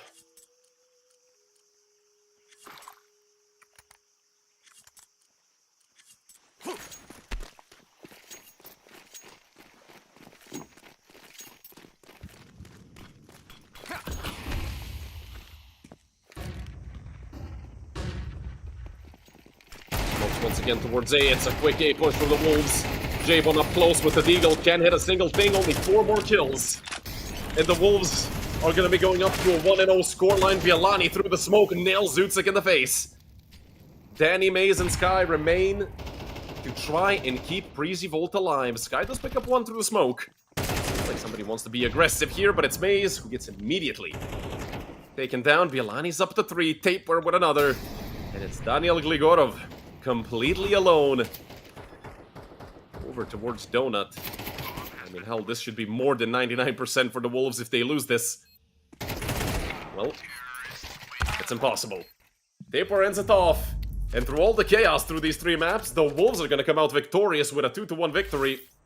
And a 13-10 here on map number 3. This was a very entertaining best of 3 to watch and cast. I'm sure you guys had fun. And that's it for today. It was the first best of 3 between Northern Lights and Heroic Academy. The Swedish team of Northern Lights on their first invite-only international tournament, from what I read from one of their players, take the victory 2-1, and that means the next matches here in Group D are going to be the Wolves against Northern Lights and Preasy Volt against Heroic Academy, so a bit more Danish on Danish violence here in Group D. But that's it for today. My name is Redul. Thank you for watching, and from the entire EPL team, I wish you a pleasant rest of your day.